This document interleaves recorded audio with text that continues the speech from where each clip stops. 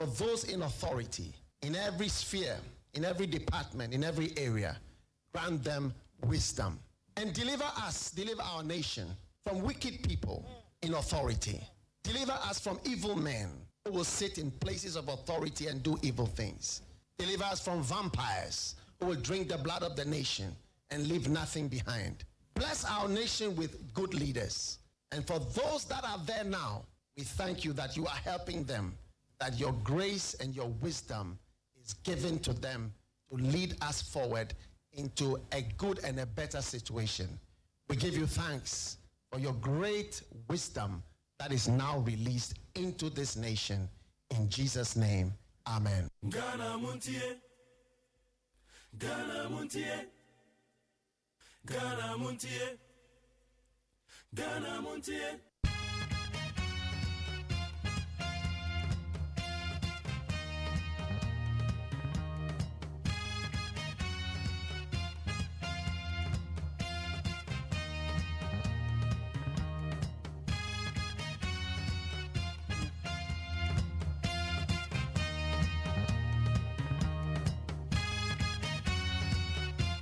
And then Friday, Yamagana phone in Aqua Bed Bagana Montier so.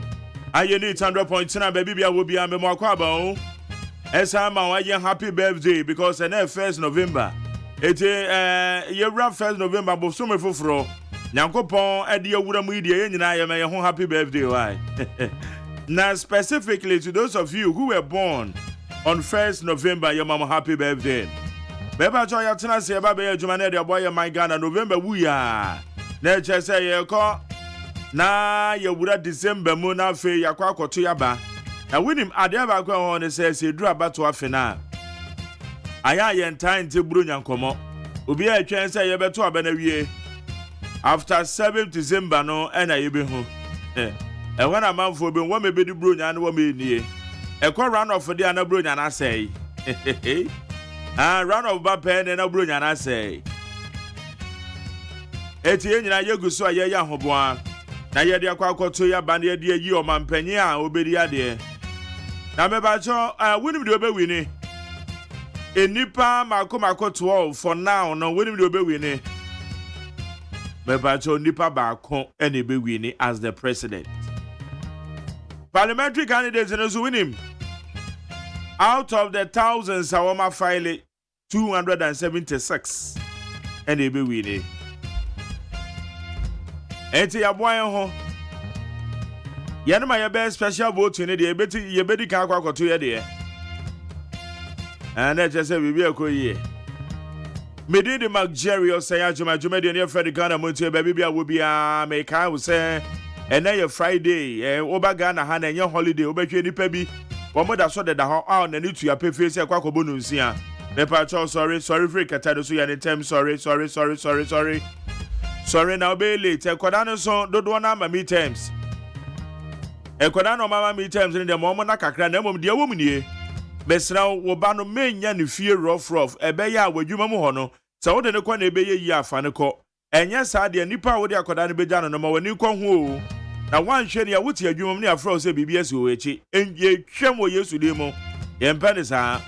Eche me pa cho pa. Ekwadano ni tituru pa ntotofe wa na ewo mu no.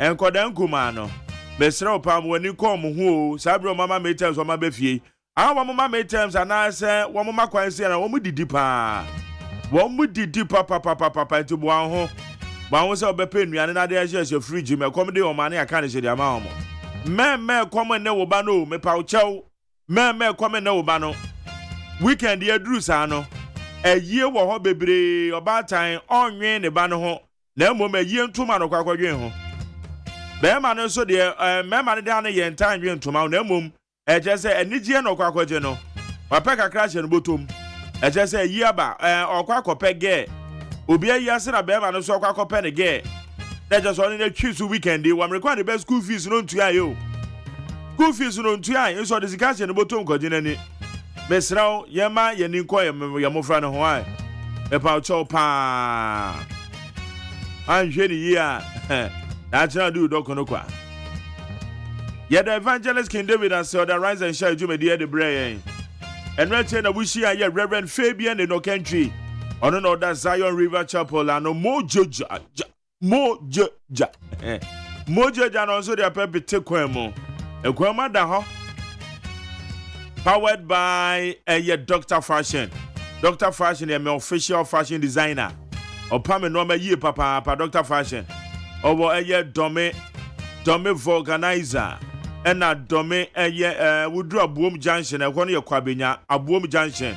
Oben with Dr. Fashion, my official fashion designer.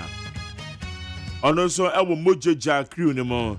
Zion River Chapel ewo St. John's. Honorable Reverend Fabian Enoch Enchi. And some people na cause oya mangana we weekly in retrospect. Now what you some go do apie. And to abonnement sem running mates for your campaign. Presidential candidates at TSM. One more year no so ginam papa. Utum say running mate yere namfa presidential candidate so yere namfa. Or yet one tau kunachina bende. When I ujina man ke beta o chi pampen. Etienne I am to abonnement some the bedroom come up. Oko Facebook Live you need 100.9 FM. Need 100.9 FM. And then your Facebook Live. Amasacha me kwamna mafo ba bejina dwa. Ye de obokrata mu some the bebro. Sama wodo ekoso. Ebedwe won ya twede eko. Na electoral commission most so far enyenye mame akua donko ewuo ya aka presidential ballot papers in the na ka oma print awie na nso owo na ma woma holte say Ghana Freedom Party why na modern eko mo fanya ye ni pen yanko mo confirm ade na intenteme say Roman father osakra me namesake because of the AGYEMAN yanko tan na ji yenu ansentro ni jo wini a only to say and central for Ebeko Yaman. Ente Bepamucho Ghana Freedom Party and Penyufamo Dano. Say some more and also a year more flag bearer and a moyan in term every new cry. So far, electoral commission to so no my saying. Provisional voter register by an yanti in my din at Bibia the mufine kama. Because one of the macra be 2 weeks in here.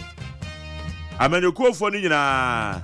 MPP Musaka Modiana to say NDC provisional voter register by Mohono. Yente say Jidise Bibia ko ye. Kofi Akpalu Musaka out there, Liberal Party of Ghana. Urala Chamati Independent Musaka out there. CPP, Mame Kuma. What's up, man? Alhaji Mohammed, ANDP, Meba Jones account there. Chada, what do provisional voter register no account there? Me just say muda ho because you ente. We dey dance here say. Aya na electoral commission forecast no man bi wo ha nya dey too significant say best say about to be no and that is correct. No man bi wo ha just say yes, inform so about they can easily correct them. Na mo media the American Electoral Commission for say munhwe ni yie na nkwa akoba say obi beko police station na say nipa no beko na ni dinim eba ne saa de amasa ebe ye war it is saa de the Electoral Commission munhwe ni yie pa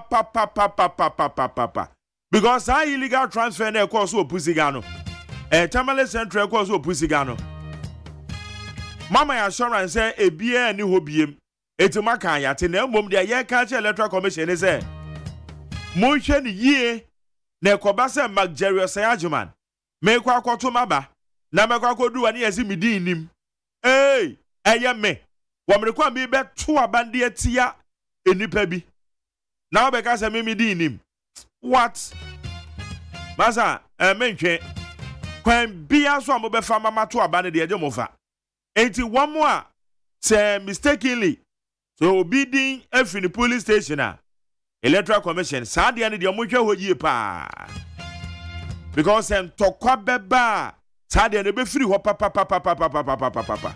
teni para kwa koduru wona ni dinim eye mehia sempa na de enti eye mehia sem ne se nipa bonefuo bi etimi effect illegal transfers na je say sad no the possibility say ebetimi yesi no ho It is a Muslim correct bibia na bibia damudia and Mr. Media ho and I make you madwensi.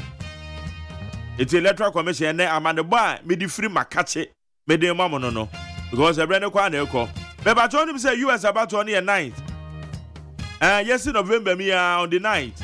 Na me catch Ghana manofo hwe ye wo US and ye wo Ghana. And no me koso US na ye bi na koso Ghana. Eti US abai winim amanofo no wo mate obia yedi wo mo pese US 2 year de obe win no no mo de abai campaign yes so say no amano so ha yes so say no amano so ha sa political campaign yes so because as soon US kwana kwatwa US omo no ma wo ho nya bi na he wa enti fa ho ne de obe win wo US mate din no we ye intel la mapeke one person omo ya omo wie ya no matters no more the year campaign omo the US abane ba campaign. We are not going to tolerate that. It's a medical bomb because next week a year ochina yes a night next week US wombeto omaba. Okay, therefore me da so ho yanko enimi ne hwe nsema hodo e koso ha need 100 points na.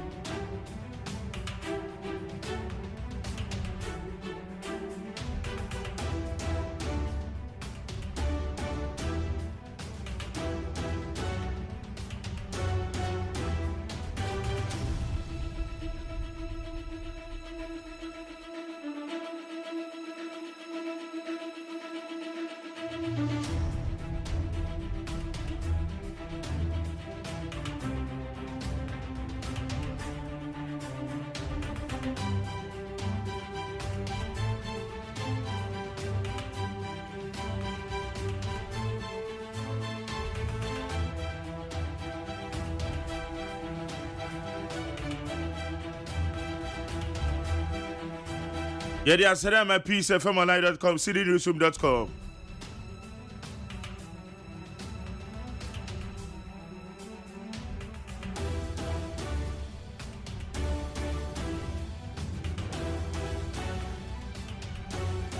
Yedi asere ni be my check out ghana.com starfmgh classfmonline.com myjohnline.com any other relevant news portals.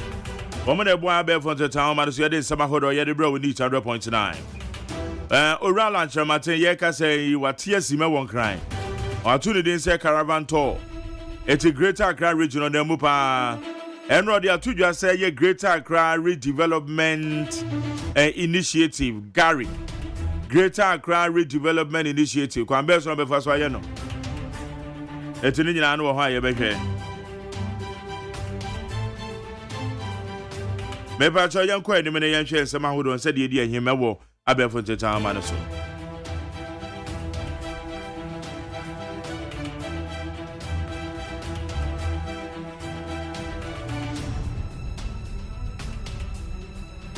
Ayana do wadwe channel for 0503721744. Toko Facebook live is why you demo ho.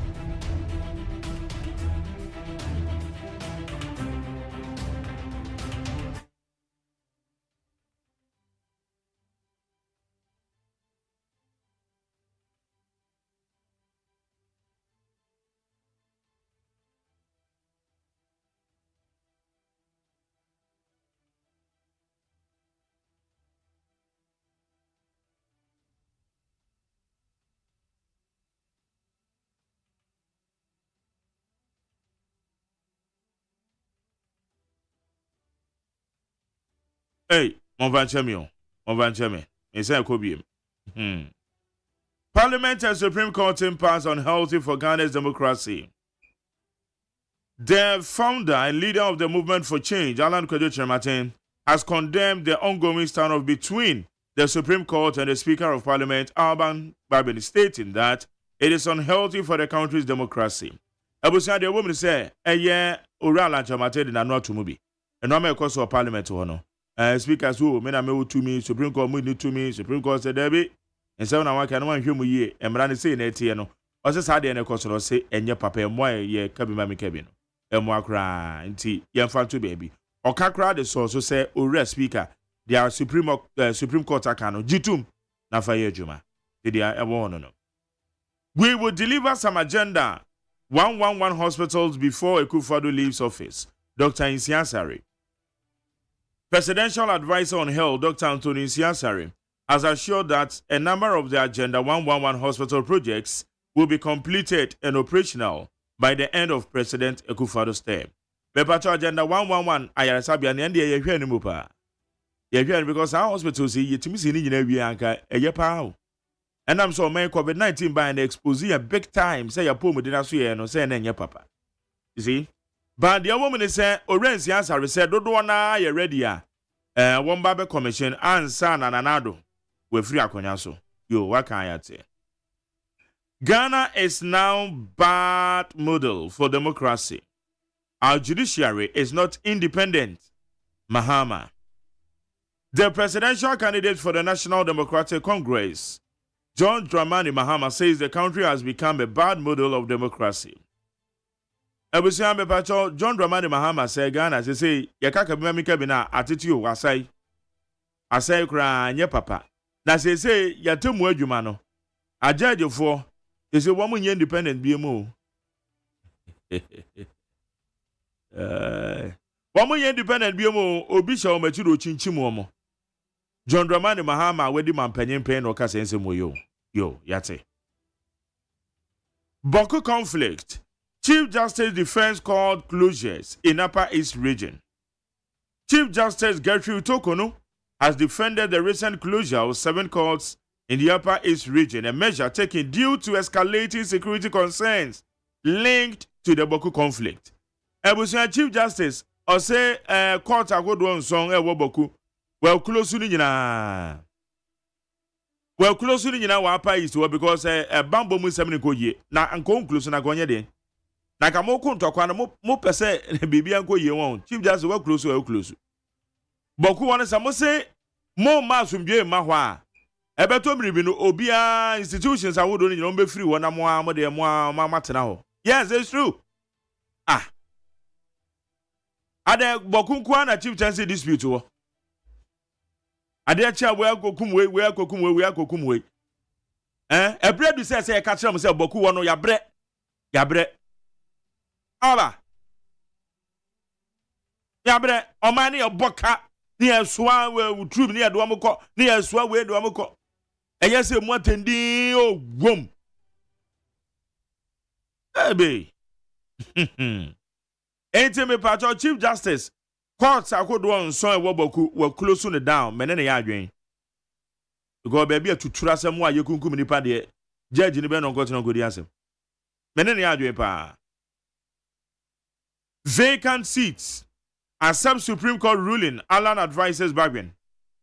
The presidential candidates of the movement for change, Alan Kwadwo, has urged Speaker of Parliament Alban Babin to respect the Supreme Court's ruling while promptly seeking to overturn the Majority Leader Fenyo Markin's application, which led to an injunction on his decision to declare 4 parliamentary seats vacant. Bebacho de woman Alan Kwadwo were to a Right Honorable Alban S.K. Babin. Ask Babin. Well, tuneful. I say, hey, Supreme Court ruling in China Fire Juma. When yet your mammy to be a Fire Juma. So that's it. It's Alan were 2 number 3 for no. Alban Babin. Okay. Alan unveils plan to transform Greater Accra into a top Africa city. Hey. The presidential candidate of the movement for change, Alan Kwadwo, has announced a comprehensive plan focusing on the 15 thematic areas to transform the Greater Accra region into one of the top 5 best structured cities in Africa. Ebibimamu nyina ora na nkwadwo chiramaten so oba bedi mampanyi a obetwe say Greater Accra yede tutu ebibimamu nyina ene ne nyepe de bia beko nanim obe transform Greater Accra ma na Accra behwe se modi atudwane. Election 2024, 85% of Ghanaians want free SHS maintained. Afrobarometer report. As Ghana approaches a critical election year, citizens are voicing strong support for the continuation of certain key government programs while calling for the end of others. Ebusame Pacho, Afrobarometer report to be called. Amafo a wabakasa wam say free SHS de omu po wa wini ma be wa dwese obetwam ne de na waso be hye. Na wom E11 de omu chiri kra, E11 wom pem. And why na beto? Eti de eno so beto odwane.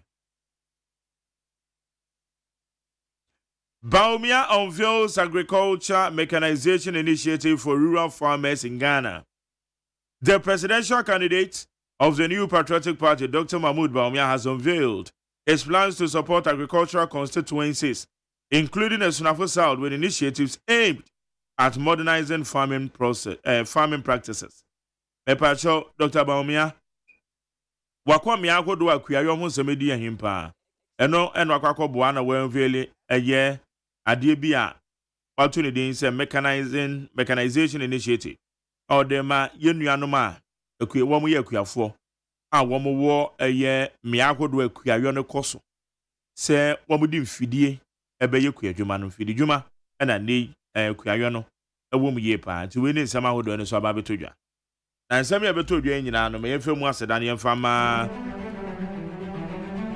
peacefmonline.com, citynewsroom.com, myjournline.com, checkoutghana.com, Star FM, GH, any other relevant news portals. One of the boy I bear from the town, man, so you had a bro with the 100 points. And I make Facebook Live, it's a bro when a bit of message in the tour.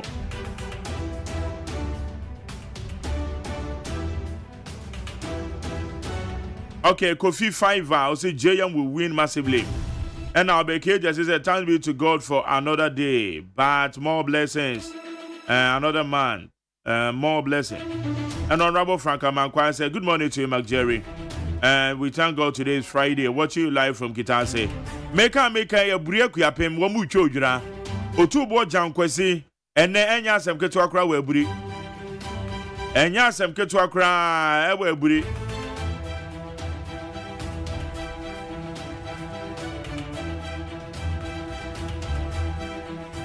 Wamu chojura ewo eburi ekuyapem. And it's my make say we can do the break ya pemo dura no. Say wo beko bi na baby be ya the pa dia aya me nwura kuro no mpi. Udru why junction so ha obehu Nana Bees Pop. Nana Bees Pop enam ensensa. Baby papa enyom dewa. And the live band ebeko so. Live band papa e Nana Bees Pop. Eti aburo dura de hwan yekodino. Nana Bees Pop. Live band ne ebebo ne Enya me pa Sunday live band say jinam emutuo na odi na bibia koye. Why junction so wa wura bri no. E when the front na Bees Park. Ukra ka be na baby papa cross and park. Ye kwaji any weekend.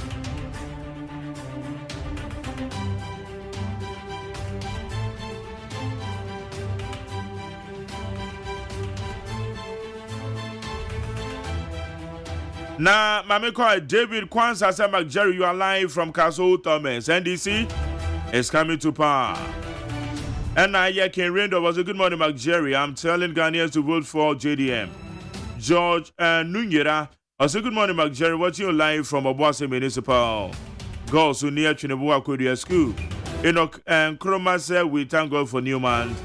Well, Kwabinama for said, Mark Jerry, you are doing a great job. Keep it up. Listening to you live. And a Josh Nyako said, Baumia will win 51%. You see, Father Musa, good morning, Mark Jerry, JDM all the way. On him, German Prempers, happy birthday to Daniel Osei22, AK02 for Convener, Crossfire. Okay, happy birthday to you.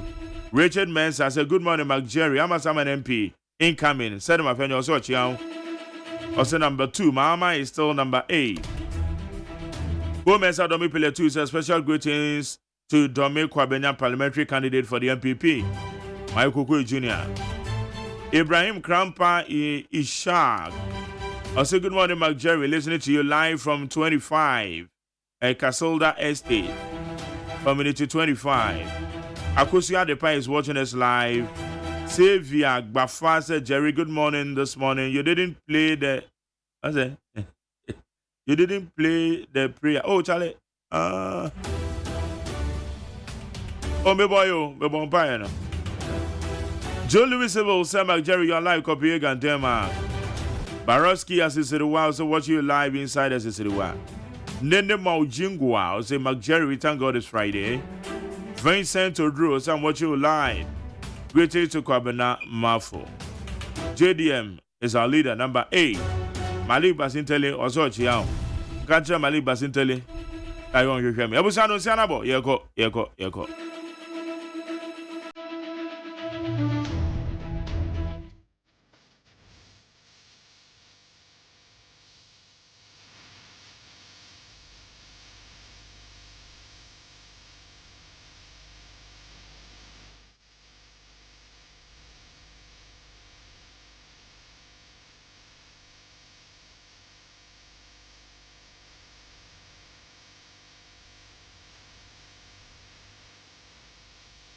Abon Nonsia. Peace 104.3 FM Sunigana de Shmaima. Mema munyina chi anopay ebranso se medi nonsia kasiebo no esomo kasiebo yi esign okay 101.7 FM so neat 100.9 so wo kumasia hello 101.5 radio stations ahodo a wo Ghana ha ne amono ne bebro ha ena efa ye kasiebo ye social media platforms ahodo a obetimi ne akonakra na no edoso Facebook live peace 104.3 FM, Facebook Live, AAP's 104.3 FM, YouTube, Despite Media. Now, and someone Munia Bamede, someone pay the Democratic be NSA. Dr. Mahmoud Baumia, Edia Tujas, woman Penida, His Excellency John Dramani Mahama. When him said Ghana Baton or Berry Obedinchu, is they say the Akano Ayatim Didi, Nenso woman as want to say, Atem Didi near the pecha, and yet no and a Bemanadin Kunim.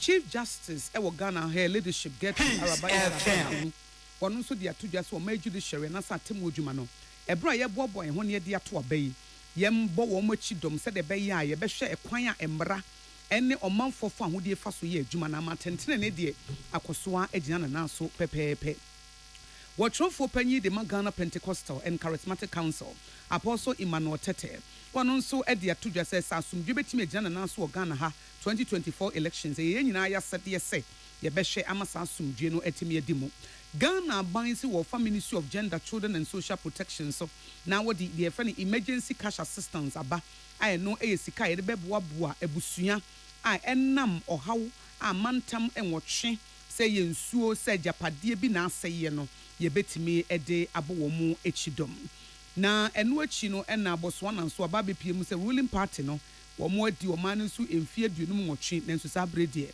o man no mu nipa no abowo mu atogu a ye de ehun nsem nyina ebebem na nonsia kase ebonyumeko ebomichidom ama na di mu eye JA Binding Company Limited with the bind stain remover and a new bind 20 disinfectant aba mahunidi anya adwuma ewo fie na ebeye adwuma na echese we ya na wodi adwuma WC no obi wo ha bose mo green ne brown say wo de fam pe uhwie ne titiu no saa de e fe ne bind stain remover no na eyi ni nyina na asan aye fita and a kivo hot pepper ehye mekohye onya afi na wo kodwuma koto meko abubu ne ti wodi abegu blender mu na watwa ho sente de hia ne say wo be fa kivo hot pepper na eno ano no Young Vita and also enkwada de no na vitamins and minerals ahodo ewom zinc iron calcium eti akwada na bosumi nsia echi ebra wo ye exclusive breastfeeding no batampa eya wakai so be ma na duane papa adi na wo ye tokom kama na eno no ye wo Young Vita wheat rice and maize wo ho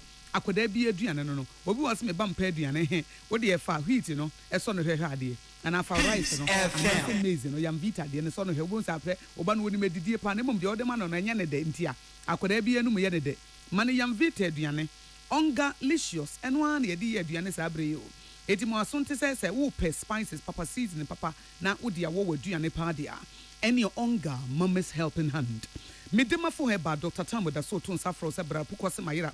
Wajana na so ebo adwuma nti se ukoto dwuma ne mema mo pa wo anase bia wo fa baabi na adwudwu a medema for her ba. Dr. Tambo da so ne wo se bra na won so mo sompa. A doctor for ne nurse for mo agina wo na so. Eti pokwa se mayira na wonya duru ho pe na obusa medema for her ba Dr. Tambo da so mo so ne ni e say ayaresamu to media. Wono ena ebetimi ediama wo. Wonum nso a special eyes and natural mineral water abudu nso. Sa wo pe baby do sika to nso na best point savings and loans. Ye frem ya kosu ya gwaboaje. Obetimi afrem ya kosu enhira. Afe ye nhwe ene ensamono. Dr. Alhaji Mahmoud Bawumia wono na etu franka ediama the new patriotic party Ghana hanso waye mampanyini abedi echiri. Na no ene wo kasa no so what is wo mampani dada His Excellency John Dramani Mahama say ne campaign na dani atem didi asa wadane ne ho te sa abosoma kotre nanso Ghana ha na de ye panya atem didi o ye pe policies eti wo be kire se me de we ato ho na ya pensem mu na wo so wodi nsemmisa num bi ama no na nsemmisa num na wodi ama no se wonyi ano no afa de nsemmisa num na wo se wonyi ano no wo se o meyi ano ntine sebio brofo kasa o kan se wo ye stupid ene wo se na mampani dada pa na why frustrated is ano chese ade na hyew so am wan wusa abato no be lusu ntino say the aka won with the policies na to ho e na ade ada na atem didie enam se wano oye nti na emom no Dr. Mahmoud Bawumia se wo ma na so ate se ano oye a ene atem didie enwe ne elections ano oye a ene atem didie enwe ne elections eye policies a wo de beto a kire se me ba de metimi ayenie eti Ghana for momfa tumi no emame eno na Ghana for ehwe animu na se obeka se stop it se obeka se dien se obeka se ridiculous ene is answer brofo akese na wo use no enye brofo akese atem didie no ena ade beko ba bia na Dr. Mahmoud Bawumia se wote ye no osre na ebra woduru ye ewo ahafo emem na polyclinic bi a efe a wo mampanye His Excellency na na dodan kwakufu do asie no wakwakoda na die no ewo mmem ho no ene wote se abusive words bi ne nam wiem asa atem didie bi ne nam wie no se na ho na eka se no se na wopanyi pa ene wotimi gina badwam gunu ho anim asesa no na wodi atem na wopanyi wodi atem na enkwada wo mo hwe oso asua wo no mbeye den eti Dr. Mahmoud Bawumia so de na no yeye ba kope se wo busa na questions wo meyi ano nya atem didie na emom no policies a wo betimi di aba na Ghana for ho heha wo no eno enehia na we kra kire se wonim se abato no woda fom dadaada na yeto so ebiemu akonsem foforo so no ena Chief Justice her leadership Gertrude Araba Isaba Kotokonu ena ono nso dia todwa se wo ma judiciary na se atemu adwumadie no wo mo eye adwuma papa na adwuma na wo mo eye no wo mo hia Ghana fo nyina amra fi se Ghana ha no ye would be a ne laws ene ye wo rights a eno ekire se ye wo mra wo ho ena obi anso e wo na sede eti eno ho adesua no ene de eno na fa so de atentene ne eba if say ye wo laws ene ye wo rights eti emra no se ne ka no ena wo nso so emra no fa ho no wasede nie ena wo nso so wo yie die nie a wo bintimi ntietia so wo ka ne nyina bomu a eno ne ye friend no say justice anase atentene ne ebeba na wo mo ye se adwuma no eye court no judiciary no anase wo meya tem wodwumadie no eti Ghana for emo mu chidom fi se atem wodwumadie ni ho a obi abetimi de mra hye ne nsem na nso court de wo ka na waka wasisu dua na eno ano na eye adwuma enti na sema wode atodwa ne se wo besre se Ghana for nkosoa enye gidie ewo judiciary anase wo meya tem wodwumadie fi se dudu amemo na ye de ye adwuma no se yamfa ne ma bi se ensisi wo amfa anya adwuma yanka se ne ye bebre eti enam se ye wo oman ne pese oman ni koye ne empese ni papa akofo bi ede mra no be hye ne nsem wode oman no be hye ne nsem na wode sakasaka ne huro ya benti no ye ba ye se wonte ho ase akokot na enam se court no nso so omo ye omadwuma pepepe nti no wode kwa na court no so ahwe bibia kama wode sansemi atudwa ebra manual on election adjudication in Ghana I know ekire se enhyehyeye ye de egu akwam efa abato ho enhyehyeye ne de toso enum no na Chief Justice Tokonu na order na die na wo sere se wo besere se ye nyina ye mo judiciary na satemu adwumadi no chidom se de be yo betimi aboa na dodo amamuo no ebetimi aye adwuma. Ghana's democracy, like all others, hinges on the consent of the governed. For a republic to thrive and endure, therefore, it is important that the nation believes in essential fairness of the electoral process and institutions of democracy. The obligation to build systems to protect the fundamental freedoms and human rights of citizens lies on all arms of government. Elections are by their very nature tense affairs involving the investment of energy, passion, and resources. The judiciary, therefore, needs to be adequately supported to focus on law, rights, and the frameworks to give access to justice, no matter the level of potential for conflict and misunderstanding that is generated by the contesting parties. Any ayeti ye her leadership get to Araba Isaba Tokunu, our ye Otimwa for Penina, or Ghana, where we in a judicial secretary, and also her leadership, Justice Pamela C.A. Cranton, one also editu just say we she ya, one more ashedia fa emra, and would you me dear efa baton who Ghana ha. And no chess judicial, and that's what may attempt what you medino. One major woman also so mobema attending ayejuma, not 2024 elections, no, emra. Ene obia fa hudi huntu to yenso akoyi. It is a time-honored principle that election adjudication is a critical pillar of democracy, which ensures that electoral disputes are handled fairly, impartially, and in accordance with the rule of law. Most importantly, it is the safeguard that protects the sanctity of the people's choice, reinforcing confidence in the democratic process. Once again, the judiciary of Ghana has fulfilled its commitments and has put together a comprehensive guide for the adjudication of election disputes, which may arise from the 2024 general election. Judicial Secretary, her leadership Justice Pamela C.A. Cranton, wono ena ekasaye Emma Henry Akwesiminka etintim edebesumye. Watro for penny edema Ghana Pentecostal and Charismatic Council, a Apostle Emmanuel Tete. Nasema wadia to Johannes say Ghana soon jibe jana naso pepe peno, a yenina yasade. Eti akatona broni ako simpie ni akwakotoaba no. Na de sedia wadema Ghana fo nyina ne se asumdweno na kurum. Suban bi a wobeda na die betimi ama Ghana sakasaka ne huro ya ba no twon firi ho kra. Na tu abusuafo no wo mansofo. Emrante ne maba wa no omanisu tashi. Omanisu ha na omanisu hyehye omuhu ne womunye no. Yen kasa ne yemfa nyansa bi ntu wo madwenem. Na womuhunu se entokwa emfa hwema ena amonyoni no ono pese wo fa oso masakasaka eba no. Wono tumi ne wo pe wo pa adwuma na ama no. Na wo pa adwuma mo bi papa, wo pa adwuma mo bi maame, na wo de 500 Ghana cedis bi a wo benya nti, na wo de wo nkwa akwakoto chacha. Aye se the Bible kan say wunya wiase agapade nyina na se wo hwere wo nkwa, na mfa so be ne wo so. Wunya 500 Ghana cedis na 1000 Ghana cedis, na Ghana asumdwe ebo no a mfa so be na wo benya. Eti Apostle Emmanuel Tete editu just say ebra ye bonto yi wo besre say omo ne mpanifo ebi ti say Christian Council of Ghana, wo mu ne wo nyina aka bom eye peace campaign. And Ghana Pentecostal Council, Muslim Council, woman but the Romo Yoma Famudi Akanyan Sasembi, Atunipa Ajum Fisa Bibi and a chassis Wajum, will be Hana Jim Boneba team and one who would do so one year and tra, won't say, now they are make at the end of the day, and as a Yaman query and a mebre. Enti asum Jemu de Wubono, Ghana asum Geno, Obiaman in Sinimukani.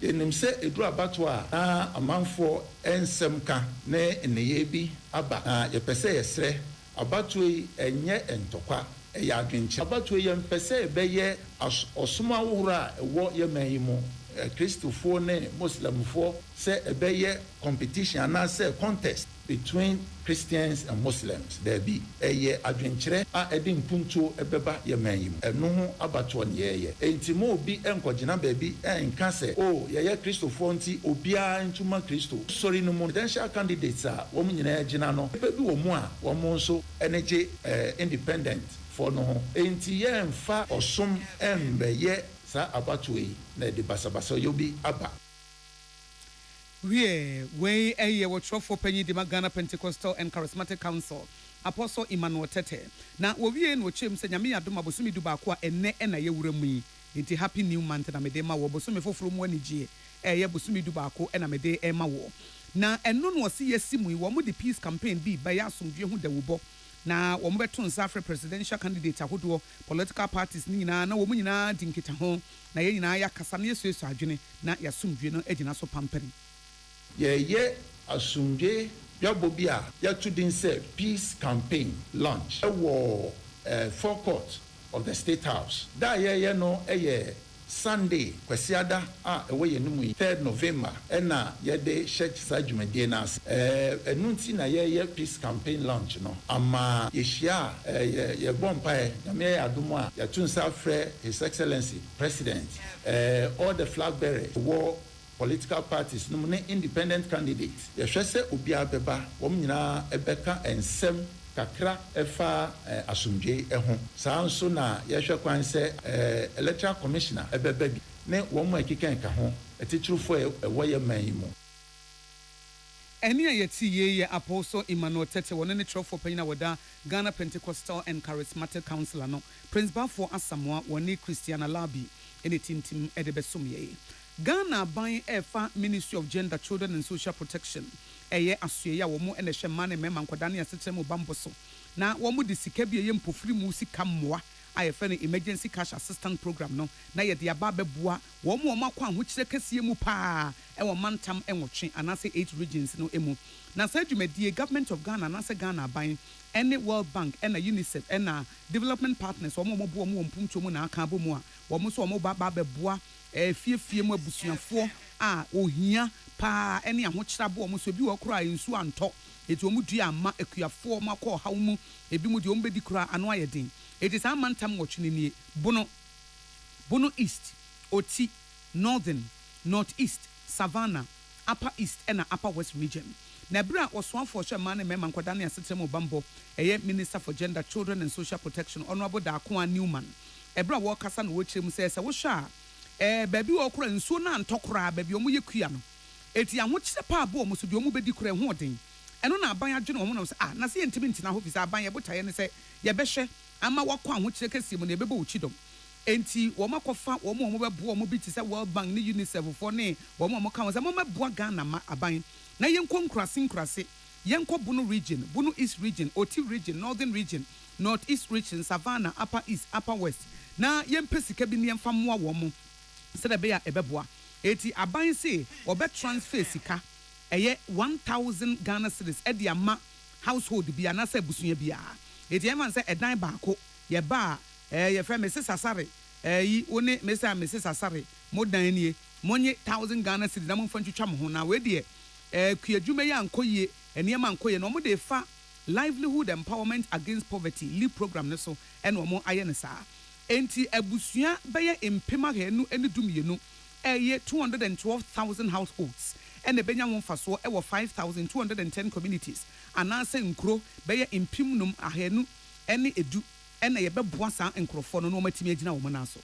Over the past 8 weeks, we've witnessed the devastating impact of limited rainfall across 8 regions. These regions are Bono region, Bono East, Oti, the Northern region, Northeast, Savannah, Upper East, and Upper West regions. The government of Ghana, in partnership with the World Bank, UNICEF, and other stakeholders, has responded to this crisis by activating the Dry Spell Emergency Cash Transfer. Through this initiative, we aim to provide immediate relief to over 212,000 leaf beneficiary households across 5,210 communities in the 8 affected regions. Each household will receive a one-time payment of 1,000 Ghana cedis to help them meet essential needs such as food, water, and healthcare. Honorable Dakwa Newman, our Yoswa for Shamane Memman Kwadani Asitremo Bambo, Efa Konya so dia se dia PSA Emma development partners and also womo eboa womo no se womo ebo mu chidom ana womo di sa we abo abusua eti ye wo baabi bebre wo hwa nsu anto de wodua ya ama wokoton ye anye ye ahokyere pa na ebae eti minister no Newman ekire mu se obi bia wo hia sa emwe minister no ese na so ye na se ministry no edit free helplines bi ato eti wo de ne se wo befrɛ wo fra na wa kyerɛ wo mo se ebia bibi sei na atowo na wo mo hune wo mo ebeye ede afa ho na wo mo ebesrɛ se lines no mo amode mo nye nipa bone for frosters no amode bibi a mo pese mo fa ho didie no mo nka hunu se mo ntimi enye sa eti se wo ha bi mu ahokyere bi mu a helplines wo mo de ye adwuma no eye 0800 800 800 enti 0800 00 800 800 and 08 00 900 900 8 Mr. 0 800 900 900 8 udi kan bo ni na 0 ne di kan bo 0 it first one no 0 800 800 800 and a second one no and I said the toss me no 0 800 900 900 na waka wo hawo no wabe ne die na wo mo ye pese ye mabusua bia fie bia edan ba ko bia me say Mrs. mo beje 1000 Ghana cedis na mo de atwitwa mo ho no na atimi aboa ma nsu a anto na akuafo bebre ekwa ahokyere mu no mantam enwotwe eno mo de samoa no emo mo na we ne nsama wo de etoso. By safeguarding their assets and livelihoods, we can enable these households and communities to recover more effectively from this shock and prepare for the future. We are committed to ensuring that every payment reaches its intended recipient. Let me take this opportunity to thank our partners, particularly the World Bank and UNICEF, for their unwavering support. I urge all beneficiaries to utilize the support wisely. We must stand together as a community, protecting each other and building back stronger. To anyone who may encounter challenges during this exercise, please reach out to our designated grievance redress channels on 0800 800 800 or 0800 900 900. We are here to listen, support, and take immediate action when necessary. Enia yeti ye eye honorable Dakwa Newman, our Yoswa for Shemane Memma, and Kwadani Asitsemu Bambo, and Omne World Bank ni UNICEF for baby and Swan to which rabo man for sono, or Musia Busunia Bia, Ombema 1000 Ghana cedis, Ewa Mantam and watching 80 Wubo 0800 800 800 and 0800 900 900 na yetimi abo Clinton Akwasia Mwako and a 18 team we Emma Kasebo Wuti free peace 104.3 FM so Yameso Yaba Yabetwas.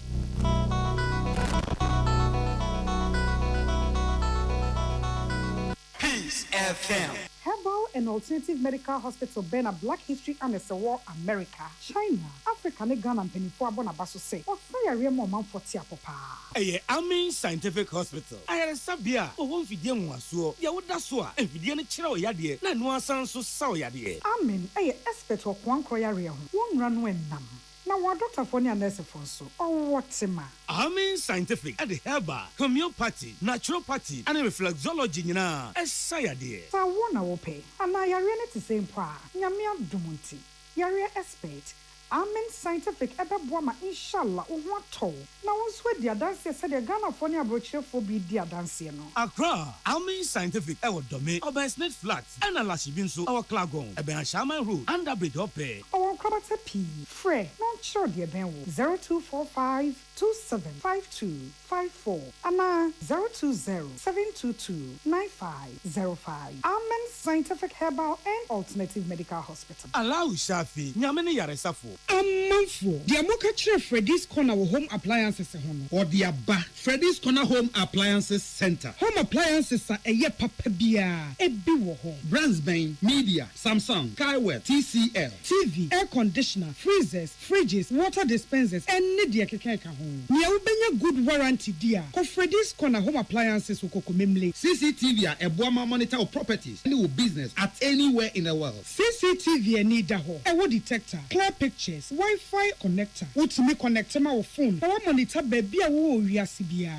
Freddy's Corner Home Appliances Abeka Freddy's Corner a Joshua Hodwa or Tom phones any home accessories no. Fresh 0544 959195 and 02079373323 and now so Brakokomemle City Light in Chehwa.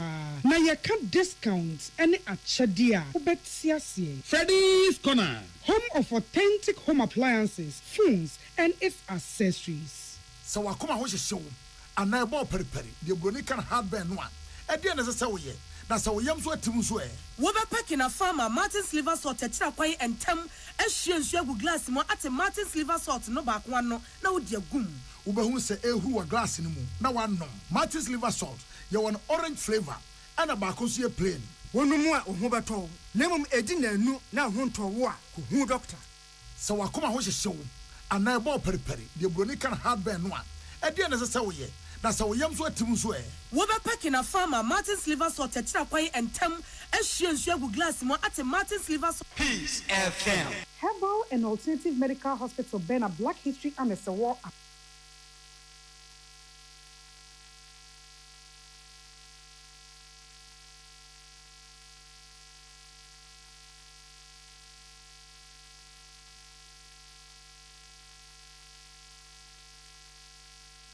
Tune it in.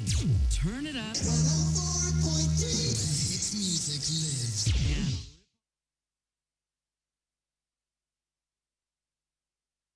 Tuakasi bono eso. Na awomanfo ewo Botswana memu womo ato aba. Na amanyokuo ene aban a womadi oman no so emfie aduonum enwotwe 58 years womagi tumi afri womo nsam. We be say at long last the battle has ended.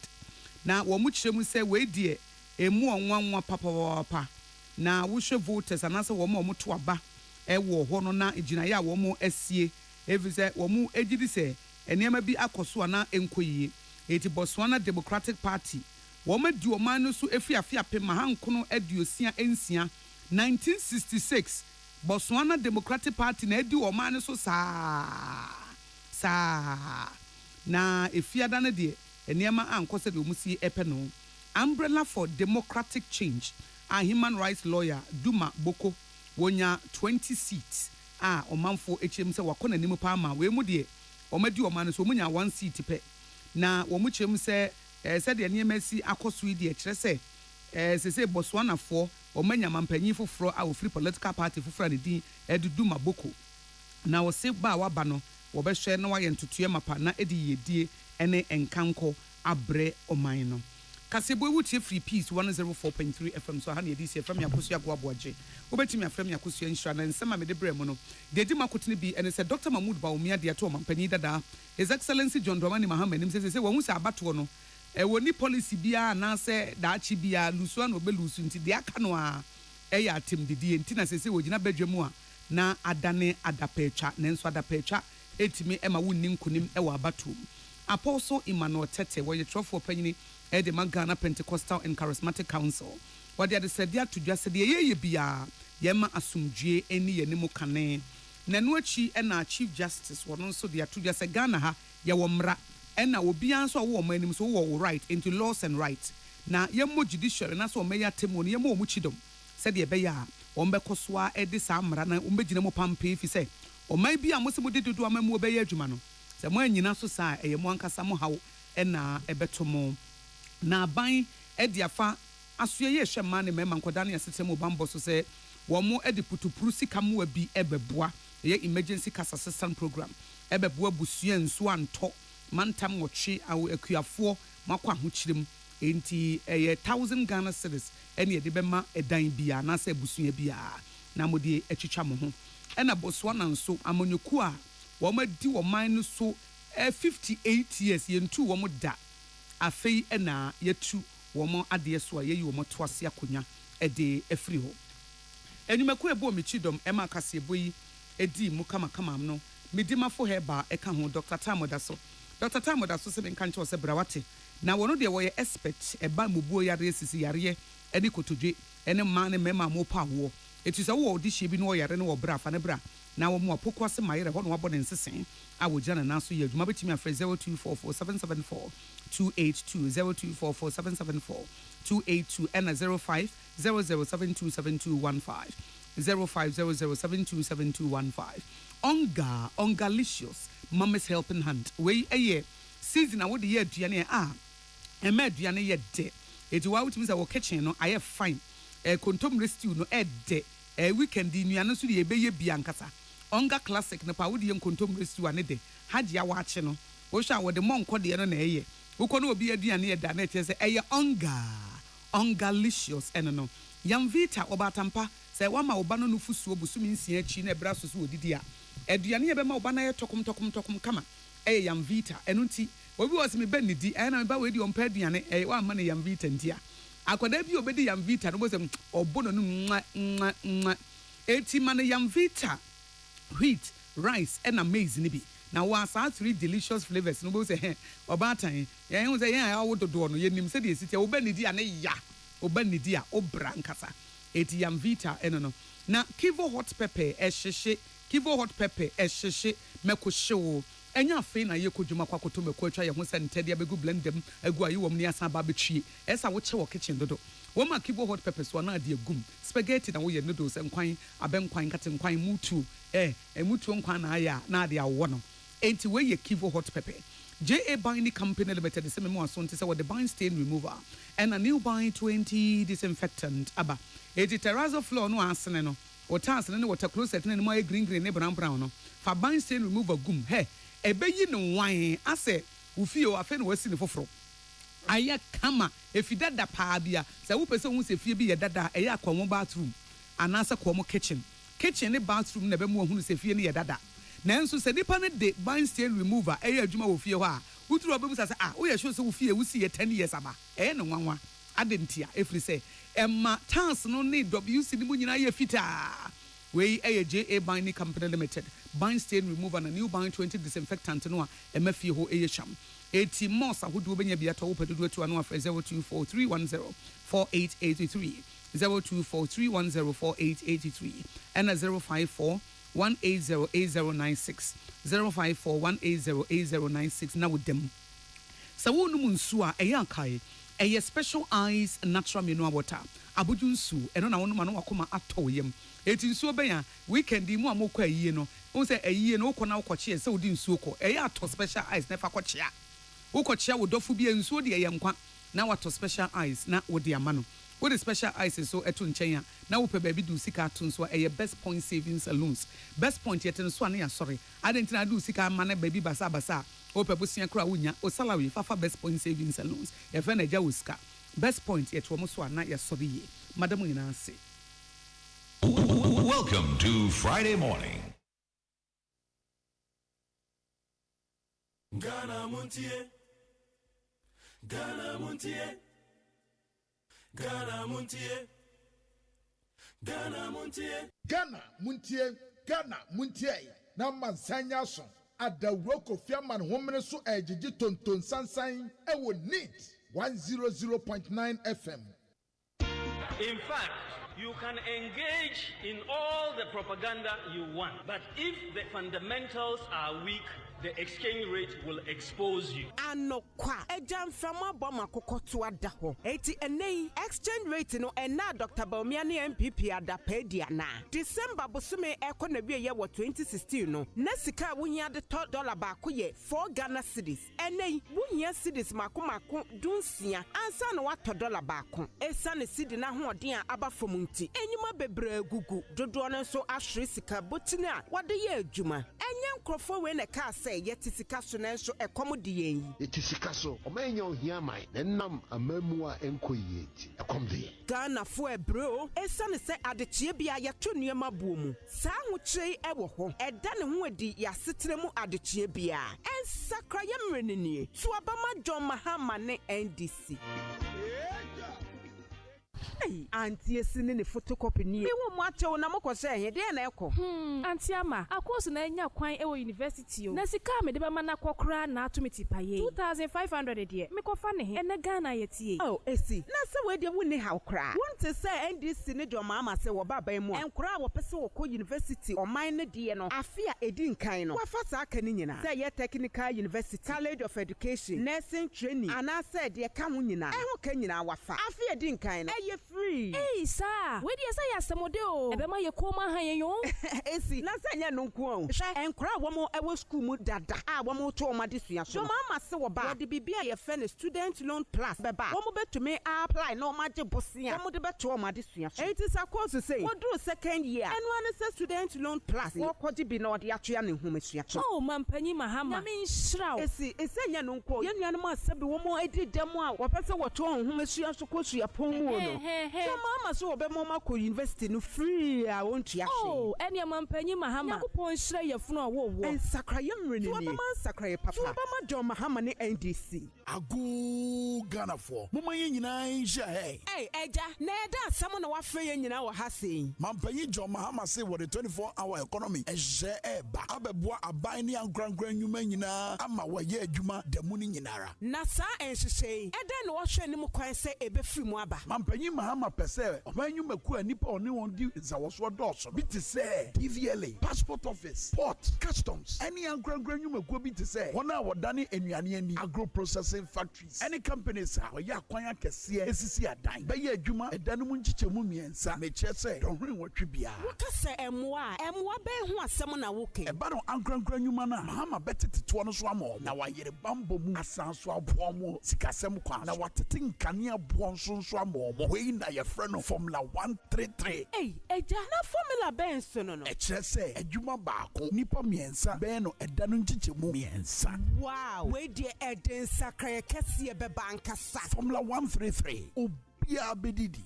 Tuaba man sakra papa, tuaba ma John Mahama and NDC. I'm saying that Ghana must not introduce free SHS on the whimsical promise of a desperate politician. Many mistakes have been made by countries in Africa already with free SHS. Akufado, minya udeni, uye bwe. Baumia, minya udeni, uye bwe. Hey, Mami Jemfwa, ne na mawani aji we away say. Minia, some kaya dear free SHS, I am mamma name ma home. Nami hunia minyampo. Esan dia nanado danko Akufado, and Dr. Baumia, ayenti. So kaya bra, me kuna no shayin na e free muno. Ane, me kaipa. Nani dasoni nasa. Some de me mammy and sending in Abeco school. Eko si se nanado danko Akufado, and Dr. Baumia, at the free SHS a buy. Sesia me mammy and sa, coffee, esi, and Kojo, and na Cosco Cassia Cassiani be. Minia, no one in the Yano Moeka. Almost your mobile more than such a bebemo. A bimoso mobile mobile chem. A bimoso mobile bema for any be at 2 years school fees in be. Hey, I'm a person your maddy be a mo. It is just a wine into ya. No one can free. I'm a person ya, a ye bino, a sing chain. No more side of connection man. Any protocol in semi. A safe free SHS for pay I am by you. And nothing I was here by a woman didn't be a say. Yeah, but free SHS on buy. Na ya no man bamba say at the papa. Nanado any Dr. Baumia at their brain you. And your free SHS for Yana Mamma and go for senior possible. None so say, dear. It is possible. I feel way. Yet, so about the above free SHS on buying. So, Mama Dr. Baumia, number 1 on the ballot. Charlie, I feel about 2 dear. Imagine a baby pound. Me who dear met one man. Ah, I don't know who they are better man. Would you make the policy about Mama say the beba? I feel so NDC bar. You be bien Juman kitten. Me a branch executive na di omuhube gym. Say Kuko na person share poultry farm. Ketu ebi ni amao akuko bono ni ton kuko na mao ni amao eduane a ode beto eduane ama sika ode beto eduane amao. Hey, na rent na mostre. Onua nyanto boasie. Inti wait na papa ne say yanto abama no. Abba, papa no on se san ye kra. Dada noa. Mudie, ma yentie policy ba kwa Dr. Baumia. E wo ma ye mabunu no. Me pese mabunu yenya ejuma aye. Jobs would be my major focus. Now me be training 1 million youth in digital skills. Enya no nko, wo so obebie bank ama nwuma nkuma. Se ne be ya omo so metime bia omo nwumam na o ma fa ye mabunu no. Osan so say obema ya to ade enne na yetua ne kakra. Eno ne credit scoring system no. Hey, sir. Oh, enya no nko ma mensan just oba ko nka ho. Osan so say ode ade a ye frɛ no buy Ghana first policy beba. Eno no, opese Ghana fo nwuma no mu bie na omutimi fa ye mabunu no. Wow. Sisi ade. December 7th abatu no. Minim dia meto ama no. Dr. Baumia, wana meto ama. Anio, bold solutions na Dr. Baumia say ode ba ma mabunu no. We ye mu nketu akra. Me kra masesa ma adwen. Sisi ade, enya de meto ama JDM bio. The bold solutions man no. Onno na meto ama no. Mo, minia wa ye ni nyina. Afi we die. Dr. Baumia vote no. Yemfa ncheche. Endie. Therefore die yemfa ncheche. Vote Dr. Baumia. Number 1 on the ballot.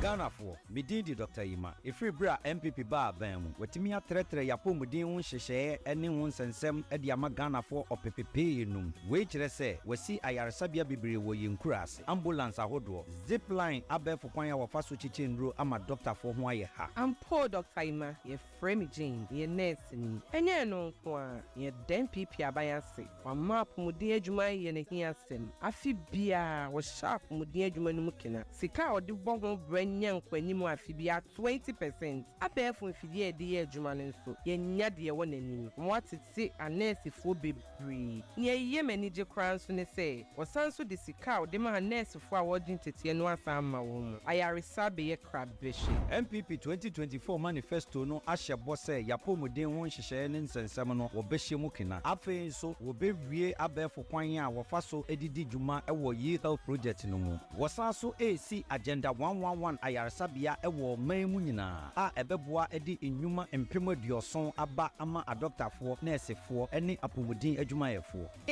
Into waitress say a nursefo a wonya adwuma nyenu na benya adwuma ya na. Sa pepepe wo benya adwuma ye no wasanya ahoto ewo adwuma no. Ghana for Mumayam boy apomuden hyehye ho ban. To waba no ma Dr. Baomia to ma number 1.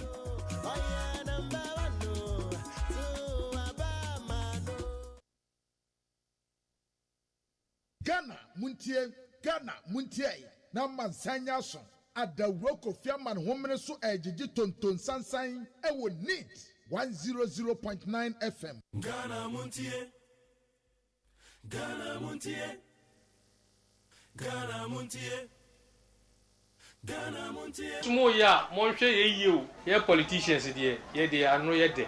Honestly, and tokwa esi wo Ghana nyina na amansani nyina nye obi ana de bawo. Enema mienu, ohia, any politicians. Asemba kwa obeka wo tekrema so no, chense kan. I want to tell you, do your politics well. Don't let politicians deceive you. Muhu ya se ye wono wani eji echinji ya yanku ntokwa o. Ye wi a ye frustro ko numti nam ne ye wi. Mu ana moto.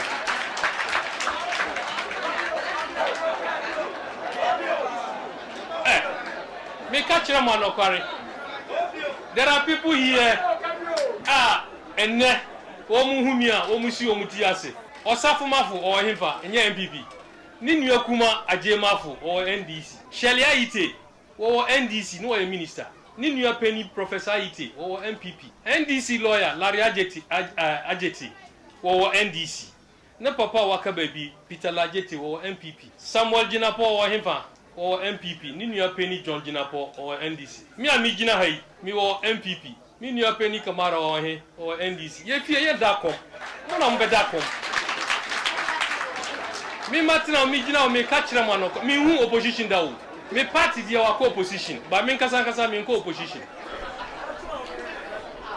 Look woman na ti ono look me who opposition da me party MPP a opposition but me dia me ko opposition because NDC wo power me didi Kamara me ko no ma me score be ma me and then me wo power bibi hia na obefrɛ me ye kasa da na ma who opposition no enti mondwin my party and my that's the only thing. Ghana Montie. Ghana Montie.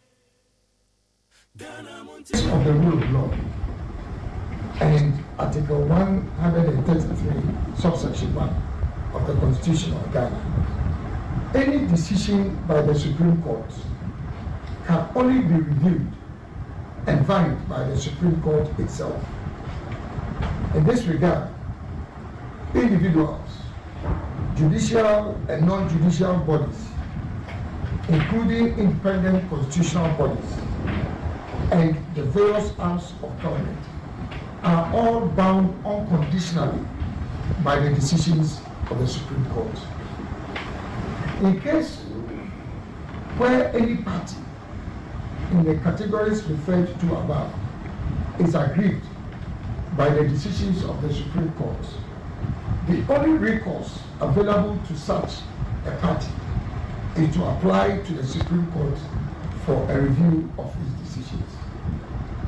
In light of the above, Parliament will be in breach of the law if it refuses to accept the ruling of the Supreme Court. Even if Parliament is of the view that the decision of the Supreme Court is wrong, it must comply first with the orders of the court and adopt a judicial path to the resolution of the matter. Against this background, Parliament took the right step, albeit belatedly, in filing an application for the review of the Supreme Court's decision. However, it is my considered and respectful opinion that the course of action and the associated remedies endorsed on the writ of application of Parliament is unmeritorious and lacks judicial grounding.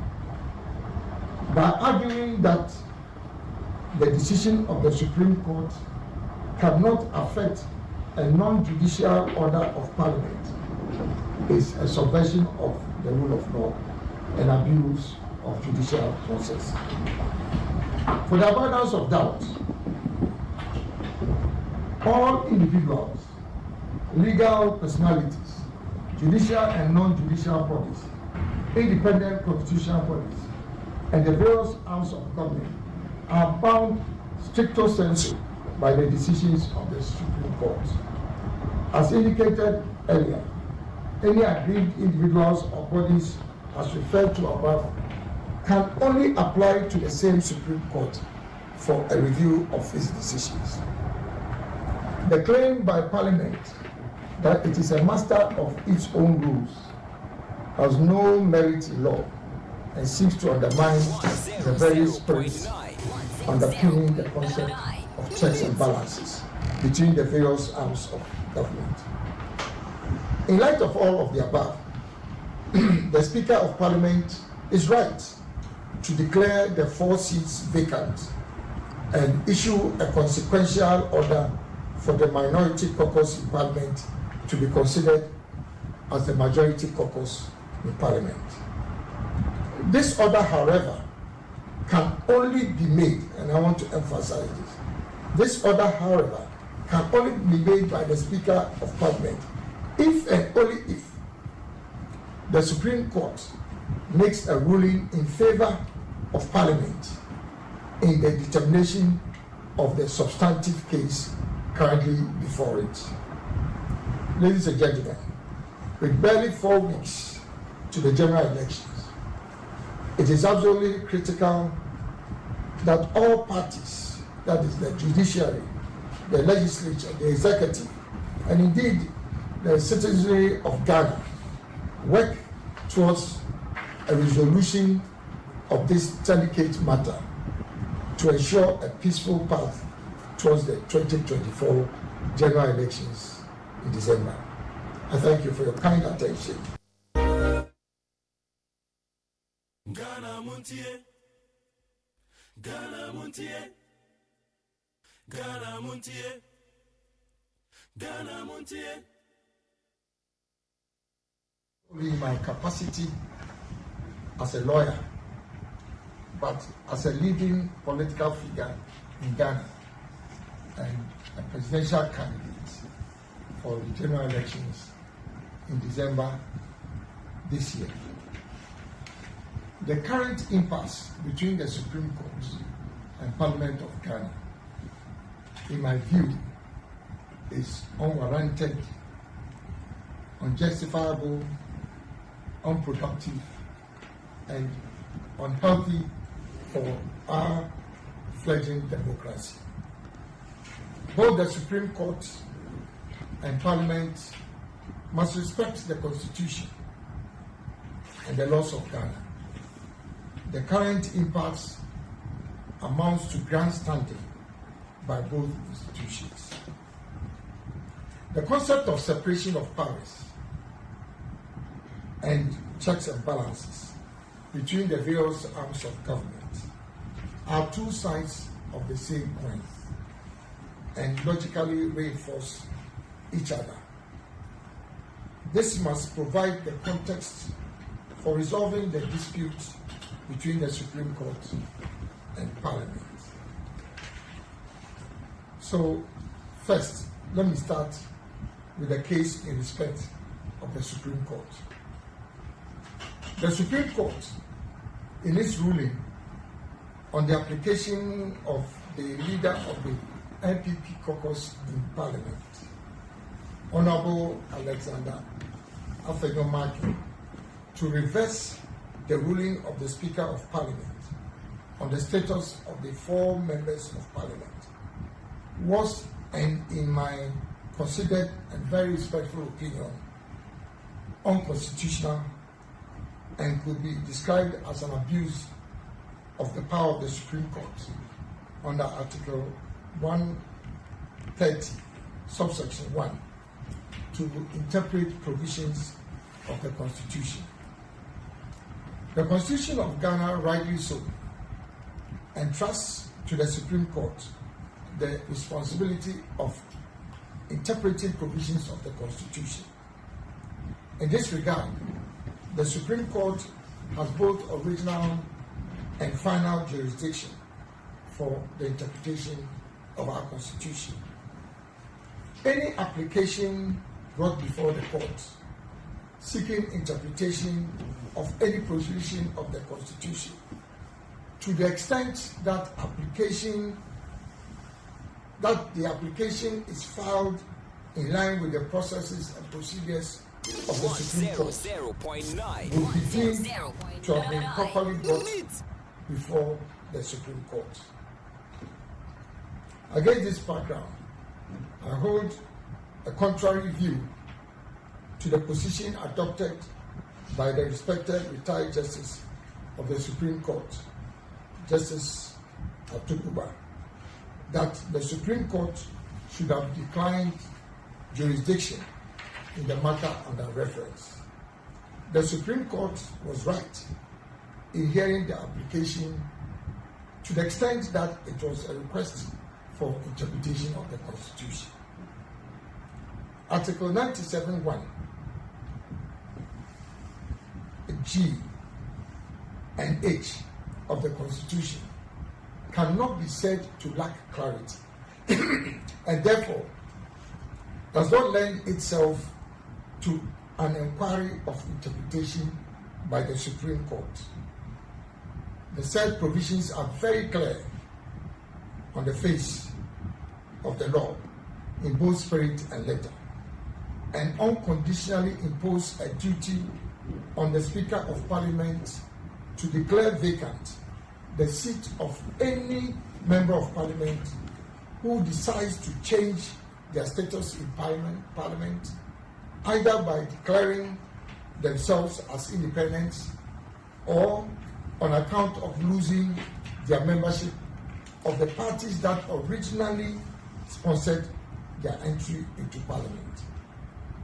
For the avoidance of doubt, Article 97(1)G and H reads as follows, and I quote: "A member of Parliament shall vacate his seat in Parliament if," that's G, "if he leaves the party of which he was a member at the time of his election to Parliament to join another party or seeks to remain in Parliament as an independent member. H, if he was elected a member of Parliament as an independent candidate and subsequently seeks to join a political party." This is reference to both Article G and H of Article 97. Ghana Montie, Ghana Montie, Ghana Montie, Ghana Montie.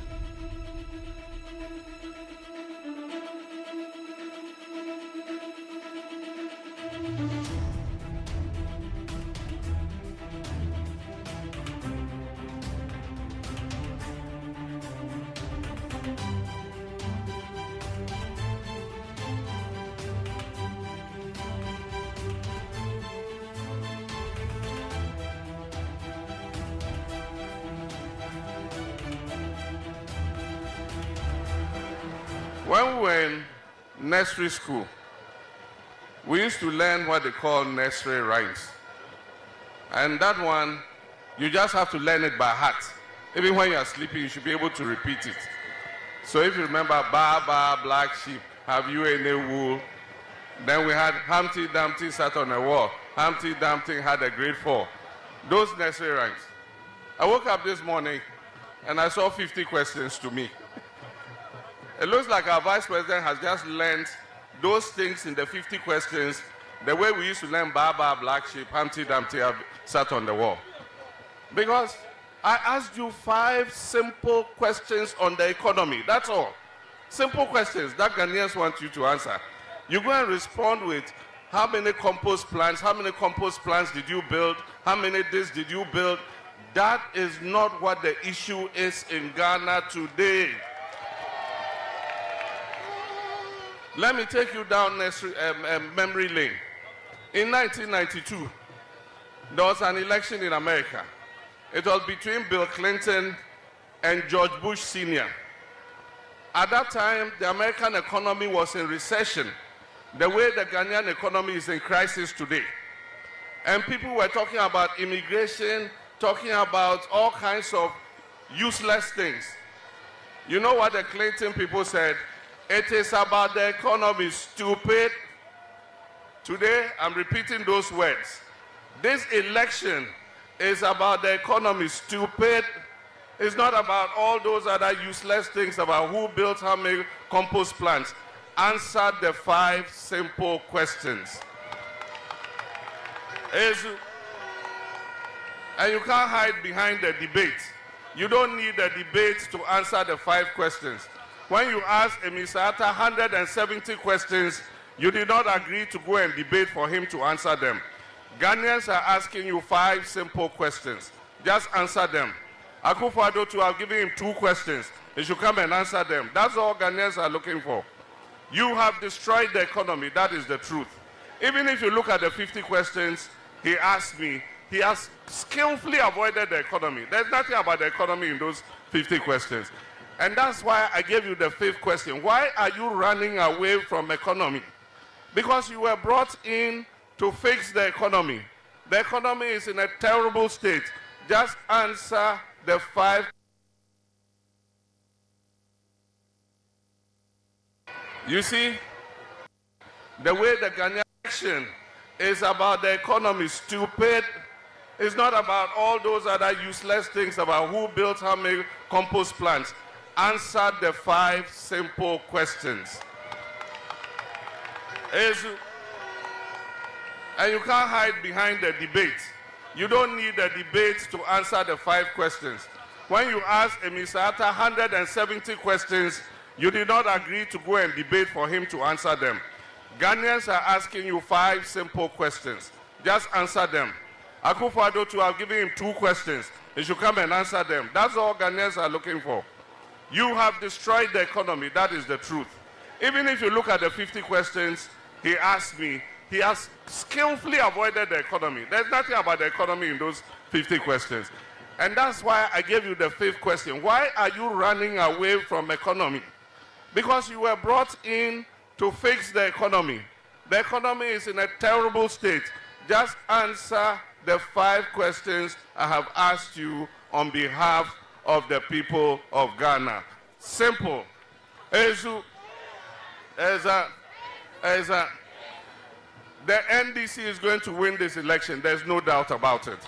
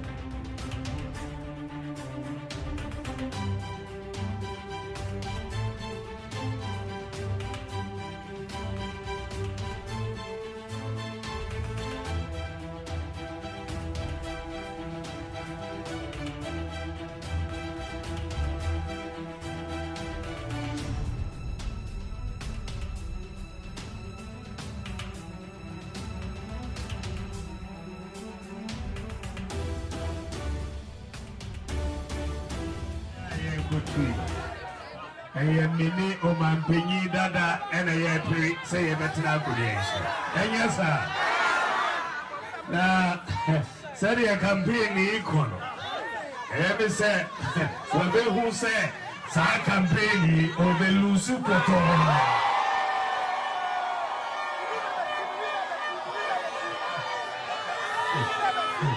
Enti, Didi Kakrana ni Buefu. But this and then, Wako Didi, also for them. We Didi are him for them. We Didi imams and them. We Didi CSOs for and them. Or see Omuye hypocrites. What do we do that? Saka saying that Oman Penny Dada Stimikasa. Say, I him for. Imams or so forth. CSOs, Omoye, hypocrites. What do you mean that? Now says who did the electoral commission at him. And then so say MPP government, a foolish government. Hey, what do you mean that?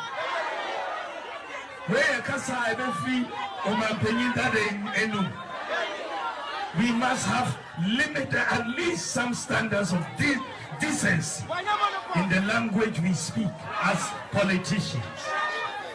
Election year and yet intended is about ideas. Only ideas are then you insult people. But what ideas are you present your ideas?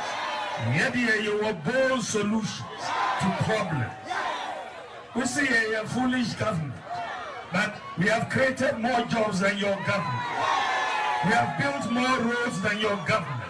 We have built more interchanges than your government. We have built more bridges than your government.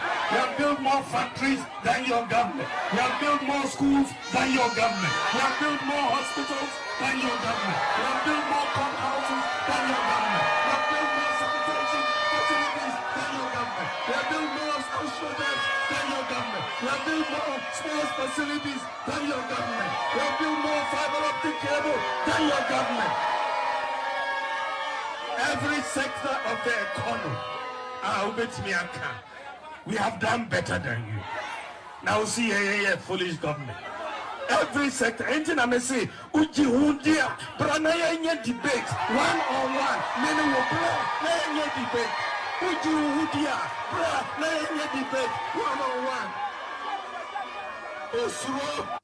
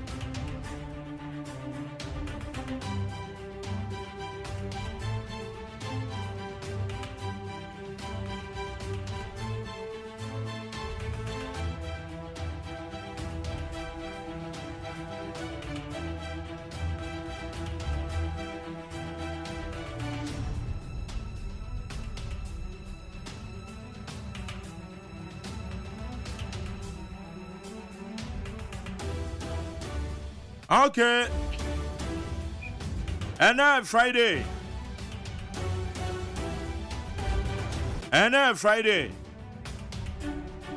Bosome no so ba na wie ye na bosome no de edi kan kra ni.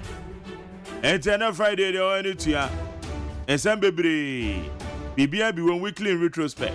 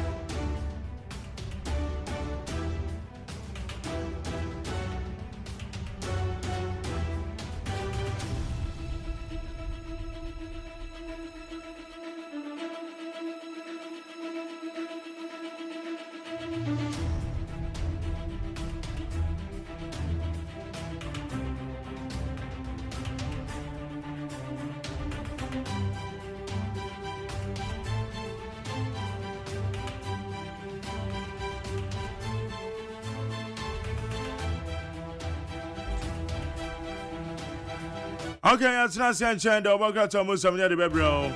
You want better for town man so ho. The baby stories I would do and so custom.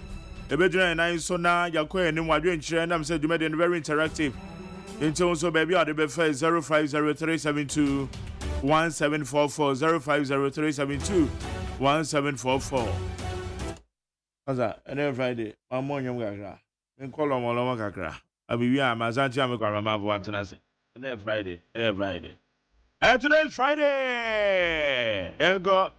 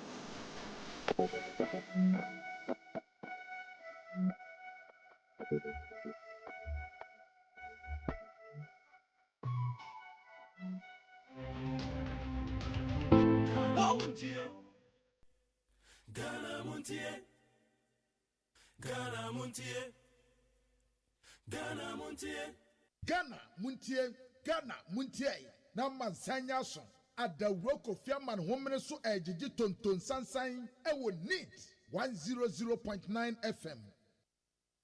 Ghana Muntie Ghana Muntie Ghana Muntie Ghana Muntie.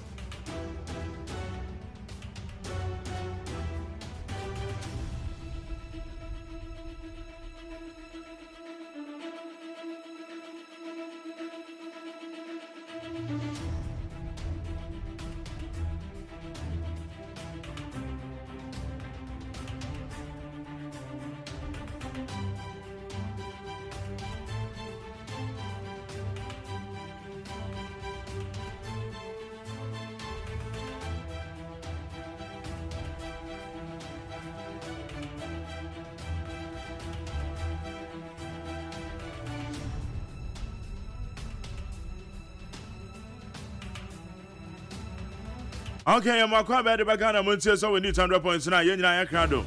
The producer Kojo Damia do Ekrado ha. Amasancha make up the man for Ekrado ha. Me am so metia. Today be Friday. And as usual, a weekly retrospect.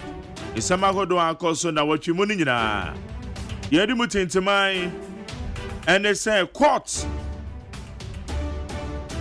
A Supreme Court decision. Nina nefa a year in some course of Parliament. Honorable Alban Bagbin. O declare 4 seats vacant. Supreme Court said there be a beya sad decision with the change so na ye ni assembly we. And not comment Supreme Court said there be assembly on change so. The Supreme Court no cry ni and with jurisdiction. On the cry and say bunny ye. And the Supreme Court said there be Oraba Baben and Ran, yes, and they too say net here. It won't 7 and walk and they are one more, they are 2 ball. Maybe Charles and Seminole at the hall. You better hold the legal argument, the analysis, and what you see. Now, quarter crona, what back I Felix Mante. Felix Mante at the Christian Tete Yohunu, and he did quite a year, Yohuno. Or the deputy IGP. Or the Nicol Court. Because of my penny bony, or the operations account, or they be running Mount Gwanza. Maybe I tried this, somebody call High Court, no, and also High Court to a more Eddie share a year ballem because or say side jurisdiction, no, and yeah, High Court when they say Felix Eba. It's a Christian Tete Yohuno and COP, Deputy IGP. Name some call court to the Patrol Court to Namwa, Eddie Ashobolem. Ye call a year a Memphis Central. Joanna Jan Kujo, I want a Memphis Central. Okay, and this parliamentary candidate, Nehon Sema Court. And I'm some electoral commission for the Krata by say, Tadia court on so several electoral commission, no to me, move court in enemy. And into and ya candidate, no. One better me Edena court. It is a banner and this day candidate for Frocko. And this for the Assembly Court a prevent electoral commission. Say a beya a Memphis Central woman ya one share cra. Bepacho enra court no amwa Edia share bolem. Eti and also in Sema and down no. It is so far. I watch you the in updates in Minamadiama Wio.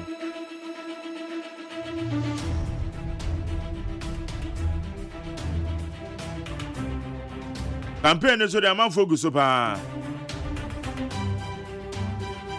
A man focus campaign do. Here go do.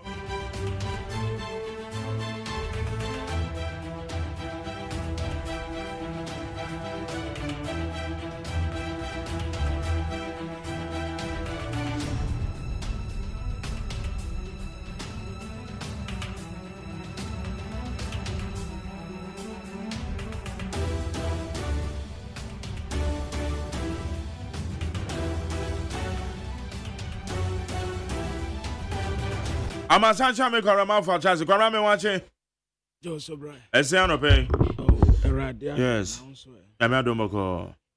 We can do that sound baby. You ramble some from. Yeah. See, you're quite name. November. Yes. Basani ya betu abana bro nyanko no from. You two year. Say ye betu abana. Ye betu abano. Unsa na wonsha na nti bro nyanko no. Debi. Na mum ye to abani wi a. To abani wi no obi ani so de da ho. Na run of koba na bro nyana say. Ye to asheda. The run of koba pe na bro nyana ye to asheda. Enya me pa Tuesday in America for so betu omo de. Oh, okay. One betu omo ba ni Tuesday. Once woman no ni date a woman de to about to say Ghana 7 December no. Woman de no eye November mfie na ntamu bia no. Eye first Tuesday of every November in 4 years in America for the two amaba. It will no cha. You remember the 91st Tuesday. It's on the 5th. Enyamepa. Feet Tuesday the enemy. And I'm so better. Okay. Metie na traffic nteja. Menim say edura no pa de airport na si wo hawo. Kwabra meba ma menye we. Wonim say yes na ne nansa. Police car ebo obi. Mantie o. No ode police car no nam one way. One way. And obeshia motor rider no. Ono so nam. And then nansa traffic hu bi esi wa ha na bibi cause wo depo ho no. Yes. I suppose can ekum obi wa ha ya. Yeah. Enra yumre na many Daniel lady nkomo na no mama. Nam say hey. I say flat cra. One car jimpo. What? And na car no so anyina. Police car no ko by. When obo no wie no anyina. And na obem say wo pentem. Obentem akwa wo boni pa ku na wo obentem. Police car.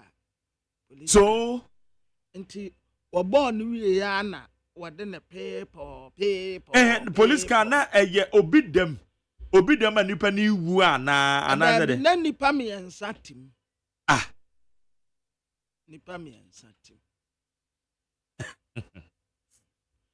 ti paper na but yeah imenya nti yes aposifo ache driver no o ma che driver no say be ye kran so anipa no won be hu da busuafo kran so ntem oye okada fo no a wo mo de delivery fo no ono nam ni lane yes delivery guy ne de onam ni lane oko and a police car na cross so eba one way because traffic is onam one way nya so wa cross onam one way ne so yes police car ne nam one way yenhwe ya Beka Junction yanim hey yes chip house yanim hey good but delivery guy ne ni kire tesa no good wo kro ana okwa na police car no so free tesa no ba nam lane na yes ye de ko delivery guy no na mu no na me sure say police no yeah me sure say ma jani na police ni no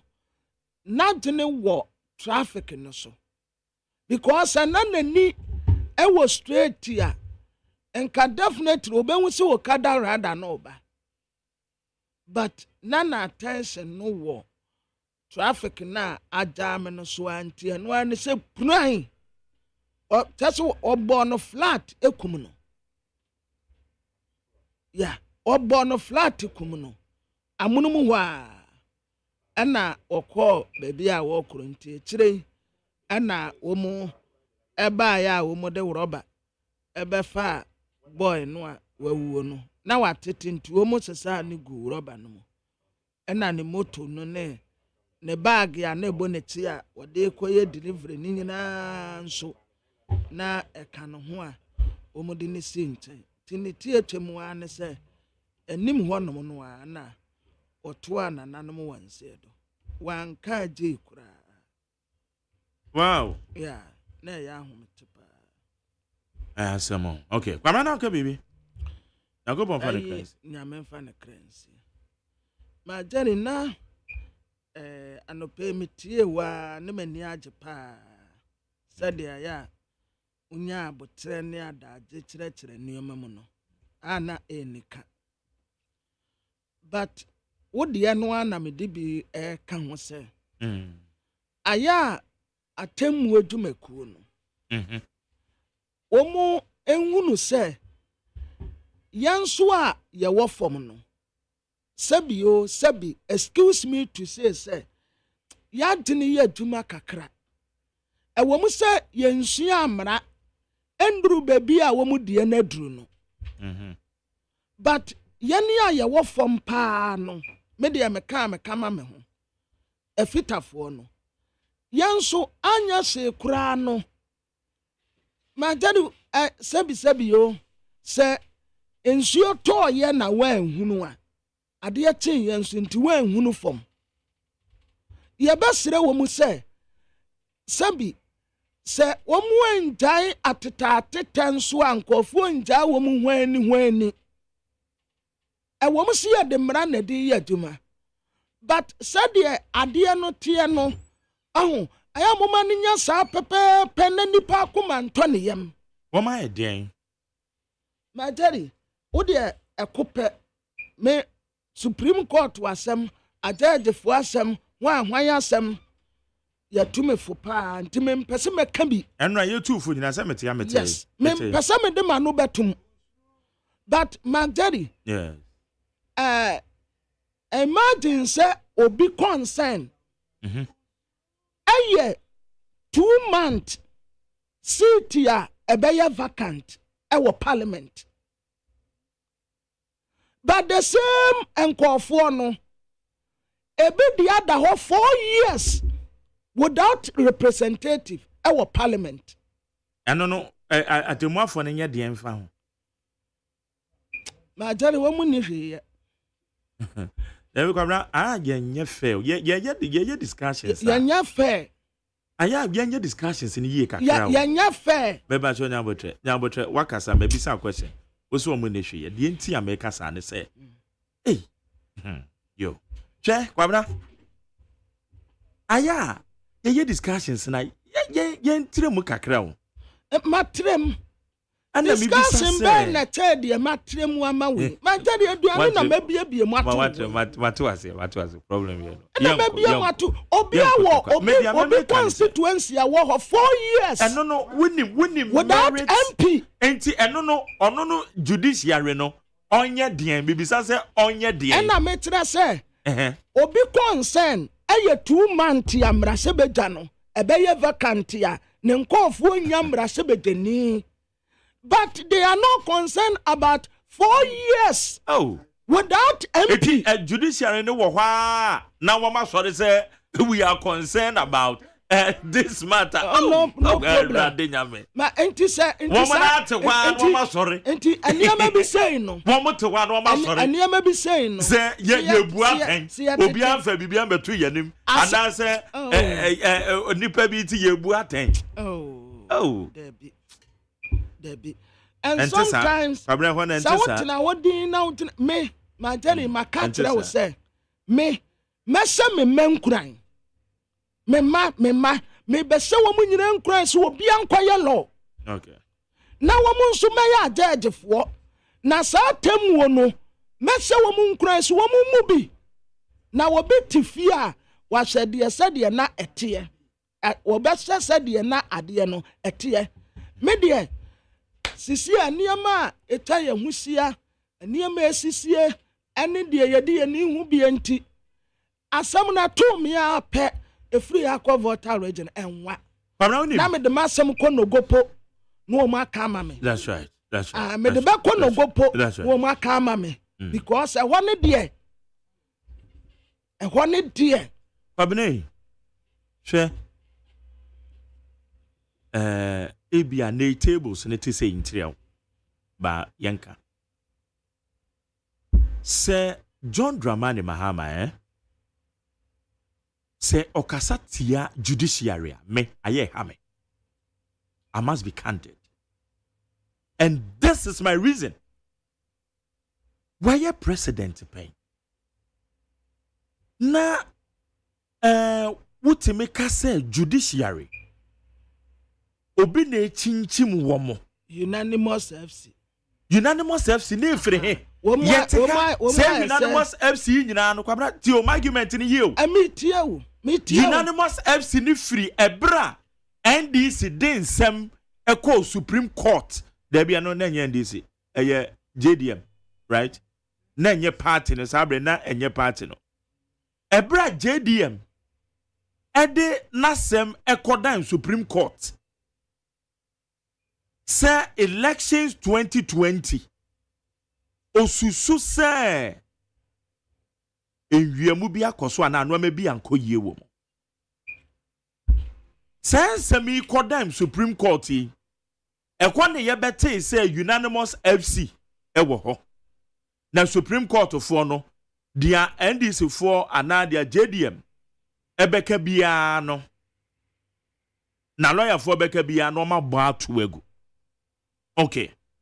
Asem no kura no na ene sen ede na esi ye ewo Supreme Court ho. Asem no tofa bo ni nyina ne se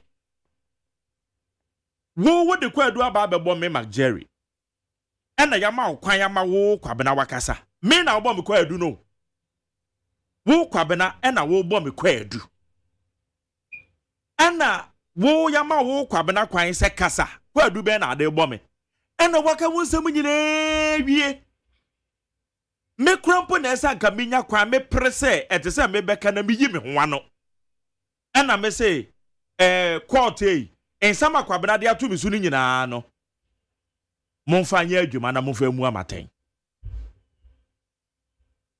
asamena nyina die ne tofa bom eno na kokko ba se ena electoral commission a judicial for na prevent electoral commission adien so live ana well electoral commission ne say kwa du amodi abome no ono court na mfa masem na no mfa mu anaten eno ne yese judicial na prevent na kan yo no mom ena ko be press so ba be kasa said ya wo wonti ase tie no enya maza asami eba mami wie said ya wonti ase tie no nya sa na obi ade tie enya sa na obi one na ukasa adwen te se mpaboa side nti begitum yes nti begitum now let me continue and it doesn't mean say said ya me de tie no me you right and I say me so men can say me you right too good what the wadwen oh me too what can't judiciary for ne say be mu afita for mo so mo dwen that's an guy me tra say yan so ya dene that's all ti mama nya buta na me chimi nchirem e chirem yet kromu na oresi edu nketia sase mi kwade me wamantie nei sem obi ka say 2020 elections obi yie mu a aya me hu timi dwire me na me say hey ma daddy mami wie please mami wie let me finish mama wa wie ba ketua bi na me de tale ho esa de wo ken anya first time wa on say 2016 ebra ye to abawie ye 2012 ye to abawie ye no the same thing happens a bit da pata Supreme Court to judge for Amaka 2012 asem. I'm about 2020 elections. Good. Me try say that thing no awo ho untumi nyin free ho. Yo mate. I agree. Some maka wa dada nya wona obeka me maka dada. Inti dia wo can me maka dada maka etwem. But what I'm saying is already do nketia tape be kire say enyina so omode court de kura no say na sabio ensuo nyina mu Already don't get here national chairman of the NDC na sense me oka yo. Ye kra yenim say ye doctor tape. Oba kwame se fa kan no bisa no say hwe na why na ka do say ye leaked. Me ana me kan ye na sa pepepe na etie. Enso ni nyina eche no ye bete say unanimous FC. Ye ba bete say election kra ye dwie mu. What? What kind of politics are we practicing?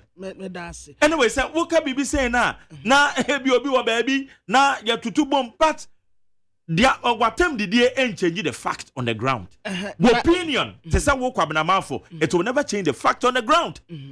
Say oman panyin that JDM waka say tie judiciary including just recent one said they are not independent no kan enre ye say nipa bi na chinchim wo mo ya nipa ba ko amede respect e ma na mi twa ne pusen me salute na na no pay me bona baso one of the few politicians o kanokre asam ne said ye no at least otumi kanokre ye honorable Ahmed Ibrahim e na no pay mi twa ne pusen ono pe na mi bisa no say papa se mo se na na do appoint MPP fo akọ Supreme Court Ebra saafo no wombo ba amanim our Parliament House wono enyina so ben na mutimi de rejecti womo eye mo amoye minority asam o ka kire me say the American de no kra no womo nyina edifo Honorable Ahmed Ibrahim eno ka asasem we eye banda brahye bedwane say womo nyina edifo because enye womo anto abenti ya nanado appointment bi oye ediko parliament because constitution in my checks and balances and unti enyo automatic say president the board ni anani pana ko Supreme Court enter sir president in the body a parliament na parliament a cross check nipa no eno kwa no mo bia bibi e de to way your friend saying in the ubon krata mu say public wo mo ya the public say who asem bi efa esimesi we ho a twere yen wo mo yes we nyina o na ye wie na parliament for ni ginu to mu wie a na ye twesi aba be ka asem foforo. You see, my Johnny, dear Nebema, National Security Minister. Dear Nebema, National Security Minister. Ebe katre. Minim because atemu edume kuo wa abra wo mu yi wo mu nsie mu. Minim na so de cancer. I don't know. Oya National Security Minister. Intelligent ya ewo me mu nyina woni na dana bem. Dear Nebema, National Security Minister etu wo mu fo se. Wasra wo mu se atemmuo no taa kofa akora na enkofo onye tirimupobo ni bi ewo wo ho enti aya wo mu nye ni sei kakra enti ya na bema ya na sano kai was national security counterpart on sano yes wase se debia o majari wase debia samuma atemmuo no kwese yia enkofo nyamena sepo bi ewo mo ho se sebi omu de sei na da bia mubu atan he kro sisi asasam koda supreme court wa ana asam koda court wa and my daddy let me tell you enipa bebre wo hono a omu wo mena sepo one way or the other ewo atemmu adumekuo ni mu ena adumafo no nso ho do menka se eye human institution anya danya ba kumienu bi enioma bi a wo mu ye ebetumi de ohaw na bre adumekuo ni nyina de but nyamesi yanka nokore enipa bi tetenchen a asemu kokoto a asemu ko supreme court a asemu ne nam ha watenchen a ono ankasa tumi hunu se o asemu we de sa tirimupo no ena na papa yi etu wo mufo enti wo fi se de na be ma kandapa ebetu wo mufo se aya amuma atemu ni nyese kakra na da bia yese ya sei na nkofo kafa mo ho wahu then it means wo nyina so wa asem wa na wo ka no ho okay me de no ne because asem kro no a yedidi Honorable Esiama no ye nyina ye nim no sa asem kro ya na bi aba ena musa ka kire yen se sa ba kono a esi ye na ye mistake why na ka sa oh politicians menim so say supreme court na politicians it is situating here okay asem esi some time ago am justify say you're right no now the same thing has happened and you are telling us say it's wrong. It's wrong. And yet in China, yani ayanko school no. Edi atirimu papa na mo pese mo say yet. And nansa Chief Justice ruling no. Wo wanya daje etiemu ye. Menya daje etiemu ye. Menya daje etiemu ye pa na de esi ye wo Supreme Court. Enya no na me se November 11th de no. Okay, ene yan twen. I see obi ka say ejina na usi ya no chen na ye de humu aye ebeba sabi o so pesa wo fa wo yire wo se teme be enum wo beda won se wo kwantintin biala enti de ebeba November 11th no ena ebema me de me pesa me de me decide say me meka atemu adumekuo bia meto anum atente huotua meto timi nkohurija but yet if you tenchen ya yanso ye betumi aye eguyemu say honhom no kura kunya ne ayepe because well November 11th they say November ne yewure mu yen twen no be November only say me be stating my position enra me dem pa no members no me say me ye prejudice na me say there be position the position ne say Nyame ya adoma November 11th no I will be surprised and my expectation and they say Supreme Court at the assembly better the other says I nipa nine no it is say wamukufie. That is my position. Who position is as I say umukufi? Yes. That seat must be declared vacant. That is my position. So I'll be surprised unless Bibi Fufro convince me. Me surprised in the when we are going to me pray judicial. Me say me expectation. There be. Me say me expectation from a year Supreme Court and they say sa seats no obi obey say bia sa seats ni mpo because one can say we are done mra. Masa, uchi ko independent. Please, you have to vacate your seat and go. Because checks and balances no ho. And yes, sir, aka 3 months to elections, I ain't to me by elections, sir. So I get by elections. I get by elections. It would to me, Mama Metana, Wakonya so. Now one can say, Mako independent, na say, me free independent, aquaman, you kubimu. Enunti, and to say, yeah, by elections. Et say because so tena so wa akopem say sa parliament ni be ko na wiye e ba na sa na sen case na se bibi ko ba sa na. I've already stated my position, but I will disagree with the Supreme Court. But Jerry, even Supreme Court no omo tena se a omo invite ana why would me so ko. Oh, court there say public place obi atimi go. Intimi fan say 11th me I met me betimako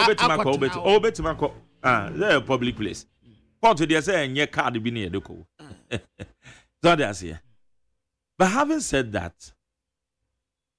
ayemra na yede yaju say obiaka because yatemu adwuma yi omo ti say nyankopon sent from my lord no ai omo ti say nyankopon was perception. Any idea no aya mama yen susu o kwabena me de say nene nansa de ne ba radio so ma yen nyina ye TV said your mama sequentially said your otimi ma judgment on stay of execution. Yeah, said my dad me tie no said your na wo kana asem no won say ne kwan so ano no because speaker why president yes, yani yetitu mu se yede mra na di ye adwuma enti mra ni se mra ni se bibi eno an ye nyina di ye adwuma enti se Supreme Court wa ka kire wo se ejina na wasie no kyan na obi di asem abedan me na urade ya adom asada we yede uhu ruling beba. No, there is nothing wrong with that. Yes. Because we have to respect them as it is. That's right. That's what we are telling you about. Nasa and you da. Oh, what to make us found? Oh, yes. And you have the Supreme Court. So already, I am medical. I tell you, grandma, you so can be position. I bet I tell you, best the Supreme Court to a judge for one say. Say, assemble na a fear mu a mountain so social media so na sankofo kasa. Aya omuma omumpo womo sentiment ngu na womo nso womo nyu womo asum free so because definitely womo ya dio na nsama ye ka form ho ne social media so no womo so womo chen crofo contempt dia say na ga go aha wo de nipa no okasa wi a so womo ya de na bu ato ne yam ye te ya no me majere womo di atam si wo di atam wi a ne ho ato oh yeah no ho ato and sabri kwahwa so Omuta da pa wi a nipa kro ne ho ato no na koma ato ne yam ni opeso wo kama odi utiri bodua mu no waka. Okay. Yanko ya nim ha ye need 100.9 for adwen chere fa 0503721744 0503721744 na yendi enkomo. Kwabena enra afrafrantofo wo mutu free Kumase no Wama wepie mu nkran. Sisi ade wo ye wonders yo. O se wo mu penti nkran so yellow. Wo ye wonders. Enti no so ye den. Honorable ya Boabena Samoa, Director of Communications Edema eye Movement for Change and Alliance for Revolutionary Change. Okay. Honorable Yamache. Yeah, dear. Now me bacho bibi aboko. My Jerry, Eddie guy. Penny be a director of communications. So. Oh, sir. Ah, okay. Now bacho the ane there. Oh, Penny, yes, sir. It's a million say part of the communication policy. Senior advisor on policy. Oh, okay. Me patch me that. Na, Kwamracha ho.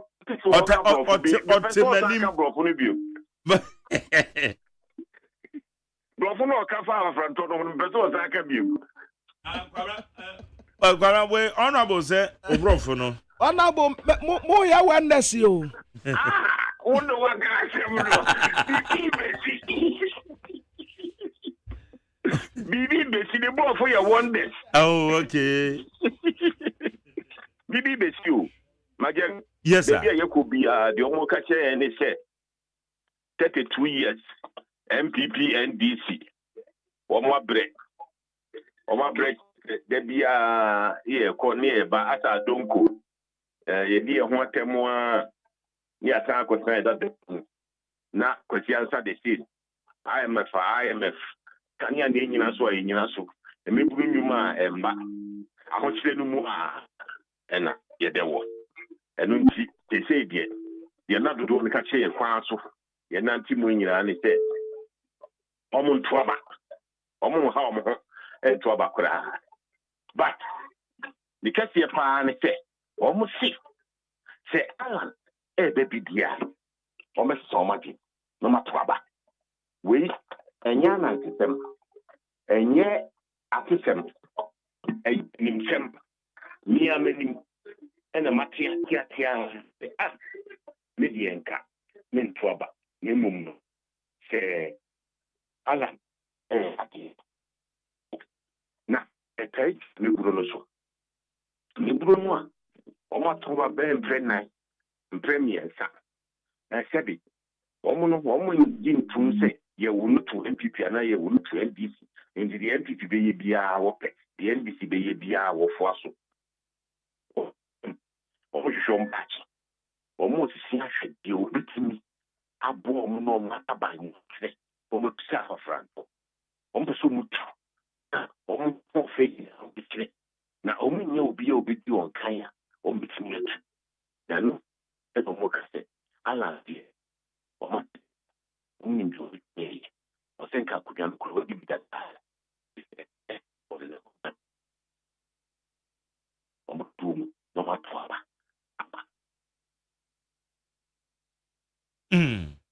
Na ye ken mo caravan tour no say na etie orala ntisi form na one manfo na di nkuta ho say na ekonofa amodi abepie mo nkra ha Greater Accra region caravan tour no minchim kakra no so ye nsusu de so no kubia owura chamati na dwene ye adwuma 10 no de ba o hwe campaign no MPP NDC for no ye no a omu kugina ko esie mu faako no mu fle edom abihia omu no matenasi no makasa akire omu no mukọ omukwa no masa frefre adom na edi omachi no makotenasi be bi foforo no makasa akire omu no mukọ campaign Ghana for no be dia bre yo mo djuma no every campaign no enkom ko caravan tour di e ba o problem o fia e ba ti e un awodo fare ye mi feno mi incri ana bana we peda ne so amai trube pia no di no wan hye no ni ankre adi nkomo be no mo na mo a ye to su ni friend of stop we stop for there obedu baby a dom no wa so no mpasa dom baby ho a o pie ho a na dom ne ni abiri no mpasa mo so no nsam mo chia no ni di kita ho ɛhɔ no asi na wɔno ɔmo aka afei yika to okura otimi ɛkɔ na akɔkyia mpanimfoɔ atitisu dili paipa ɛmfo akɔ ahemfie na wɔde nkyia ne na disɛdeɛ akɔto ahemfo anim sɛ kyerɛkyerɛ sonko bi ɛba na wɔsrɛ ɔmo mpaebɔ ne ɔmo akwankyerɛ ne ɔmo mmoa na deɛ ɛmama no sɛ na deɛ ahemfo no ate ɔbi nto hɔ no ɔfiti no am so deɛ nim wo dada yɛnim deɛ woyɛɛyɛ ansa na wokɔ aban no yɛnim adwuma a wo yɛnim w'ani so ade hunu no a ɔde aba no ɛyɛ great transformation plan no ɛno ne bɛtumi asesa ɔman no nti yɛdeɛ yɛtaa wɔkyi ɛwɔ mu sɛ yɛse ahemfo ɛnyɛ amanyɛsɛm deɛ nanso yɛkasa duru dwom yɛkasa kyerɛ mɛbunu a ɔmbɛtie nti yɛbɛka saa kyerɛ yɛfiifo akyerɛ dɔm gyeɛ yɛbɛkyerɛ saa dɔm no sɛ ɛne duru a ɔmo nto aba ne ma wo ɛnti sɛ wodeɛ yɛnim wo yɛnim deɛ wobɛtumi ayɛ ɛno nti ɛtaa wɔkyi nti magɛle caravan no yɛteɛ nti ɛma yɛkɔ nkurokuro so pii yɛkɔ Ashanti region yɛkɔ communities 364 ɛne yɛkɔɔ so baako 364 nti ɛkɔkyiri ɛduru akyiri paa ɛbɛn ɛduru baabi nso a dum ɛduru baabi ɛwɔ yɛtumi kyerɛ dwefoɔ ɛbi wobɛkyerɛ ma nneɛma no wɔbɛyɛ no kɛseɛ paa baako a ɛwɔ mu ne Traders Bank na sɛ woante ase a wohu mfa so kɛseɛ wɔ Traders Bank no sɛ wohwɛ sɛ 70% Ghanafoɔ ɛdi dwa na mututu no saa 70% no mu yɛ 10%. Okay. Na yɛkɛn honorable Bataw network ni tia no pagya ne so ama yo na dodoɔ sɛn na mode asu anu amahyɛ ase yɛate sɛ meme da koraa deɛ kyɛ sɛ ɛnde ɛbɛyɛ tawe ɛyɛ ɔkyena ha meme de sɛ da meka sɛ deɛ wɔ akyire no ɔkyena nya me pa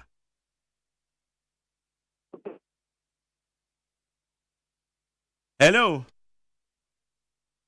oh honorable sɛ maybe an network away hello honorable okay honorable okay you better friend bi ne policy senior policy advisor dema Ora Alan Kojo Chamatin, independent presidential candidate. As Abri, order the caravan tour about basic Greater Accra region. And no one come on and you go so ye di and then no more yen. Some so then I know to move my one and I'm Supreme Court and Parliament in sense me or then I know atumbi. So we know my Alan Chamatin or ye lawyer nipa ma papa. And so ye bisa the senior policy advisor. For Adrian Jennifer 050-372-1744. 050-372-1744. Hello, I'm back to make aha, good. Let me be say and na do say na mudi esimone so. Our Greater Accra. Greater Accra no acha ukweda yebewi. Kweda yebe. Yembo mne kase pa ne acha. Eye Franto mega victory walk no. Eno die ye tu sa fre obi wato MPP NDC pa hwi. Obia the nimun na ho a wo pe didaso eni akwankyere obia ye duabre me asa ama ne haircut na fedie na didaso adwiregu asa bia wonto amanyo sempa afi ebizu hu na didaso wo ye firi obia se ensa kyeta ye wodai awhwehwe ya ma uhia ina urala so tibra niente for the set and near master bra fa odo be bodum ni enkyere bia ye kono ye din sacha ye sonku bi Ghana san sacha en ba ye nsa ye chibi tichina no nsia ni anu abo PTC First Africa Forest Bureau anymore eko enkyere on kingdom traffic light ho so majere wo me pato say efan PTC unim PTC tani PTC ayi wo no First Africa Forest Bureau PTC ekropon there be former Pioneer Tobacco. Oh, okay. Yeah, First okay. Africa Forest Bureau. Yeah. The key one, Kingdom traffic light one. Yes, me can do. Any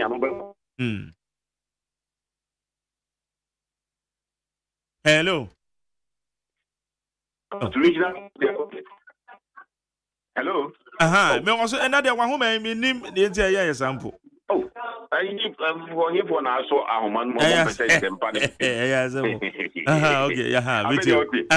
better, yeah. Timothy, Anopana, Lucia, Yanoba, Ewo, First Africa, Forest Bureau. Oh, okay. That's filling station, okay? Yes. Traffic light. Near the Afa, Paris, Quedimoacopi, Regional Police, Cantamanto. Near Fabin Kum, near Copi, Koyo Thompson. Now, pay your sign up for passport. And when Nancy, when in Yapo, within Nancy, you couldn't be Nancy, and Tiawa, and Yafich, their move, yeah, but you're here. Lucia, me and Yapo, will be through now, account t-shirt. Be our pretty t-shirt, be a show, but do how don't move pretty t-shirt, and Yasam Kitwa, and Yasam Kitwa. And to Sabbath t-shirt, Uba, nothing, Na ye can antipose akodoa aba bonten na wo hwe said their pose ni be a projecte eye owura Alan Kwadwo Chirematen aya na etomosem mo wa akiri a anamo de e form na nkasa no e contradict sa pose na yetete no eni me bi wo ho ayeye na yipijem Ghana mu kwan paswa ebebo apa majeri wo adaje kakra poli tuwe ebibi retwemu no na Ghana obi kura suru so beka che o se meto abakọ ha tebi chema rolling tinti obi esuru be ma ono ngwana na okretu so ena abatu ibaso ena kakra ofo sha sie busai obeto akọhin eno kura no onhwe wanim no omhwe eye omo se obo akoto omoto a omo nka no kura nchiro enso ka poli no enyini afei de yehu mi se election we so ebi no ma de tintinia ebi no mpoti no bi akonya no na ebi no so ho a tintinia o so ho form ana be luzu o okay the mechanic inka poli no inka ye every say ebie democracy no democracy fafim pa akopa ni poli na emu no ebi no ayo ma twinse omo de poli ni fa so sebe ya ebi mo ho mdo mani ato so se chinchinia ombe so omo ya no mo di president na bi no so chinchinia omdo mani asi om so ti sala nche matin se mbe kana hye inti poli ni bi ayesere poli no anya no na wo fom poli no omo yesi sei no bibiri wo ha anya no na wo fom ukọ fom a ya woti ene se ya bre NPP duka daya conscience de sin omo ye de conscience de sin enye dum so a na ye IMF enye IMF na ye corruption omo nyina tu galamte kese ade ko no a omo die ni ho a wa na dwen se Ghana ni no nam ho omo be fe na pom den yi na me ho ato no e o wa no mato kakrabo edi we ama free ni ma no kura no so no se bi sika ho odin ti omo timi ye ni yi na za ka cho ze ya de na ma free enso bi kum na ne mfim pedua nyina ha no abubu ele kum enti Ghana fo able kitsu emebunu no a wo ma baso na nsen a wo to ababe mpre nan mprensa mpre mienu wo mo nya gidie bi se akuo no mmienu mmoa wɔn watɔ kɔ ha ato akɔ ha afei wɔka nsinsin mu wɔ mfimfini ɔhu deɛ ɔmfamfa nti nɛ no ɔmsi obi te sɛ kyerɛmaten ba na ɔno deɛ n'abakɔsɛm ɛne bibiri wɔ amanyɔsɛm mu ɛne ne nisɔade hunu daakye GTP no ɛsombo na ɛmɔ gyidie din autosoɔ dia ɛne ɔmbɛto ama no na ɛno na ABC one day no akwabnama afɔ kaeɛ no BBC ɛno na besi 7 December amafo bɛto aba amakyerɛmateɛ bɛyɛ MPP NDC nwawa wɔkɔ yɛ yɛkɔ nso ɔmahyɛ dɛ propaganda sɛ ɛma so postpone ɔmayɛ bulk message ɔmo bɔ ho ka atia anaa magye wo hui wɔkɔ na yɛbɛba so no Kumasi deɛ no Kumasi deɛ no me hu pa me follow ɔmo kɔ yɛ press conference afei duru baabi ɔmo kɔ yɛ fake memo sɛ NDC for this kebia ma hosi aduru baabi na flyer no ɔmo akɔ stamp so postpone adeɛ chimi akɔ ɔmo bɔ ka kɔ yɛ bulk message sɛ ɛma so wei so ɔmo hyɛ ateɛ na yɛ hu bulk message sɛ ya postpone ɛma so me si the NPP for be ye bia yɛ to abagana yɛ penta kyerɛ nsakyerɛ soronko nsakyerɛ di mpuntu ankasa ba yɛ bi hyɛ wɔ PTC ɛyɛ circle nya nante akɔ Brasport na nkunim nante nyame ato nsupa aguso. Okay. Na yɛkɛn Greater Accra ora Alantra Matendi accident so so obeye mampani a abibima mu pa de ejese beye one of the finest cities ye be ho de watu ni din say Gary Greater Accra Redevelopment Initiative eno no kwan ben so etika o tetu mi ba ono no ne de edete o de ade bi sini so no ya offend policy de aban hihye ya abeye di mpuntu beba the friend policy na policy ne de bi o ka say ya adwen enye bosia enye sika wotimi ye nhihye na ni da ho odisua ebebem policy no the Africa Continental Free Trade Area na nsa ne wahu si etwitwa mfoni se Uganda ne Ghana ebedi dwa ne ade bajo wahu the Greater Accra Redevelopment Initiative no eno so saa na beko akogina niema miensa so miensa at 9 15-point plan dunu na ne fapim pa no public transport ehon ewa Accra papa enya semketwa the public transport media fa hu bia terminals ne ade nyina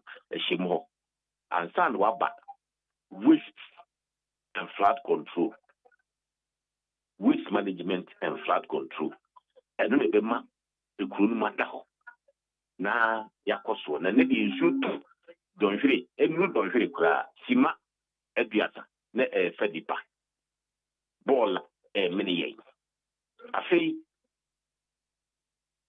commercial and retail infrastructure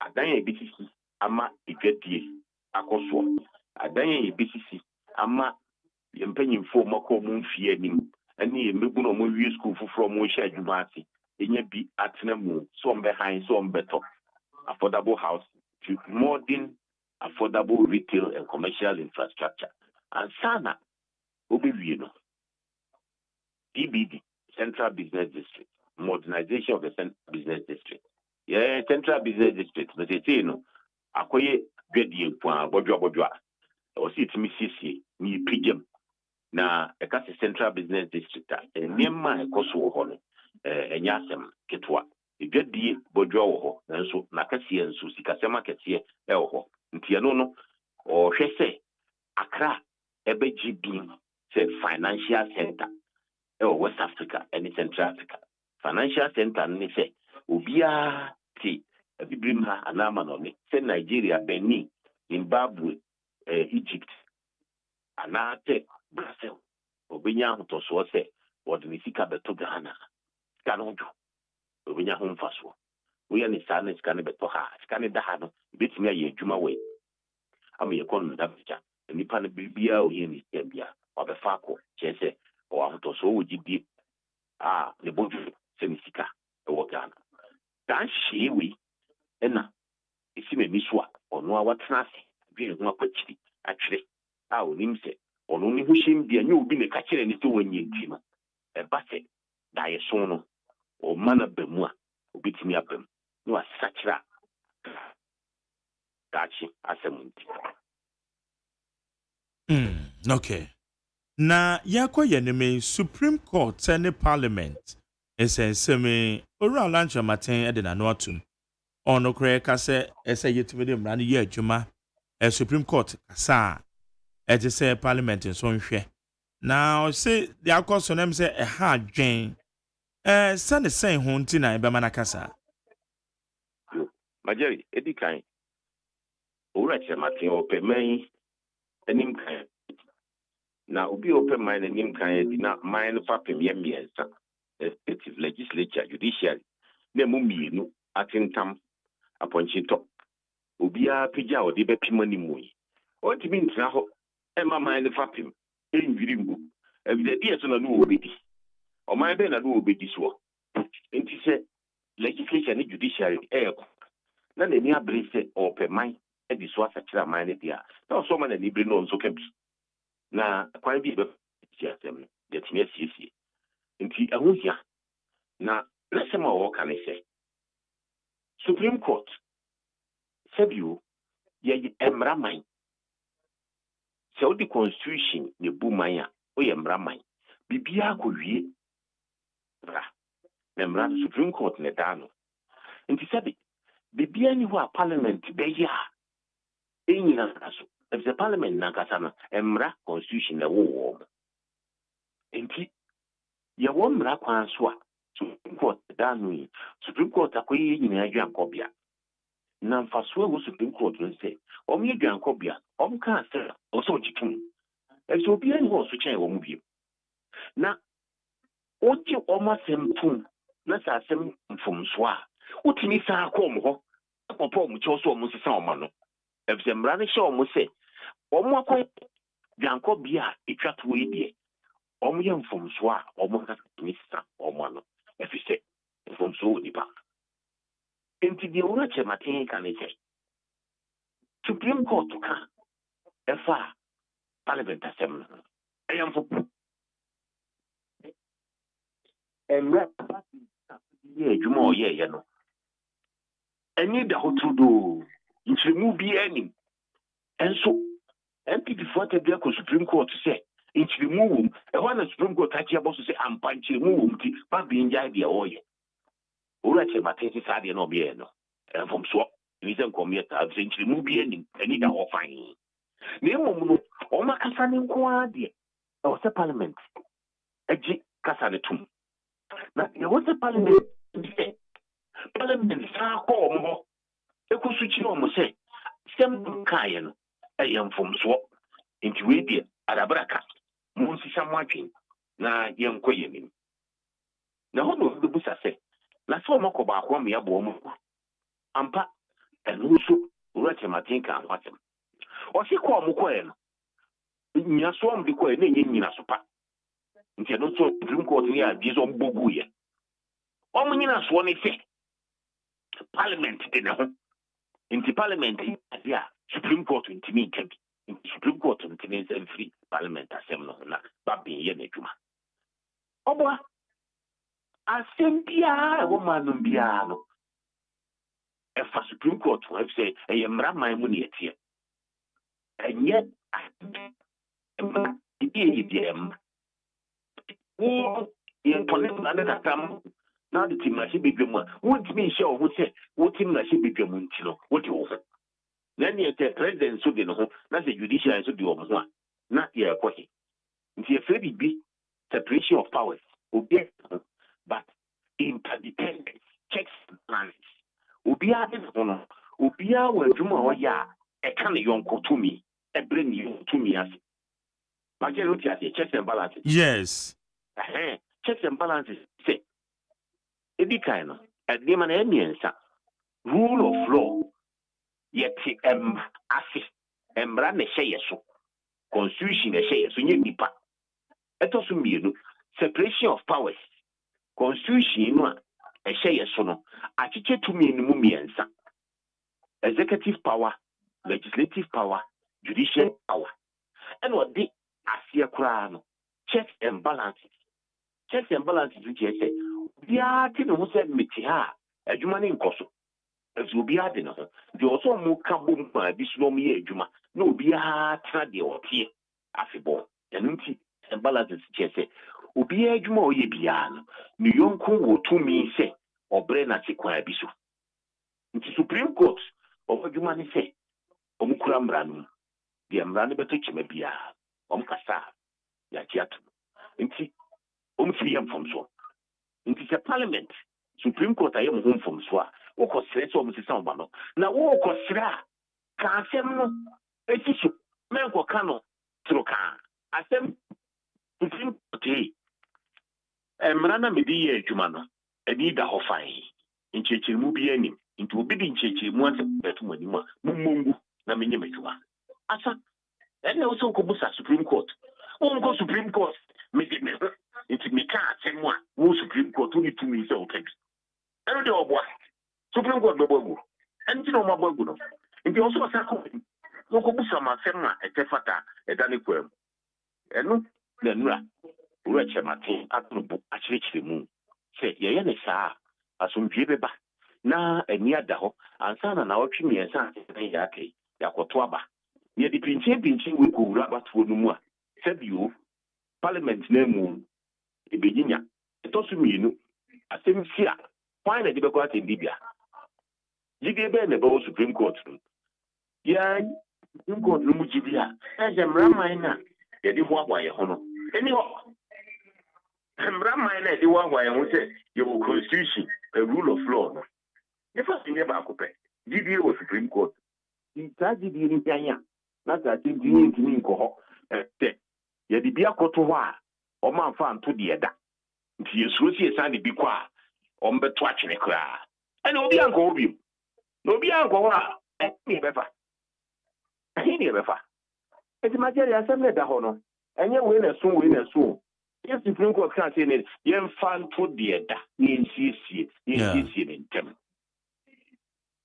okay sɛ yɛwɔ abosome baako ne nawɔtwe no koraa m sɛ na baako afiri so na Ghanafoɔ ɛkɔ annɛkɛm yɛkɔ akɔto yaba ɛfiri saa bere yɛ kɔpem ɛyɛ 6 December Orala Nkyerɛmaten na ani suade hunu wɔ ne campaign mu no ɛte sɛn o caravan no a ma kyerɛ o caravan no na caravan no mu ani yɛwɔ okay yɛade a yɛayɛ si ɛbɛyɛ nti yɛnsesa no caravan no mu ani yɛwɔ no ɔbɛbɔ apinkyɛn amanfoɔ nankasa kɔso apinkyɛn ɛdɔm no ama dɔm no ho sɛ ampa bebree ate sɛm bi ne namaseɛ soma se sɛ ɔmma wɔyɛ nipa papa ɛnso wotoma na wonko a na abɛto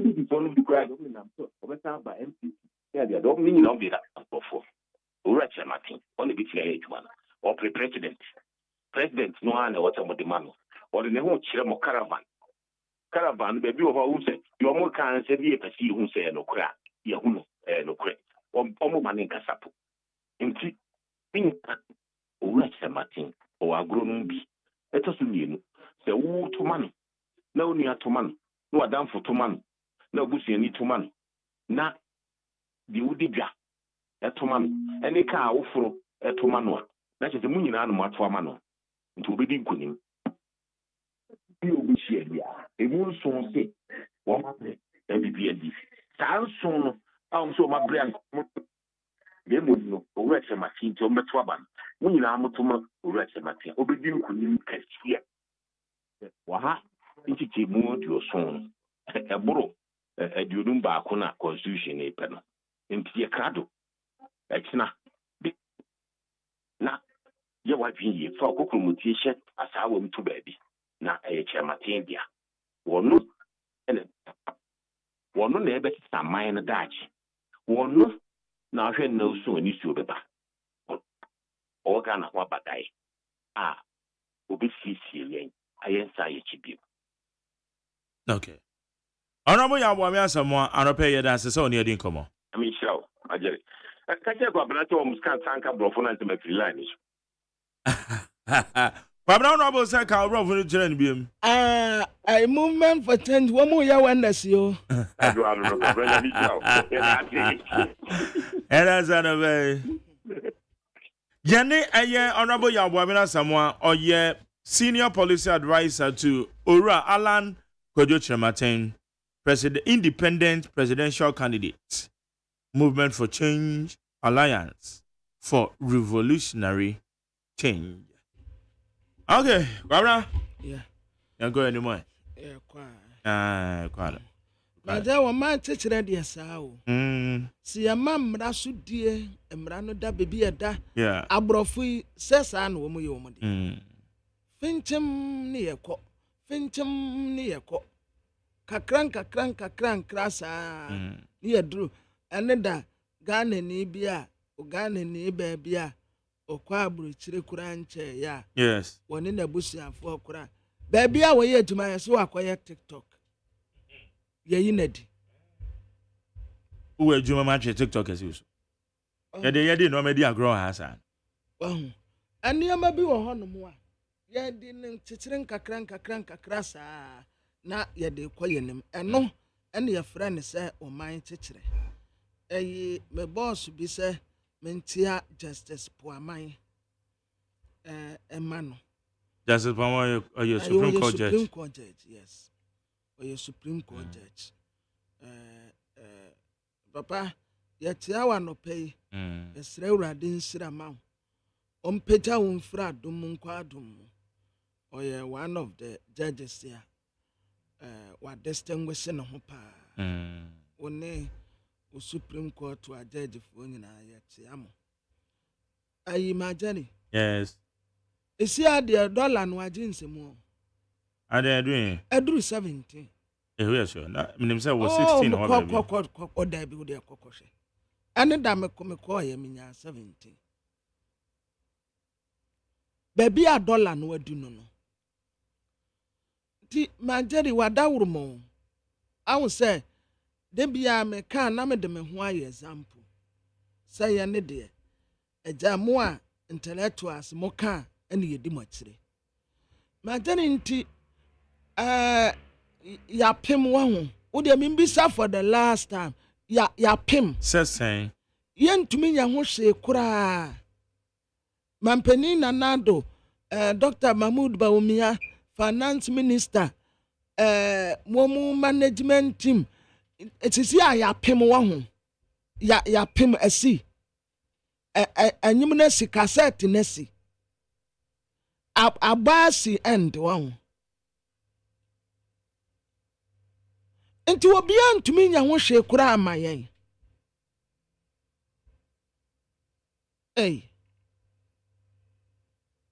Ma jani ya sam we de anwan ye yatifunu hu ye ntumi nsu.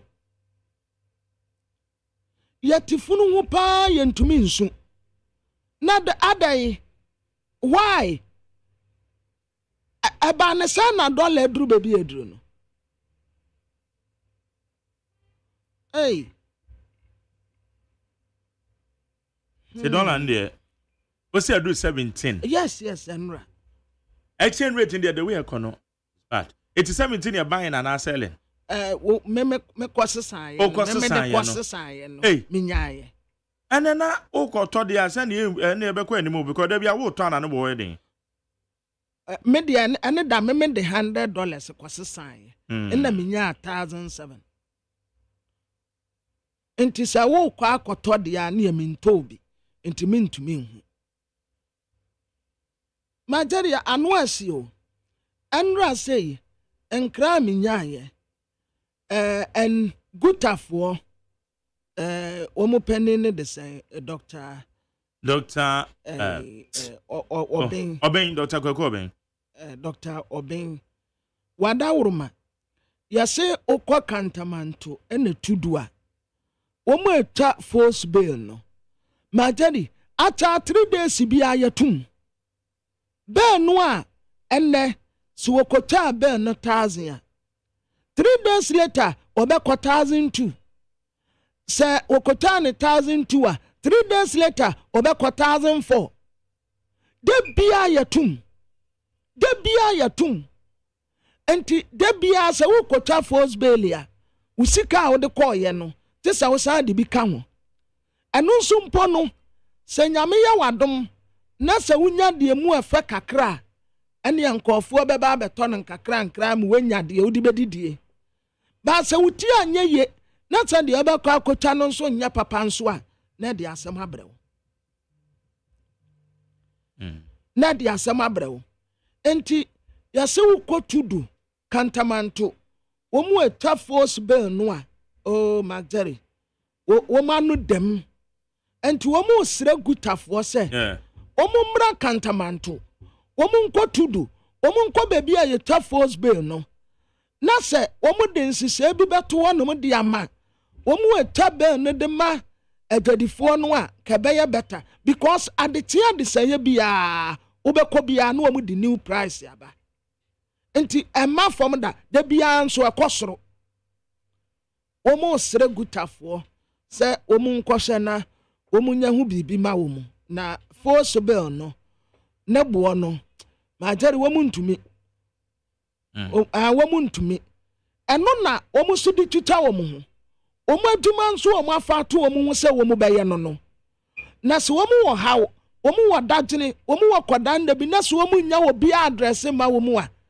na aduma womu ye no etadifo nkabom ku aye guta no na tese mo amoa womu madawruma muntamoni na munkɔhye womu esanse womu nso ka etadifo no ho na mo address womu conscience ma wo okay is a bill no boy den yeah ama the first bill no boy den but ankani kwansa no bo no koduru bebi eduru no na enya se bia yatum mu nne no 1 month later o da bi yatum nne 3 days ubekọ ya satum efiada ubekọ yatum Monday ubekọ yatum Thursday ubekọ yatum yatutum saa na ejadini no obeye dai na tese de bia se so okope bosia ede beso ni sika so ansa ode akwa akofa niema no eniema nso ukoyi wi a se wutiye ye na se oniema mu afede ya na ya fine emu nya fepe na asem ato okay omu nsa no omu mua omu kakra right how you need 100.9 today is Friday as usual every Friday any dia enu to bibia bi o kwabra every Friday there be obekọ mama nche obi a yo chiano mechia eye Norway me ko Norway taifa je he taifa Norway me ka Norway papa was it taifa Norway kwabra be ko was it taifa Norway da bi kwabra enya taifa Norway na meka na mom Norway ankasa brochiri Norway me papa bi o your friend Mr. Asante Mr. Asante ya chia opa me fru na me ko UK na no katechie in fact ono so me papa no nti ono so me chia no Mr. Bear ono wife mozumo UK butie yen me chia omo baba me chia me dofo bi pa your friend Nana aka the Aisha Bakeries or MF's Estate. The Aisha Bakery. Aisha 1 or MF's Estate. Man, a happy Friday, happy weekend. Oh no, it would do weekend say Nana Swine. Say programs so na then sound no bunty. A man for some ma omo one man no ye and one bibiri. Mechiane pa Aisha. Ba men ko anywhere ne mo no man so. Yo. Abusia for Daily Graphic de Bokrata anu nie. Mampeni na na do danko akufu ado. Efunu be da no wankwa amenam. Bono region. Oda wo manfo ase. President de wadi bi papa. Why ni nyina? De sese nipa ya no waye yi. De sese nipa ya eno waye. Eno anu no. Do manfo ase neko. Na wokonsefo bi so ya da yese ye nkom se de bebeni a ko bia nyini. wɔda wɔ manfo ase thank you to ɔkɔ wɔse 169 agro factories ɛsɛ 1 district 1 factory ase ayɛ wura di ɛnkyɛ wɔba bɛ da na di ama wɔ manfo akɔtɔ fertilizer wɔ hɔ ɛde eguo mu mfudie so new senior high school curriculum ɛba na curriculum wa na nka senior high school ni di yɛ adwuma no munim sɛ for some time now na ate akemu kakra nti wɔn de foforo ba na saa foforo no wɔn de ba no ɛyɛ kama sɛ professor Yayira ɛna wɔde asɛm ɛto egya ɔyɛ director general Emma Naka Sunyane West MPP betumi maintain constituency no ana obisa wa ha anti-gay bill suit no ɛda court no speaker kyerɛ sɛ a financial impact assessment bi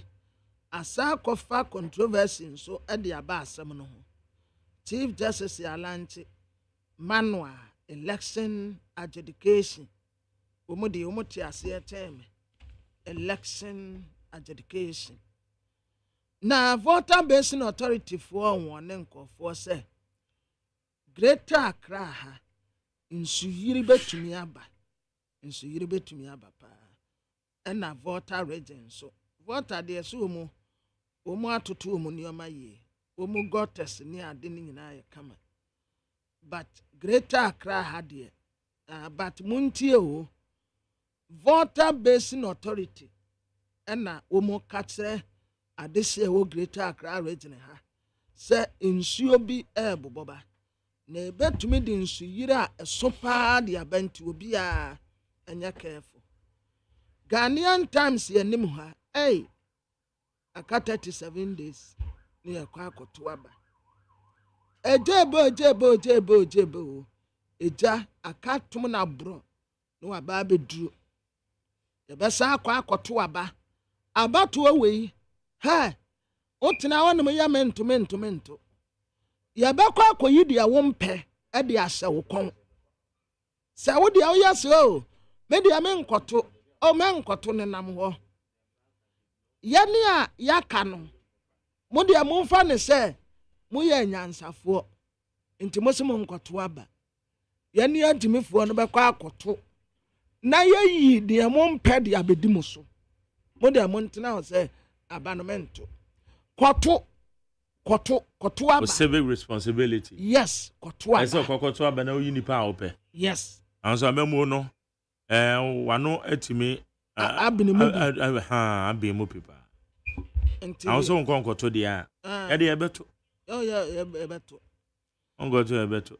na new curriculum no 2024-2025 academic year no mo de ba yɛsɛ wo kɔ media content ya TV so radio so social media so a sika ye dobro no money doubling eno na adɔso pa fe sika baji sika na nkɔfoɔ nso sabi yo adwene te sɛ mpaboa size nti sɛ nipa koro no a wɔse fe sika baji sika wo hye wɔ no ane ho a wɔde gyina hɔ a no wɔno wɔnim nam ho anka ne sra pro ɛne wɔn dɔboro bi ma no ho na wɔn kɔni yɛ twa wɔn kɔni yɛ wia wɔn kɔ wɔde sika ne bɛkɔ na nipa koro na fa nyansa kwan so na wɔde sika ne dwane national media commission sisi na ɛkɔ so vice president Alante wɔsi adeɛ bi yɛfrɛ no e-health project ya ɛbɛboa service delivery titiri pɛ ba no apɔmuden adwuma ekuo mu a sisi adeɛ inflation no ebu amanfoɔ kɔn World Bank for na wɔn kase wɔn kyerɛ sɛ Ghana esi yɛte a yɛte no adeɛ baako a etwa yɛtie firi so ɛyɛ inflation de bia na Bank of Ghana for yɛsɛ deɛ yɛate akɔfam ɛhɛnyɛ wɔn mpo na ɛka Ghana Statistical Service yɛsɛ wɔn kɔyɛ inflation adrope menim sɛ deɛ no wɔn de sɛ inflation adrope o ɛna yɛka kyerɛ mu ha sɛ omayimu inflation burden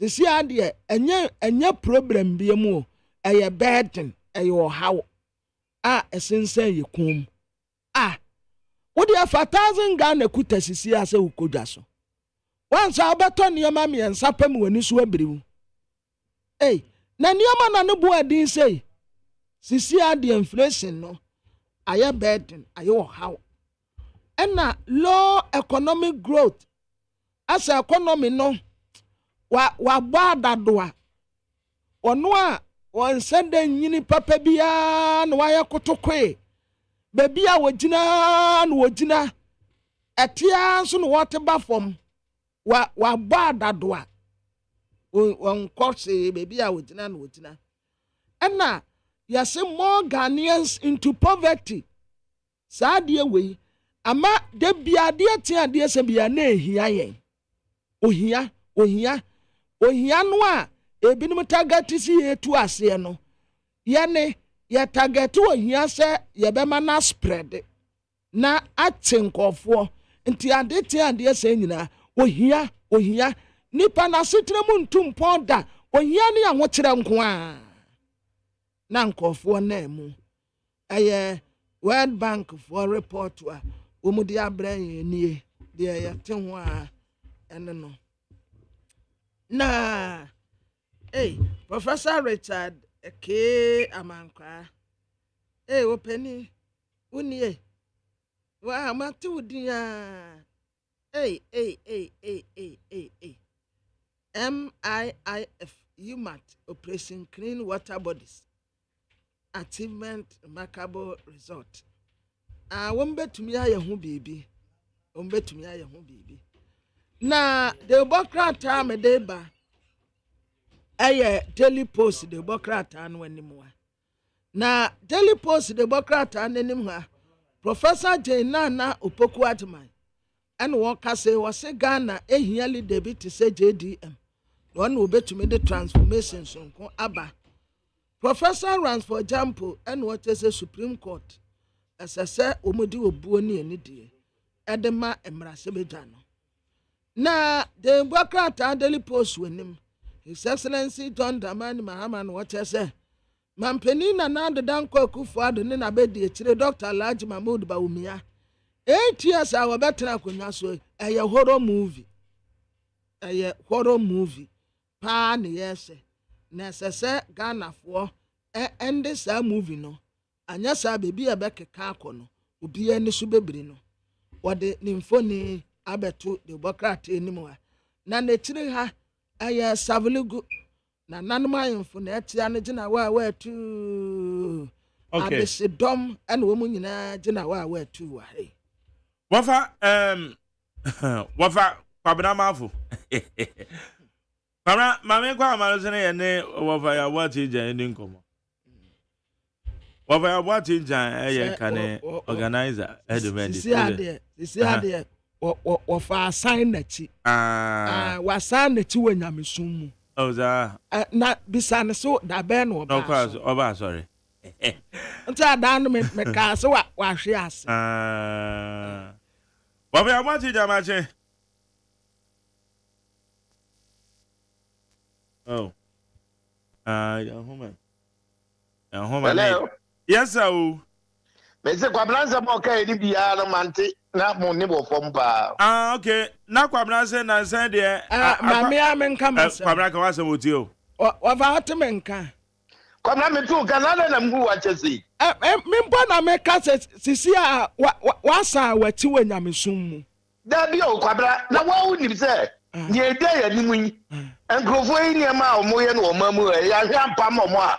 Yezi se ni ya betra so da mo ayi nyam ya ye. Nti kwabra me chewure mo a me ye aduma. Ania me kwa asore ya me ka tre sofo ne ya akom tra ta awachi. Yo mate kwabra. Bo ja ko tra ba chi da. Nyam ya dum ni ye wiye ni ya beba. Ya beda nyam ya se. Oba ba ni nyam ache. Ye ja. Na ba to say. Nyam ya dum o me hu ye. Ye na yakopa ase. Ye nyina ye nim eye nsema na ekoso parliament am se beto odua ye no edi ho nkomo en nansa Supreme Court akasa asɛm ne pɔtɛ ne deɛ da hɔ na mmom sɛ ɔka kyerɛ speaker so ntwentwɛn so kakra no ɛna wahyɛ mu kena yeah bɛba so ɛbɛtɔ odwa no ohu ne sɛ mmara na yɛgu so ayɛde yɛ adwuma yɛ ana yɛnua medase bebree ma menkyia one wɔ badwafo wɔ studio hɔ anɔpɛi na yɛnkyia tiefo a ɛtie yɛ anɔpɛi na ɛgya afei baabi apempɛ yɛ duru deɛ ɛm sɛ yɛma ɔma afiri hyia paa na ne kwa nso a di me mefiri ase ama tiefo nyinaa afiri hyia paa na menka sɛ naano na mo ne meka sɛ ne meka nsɛm bi sɛ yɛahwɛ yi a twema mentwe ɛbɛba ɔma mu ha na ɛno a na egu so a yɛ ɛkɔ so yi o nasa sesi a ɛwɔ ho ɛkuta me na ɔse mɛgye afiri wo nsam na me nso mese memfa ma wo ɛmu nea yi na ne ho adi ɔho asɛ obiara te ne fie a yɛ constitution no ma no kwan ma ne di dwuma bi ɛna nea speaker ba bi gyina so a wɔde make sa pronouncement no ɛyɛ explicit because broni bɛka kyɛ sɛ ɛda wɔ a ɛduru baabi a nka nyɛ sɛ ɛmmara na yɛde akyekyere yɛ ho a ɛyɛ borɔfo a ɛni sɛ nka yɛde kɔkɔtena baabi sɛ obi ne nkɔnkɔkyerɛ aseɛ wokae a ɛsɛ wote aseɛ bɛyɛ ne yɛayɛ mmara no de akyekyere yɛ ho sɛ sɛ te sɛ deɛ bɛnkoraa no akye sɛ wode kɔ na baasomfoɔ bi tena ase na ɔmo mmom na ɛyɛ mmaranimfoɔ na ɔmo hwehwɛ mu na ɔmo adi ba bɛtu dwa na kyɛ sɛ no ano no ɛno na anɔpɛ no obi ka sɛ asɛ yɛ supreme court no ɛno na yɛde ayɛ sɛ fine ɛno na ɛyɛ final ayi bɛsɛ te sɛ football yɛ a yɛbɔ no wɔ hɔ yɛ a yɛ a gfa ka wasɛm na wante ase a wode kɔ cars ɔho anaasɛ wokɔ fifa hɔ no baabi ma ɔmo so ka wasɛm a nka bi a nkobi koraa bɛtumi ade afiri saa supreme court yɛ akasa daabi ɛnsɛm yɛ a yɛkɔ so wɔ mo amu ha yi ɛmfiri sɛ nteaseɛ no a yɛnuanom kyerɛ aseɛ yɛnte aseɛ yie because ade ne da hɔ a yɛnyina yɛhu no pɛfie nti mo nso mo nkyerɛ mo adwen ka bi koraa no a bɛduru hɔ no ɔmo bɛtumi adan ani yes wabakasa ɔho bɛtumi adan ani ɛni ti ɛde yɛ na ɔmo kai sɛsi yɛ sɛ ɔmo se ne ayɛ na ɔmo hyɛ mu kena nyɛ saa na ano no a yɛ a yɛkɔɔ parliament na ɔmo kɔɔlo yɛ no deɛ bɛnti ɛna ma speaker ɔadwo ne yɛ sɛ na ɔse ɔmofoɔ mu kɔɔrum a ɔmo bɛtumi ɛde deliberate on issues but ɔmofoɔ mu kɔɔrum a ɔmo bɛtumi de take decision nyɛ ne ntia yes sɛsi a yɛwɔ hang parliament o na sɛ ɔmo san kɔ biem na sɛ supreme court say ɔmo nkɔ na mo nkɔ implement ne yɛyɛ aka no na ɔmo kɔduru hɔ na fana ɛtra hɔ no nso se ɛne ɛyɛ so yɛ mma ne yɛ so ɔmo so sɔre firi hɔ a ɛnyɛ asɛm na ɛmo de ba bɛto ghanafoɔ so enti deɛ na ɛsɛ mu sɛ asɛm nankasa na ɛyɛ substantive issue no yɛnti mu ntena hɔ no yɛnka wei ne interpretation no ɛbɛtake yɛ how many days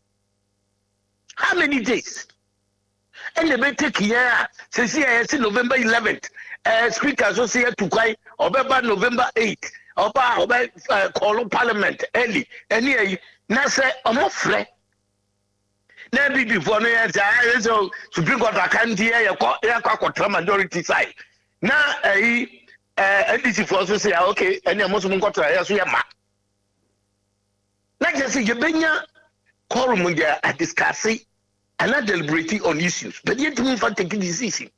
Meanwhile, you will be important issues to be as you did before Parliament to be sorry. At the end, yeah, win. At the end, yeah, we own.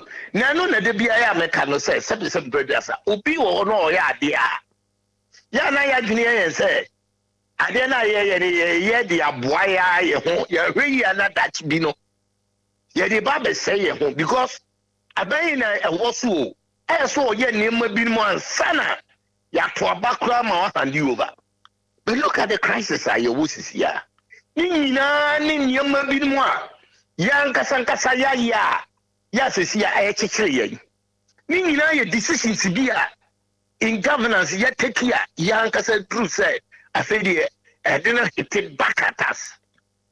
ɛne ti edu baabi na me no mo ka meka sɛ amaga ne amaga hyia na ebi nwa amaga ho na ɛmsɛ akyire mi nua nana komia msɛ yɛsɛ mo frɛ no yɛmafo mu yite na mo ka so osu di mi ho ya na adebe nana asɛm a meka no ɛnyɛ sɛ bread asa wei wotumi sin wei ana wei wotumi sin wei o but emrana ma obi adi di kui ɛwɔ baabi a wɔwɔ it is any polo who say wo do no ba betoto ni niema mu a kwan on be fa so awawi a on be frustrate ye nyina no se si akoba ne sei no emwa kase mienu meme mo sa abodidi na ɛko ye esensan ne enuan ketwa ne enhoma ne eyina ye wo fom no ye na se si ya wi ya ye ba bebre because o man entimi anko na nim sika semi kura na aye didintin ekoba so say ye ntimi anko ye na adwumayefo kura ketia ekamu November ya ye nuanom bronya ne sai na ibedi no eniti me de etru baabi a senior Supreme Court for no mo ankasa kotra wa na mo ka say amanfo ho no mo dwene no mo di ama se mo dwene amanfo ho dia ene asanka ne ma woni nyina no we take it into consideration. Oh na etru baabi a obia say obia ya wonya degree bia no hwe kwaye ofa so a wonya degree no wa na ma na say degree no it is say nipa no kuo ni dia ene mbibi wo ho abe na eno so amwo o ye tu sane ma ni nyina mu ye nya ye ntare na eye party ntare na ye hye no ne mfa o ma no ho do ensi ani so ne mo ma no ko ye nim sane ma woni nyina na ni wen anyway adini de di pese en tunye bia ni ho a ya chese aba de say ni nipa no vakati na yi no na ultra majority ana ultra minority go na ye dey me kura na de bia ya na me ka kire mi mi anam say mo mi enko ultra minority wa na mo no majority na after all mo de obozu mi mienu pe aduma ye de wo for me ya ba to ba wie no ya tu mo kura no we ya go mo ye no kura bibiri kura ma parliament enu na ehia let us stay focused me dia me nko ma dwimu a NDC no kura no sa majority sa no kura ye free ya dwimu ya nko tra minority wona ya mfa ya dwi sisu sa o ma na se ko nanim na ye timu nya ne be ya ebe mo because ye nyina no that bi ye ne ye ba bedi akonwen di ye na ne ma say ya we ya ye mum na ye bebre na ye besisa na ya pre we mi de sabi o sabi predia sa de bia meka ukọ fom na hu niema o ma say ya na abaye beba no sisi ye yire ye hu ye adwumadem pa na Ghana fo etimi anya gidi wo amanyofo mu bi. Okay, na ye can we the Supreme Court na ka say we ti stay of execution there egusu a eye adwuma na no so begusu a ye adwuma de a na kire se MPP for be call majority na NDC mashibida for so call minority na ye bi say Speaker of Parliament wo share in some of the court Supreme Court and na lawyer for the command Supreme Court na ekwa so no kra say he wasn't properly served e kire se stay no mo de brain no kra no mo amfa kwan papa so e no mo de baaye na no na mi bisa say so se one man fa kwan papa so no mo de bre wo dia ene e ba ne say officially ukọ eye the house of ukọ the plenary ukọ eye mrajebedwafie ho na ukọ bo ho amane wa mrekwa winim say ade no kora wo mo ye no enya na mo papa eno nyina kan bi ntina e generate to this level mini awu so we panyi a enka edu ba bia ye ka se wudue multiparty but we are panyi so a ye se wu trafie ma esiduafo ni nyina ne say ya sebu ni yo say you di kankaye no at least what you want some more parliament you echi no nyina na ya sebu ni yi no wo hu krata no it is one kohokra no a sabe one for buoni anidie amma the other arm of government and you say ye ka CCA or a speaker of parliamentarians bet me a request e chief justice say and you remember why and say bra parliament na be kire yim yes samono na chief justice dum gas of one ko Amrani said the kitty said as walk. No coach, I said the phone.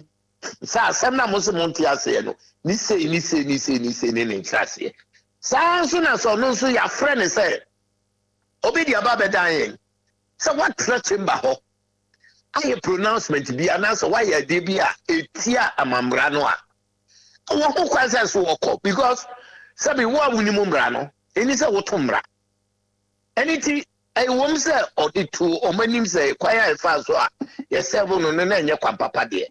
But what you want some lady can be as a nest walker. You are called aquacuti. And now, I have no send the Etienne and America say, near one no one can answer say, Mrs. Say, Naye.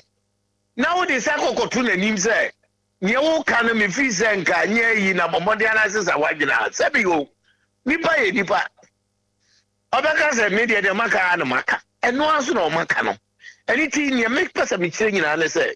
And you to Mudia, Minister Baby Ubia. Apart from say, Oye speaker no, Oye Mbranim for ya Sabi, Ubia nim say, Oye lawyer near, Unim de, ya unim say, Niama Binimati say no, wo ye why, a brano diagra a bit new with.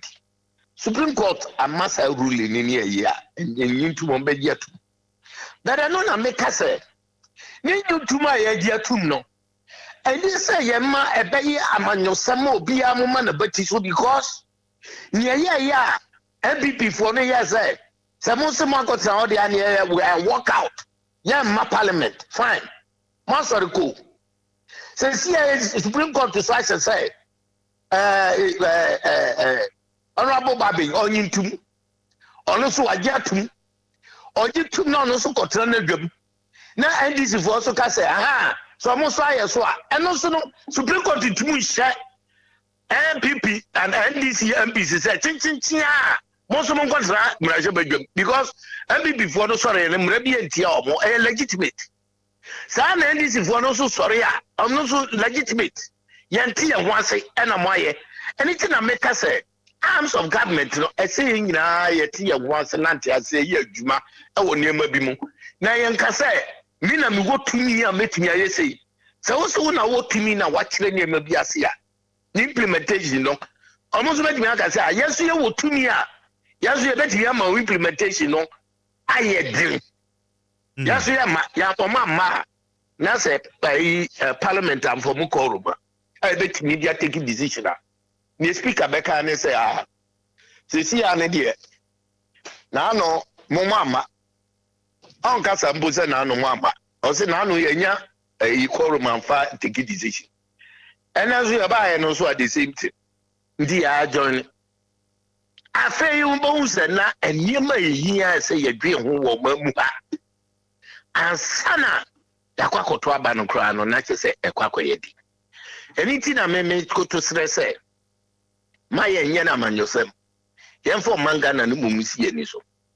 Yemma yenyina yenhu se akatuna bro na yakwakoto aba eyi mrase bedwafo foforo omo ye tobe yi no ebi kura na bebre ensan ma tie besre omo Canada achi no ehia omo nwina eno ho se na be ya the next parliament na beba no so omo be ka ho aba bio so omo mba bio omo nyina no betumi aka bom ya ma na timi atumpon akonanim.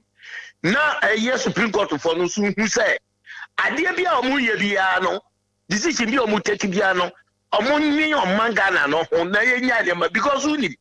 And some the brain about I know Nayana for being more refer. When the area I can't want them. Now, no before no more than no more evil. I'm only a more info. You see, there's a more than any partner. Unse Supreme Court yes assembly and the marriage enti we any eye sound there na ekwa say any sound for no eh no enye yinyasa unse assembly the copy court assembly on the marriage na Supreme Court enti me sorry preko pese o ka asema emma meto nanim masa ensemi bi wo wa ebi ni ya na mo kan yes is asemu enu kra no na nka invite preko fan ko to Supreme Court esen ka ko lower court bi ansa na duro But how can no more entertain? You see, I did be a fagana for one. And that woman near Marco, you know. Yama Modena no say no be refer LGBTQ, yeah, but I'm a talk on that day. Ready, America. Masa etu media ye momodin say ye be ma prepare ya. Some for lusur confidence in the judicial system no pair. Nyama nyina say. Man for be imagine says anete dia we take the law into our own hands. If you make a be defend you. Ya ni me drown na no bia court na ko say that be me me na ekobana sa no emfa papa ye ma. Me dey still am confidence in the court. Na omuma confidence level na form no etumu pagya na enkoso dodo na begira sabi apex court ye Supreme Court because eduru mri bia nsam aya amanfo te any paper no kura ekokotra so na nu say nipa ekotra case no su nipa num no na ya kire ba bibia kwa ne odi omo ba beto so president or appoint omo no nkroma na don't go and feel what you part of why do Makugu Supreme Court or other Odio. Na me bacho wafa. Odio Moyaden, dear Kwan and another. But a dear papa by Yamagana for, and it's over swan the public Supreme Court. And only had the papa bay. And only had the papa obey Yamagana for. Wafasa, and I won't try a whole 3 years. What will you be beyond my own toy? When I obey Yamagana for your boys, mamma. But what I'm watching that, and no, na bibisa say president as well nipa kogu Supreme Court no. One na what can I say checks and balances. Yeah, even the arms of the government. And when the president need to me be answer automatic. But boy wa fire watching jendin say Uncle Supreme Court. Na mom obebo din their comma parliament. Na one na ye nhwehwemu na woman who say where there be a do so do nti woman timi ya reject it. But where do obehwe na parliament no obodin kwa hwa won betoto o ma no no ma san gisafo na tum ye wi an o ma twon aba be ka say president is one of focus president na ya o ya appointment no or majority of parliament na ni majority of parliament sisi hey any minority majority in na april sa pepe on Supreme Court judge CB omoko ye no NDC for no sorry e kra o mantra you know so Wafa, it has not been captured. Say Supreme Court. Masa, me will see say na me say issue we baba nka mebo modern bisa apendi panoa ya NDC parliamentarians and transfer. I believe Justice Jawu no crown names on my raise concern. Say assembly the crown it is so. No. Na the picture by crown no ye MPP parliamentary candidate. Why MPP parliamentary candidate na? Chief Justice will come me say Okoya Zana Mami by a friend is like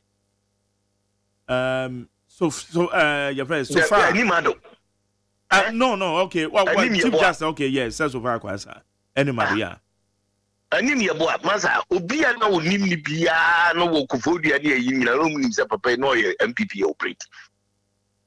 You see sometimes say young kasa as judges no but yes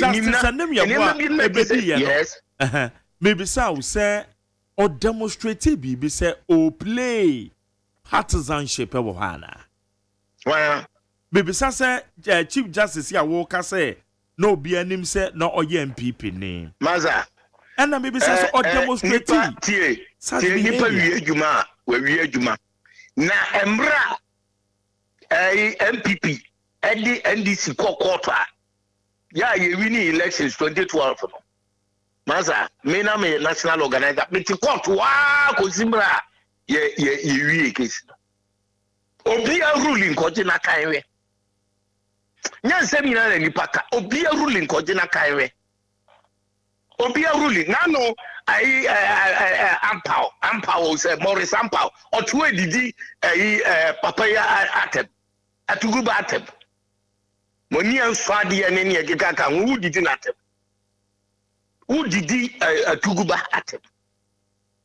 You see sometimes ye niema ye and atuguba say ya de na nya o baimuka obia yo baby anoka dia na wa dia ben pan wo ye ya ya che anyama bi wo na so wo hu say anyama no koye no wo ka mayenka na no adama mi so fa ya akufu ono so wanka say Supreme Court no I am afedie obia asem ko ho a amanfo tumi predict say ne ebeko mami so fa ya akufu wanka atugu banko ani the only former chief justice obi na no aka say judicial system na ekoso sese no omoma modern so mo be ma omuniema so ama kana fo nya confidence in them atugu banko na aka mami na anga bi masa yetitu sa ya mie ya no nka na yetitu a ebedu baby no ya nya honhon ye mu biri me nya honhon because me baby me tifi eduru no me mane me nana no ene me ho fa se kwa me no metu we dachi Ghana ni yekikira mamu no ene wo me no kasai it is your chance ni ya honhon na ya se ya kasa obo hu na okire bi na fe agi train that you travel money man koso sa because as be adentina ene bibia ya si okokot yo bibia kokot enye ya riri na mu kokot bibia ya se o ya na unti ase kokot it is your man for ya say yesu ya kokot an kokot ni no woko an kokot ni no woko we need to be very careful yama judicial system no amanfo nya trust in them na amanfo hu say ampa ho de wo kwa pepere de be yedwuma na ye di eholo koye so say amanyosem ne Ghana baby bia ya amanyosem no koduru onso a enye papa ene wo me no kase wo ni mpefe say mo radio adwuma nyina akoya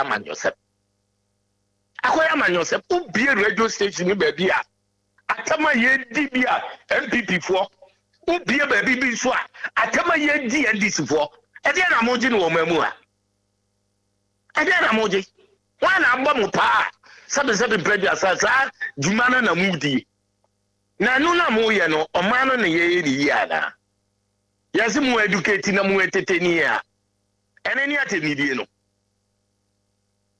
na no so abakoto so a na honso esvedie e hono so kra na ye nim se ye be kokko dwane atoa amma perper ye adwuma mani pa no boto ne yem no eno so nya kokoduru ade ye ro ya boti njani a say ono na ye former national guy yo say ni ba bi yo free masa me papa ne kai o se mra ayese se kai lufanu etibutwa ba bibia na mra no nia ye beka die bia ofo no ye beti ye nya ba bi so ye beka die bia oben anything say omo no ya ade na omo mfanya misuro ene oman ho do no mra meto table no so na omomfa emu a omonsem na omomfa nka omonsem na ye nya gidi omom okay wafa ma me bisa we madam mansa na bia ye mejawa na me bisa se Supreme Court ya na ye court ya temu adwuma enye ensemba ko pe no mudio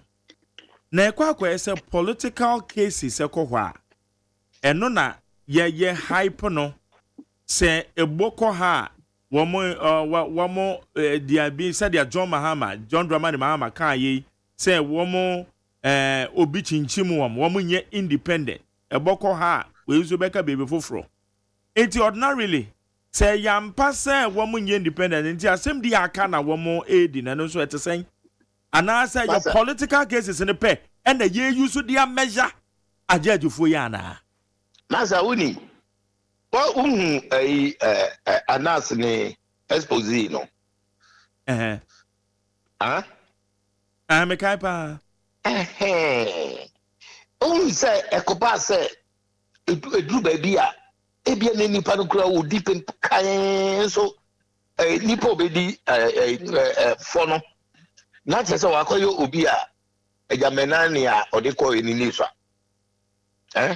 one tibiza yet to expose ma judges ni binim kura no nyame for mu crazy men kai busia for ya ebinim free mu ne ne me yonko bi ne nua kuma no ye judge high court judge o ka baby fin kransa you see te say o hwe na asem no ahomete na asefem anything nye ya ka no nya political issues ngwa What we are saying is a judicial system no woman muano. Ye best say nianamo omo anyame apejo mama mo be ye mranimfo na be ye judges no. Say say Yankopon you are among the war. Among the tredum ebuya asem. Make us say me no ka say obi gira temuafo bi anim. Say nipa no odifo na odibem ato oni ni nyame. Say nyame anka judge na koma. Na bia bibia ye ya obetia na ye de no okọ prisons a. Me kwabranim no. Oye prison officer, no a prison officer or okọ prison.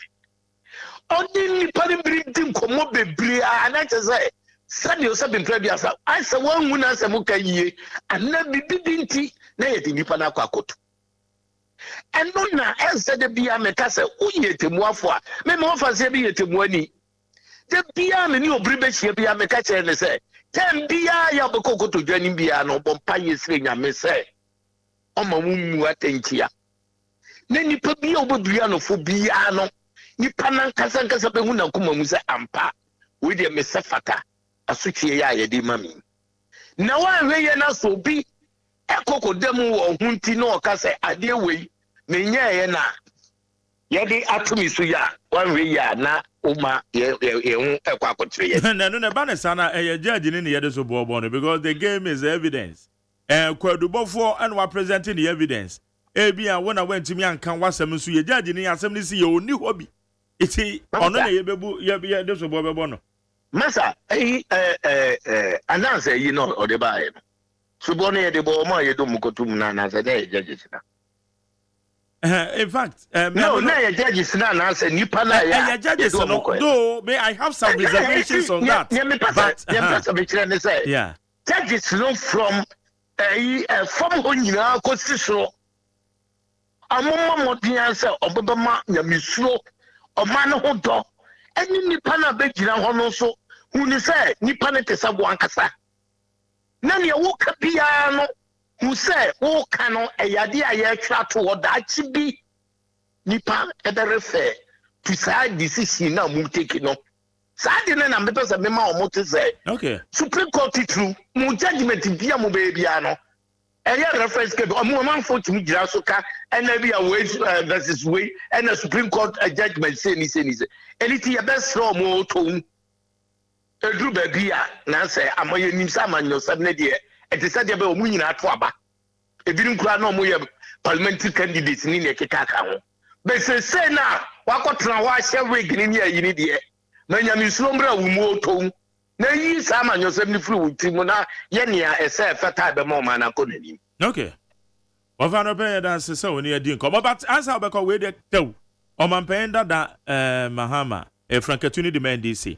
And the questions are Odema, Dr. Baumia, we a reply, we are reply way. A quack say the permanent say Omampenda da or yet the diatom dodo. Because Oko you see the word stupid. Oko too, yeah, Clinton then. Say economy is bad, stupid. Oh, no, so be the wabe. I can't say me what can I say? Because Orama Tinamidu or Coca government official one or say stupidity. Where I just it's any pebia or did you attempt to do Anna? John no did attempt. Pierre is as a John Bamadi Mama, no Pierre who did attempt. Oh, na Ghana Hano politically who cannot cry. Na se enkoma ubia nyaya na nipa na dwen ne se udinata eni ti de bia mo from radio so a me bom modia bom pa ye se me kasa mu no me hwe se me kasa ntia ubia masa sa questions in him called be but we are there no oyi obi say me say one questions ana some questions no dey man no I say yes the vice president o man 170 questions yani mamu ana but we aka so Pago Zia Mizata me yonko omra me yi 170 questions ano yeni mamu ha sa mre na me ne Pago Zia Mizata na me ne na nampa na me yonko bisa ne se na ora se was ya adibi wo ha wo nwene ho kra because abrante ya no nsema o kana sabi any serious economics bi any wo be keka sanse but na ye bodji no so ye hubida na Kufuor the legal economic messiah oba be say no nkrodoba. Meanwhile, why na fa no man ko ye adwuma wo Bank of Ghana? Edu ba bia ye say na Kufuor ne be no nkrodoba. Masa onu amumisa no nya wo fa no man ko ye adwuma wo Bank of Ghana. Onu kura no ye deputy governor, no ye governor, no ye deputy governor. Onu kura no ye economic messiah no nkrodoba. And na yo be ye chairman of the economic management team no. DNS ye economy. Some men are no sani na His Excellency John Dramani Mahama ka amanfo so odi atem. Ndi obi ka say na o ka say gbegbegbegbe no ya temidie. And yet no kwebe bia na ogina ha no ye friend say o share a press. Na sebebre a onante kaya. Na enei ade na onye economy no won kan wansem bra. On can want some cry, wafa, different like cry, and I honor them. Anything you all can say, debate no am ribi. You can't send car 2016, 2020, Omomi and debate ya. Omono can say Yanko Makola, Yanko Abosokai. Yan Momodiani Yanko communities being Yanko explaining to Omono. And also Sabre no Nagana. You fool near 14 cities per 1 gallon. And 75 cities. Uncle Aboso Kanye, you know, go to Munjiromo. Dinti Abasa. 7 year or 14, no one yadi a cry. Now, Mummy, or be aqua about 5 times. Mrana, a tono, onumum, and me onumum, Nayati, and Jonko explaining to Romo. Non be a nanti, no be a yanny campi. No, near that you cry say, on next episode, previous, or be our fairly. Eba be Jinahona. Only obi kwa kwa exams wo hu se nipa na fail pa o say me hono na me ne de me ho kwa kototo no aw am ye stay focus ni yenye ye campaign na yen ko yenim ono so ne o explanation bi o explain it to Ghana for say ne ya okay kan no say fundamentals ni ye weaker exchange rate will expose you no enne is amre ne ye 4 cities enne ye ko 17 cities it is enne na fundamentals ni ye weaker you should go and explain to Ghanaians. Na nya say ono sabi John Dramani Mahama na odo ho ba be bubon na odi ababi nya say ya me ni na debate da bia me ka me say NDC for no ya ha ne ya ye say ye bomodi abonto aye ma His Excellency John Dramani Mahama wiye ne niema and kana no because to be honest with you minia ye kapa manyo semu a aye His Excellency Alhaji Bawumia me ka say sabi oye nipa hunubi dabi onibdi and kaye ka politics mpa na o men His Excellency John Dramani Mahama baby a because onye parliamentarian da onye deputy minister da onye minister da aye vice president no aye no wo be president yedi na nka sabi se previous a me mo odwuma ya wo ye mentra console akida. Now about the time I say young debate na me ye said the masa patcho momo bi anya na juma. Yo. What about pay dance yo? No, it's me dance the brain. Hi indeed 100.9. Today is Friday's edition of the Ghana Montie. And also go so with ye. Ghana Montie. Ghana Montie. Ghana Montie. Ghana Montie. Yama kwa ba Ghana Montie so near neat 100.9 you go so.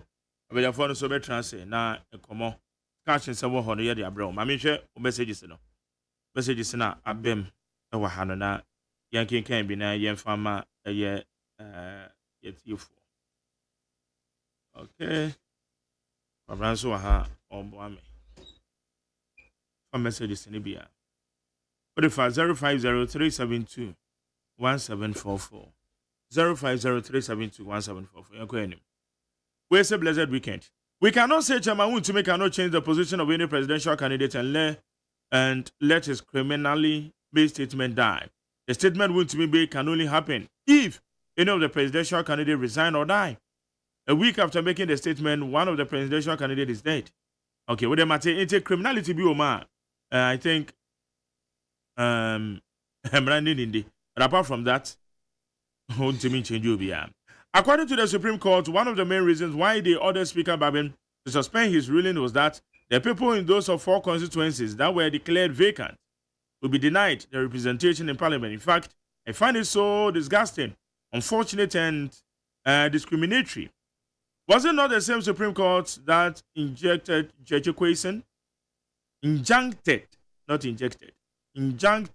or Judicial from going to the Parliament for almost 1 year? Did they think about the people in Asin North?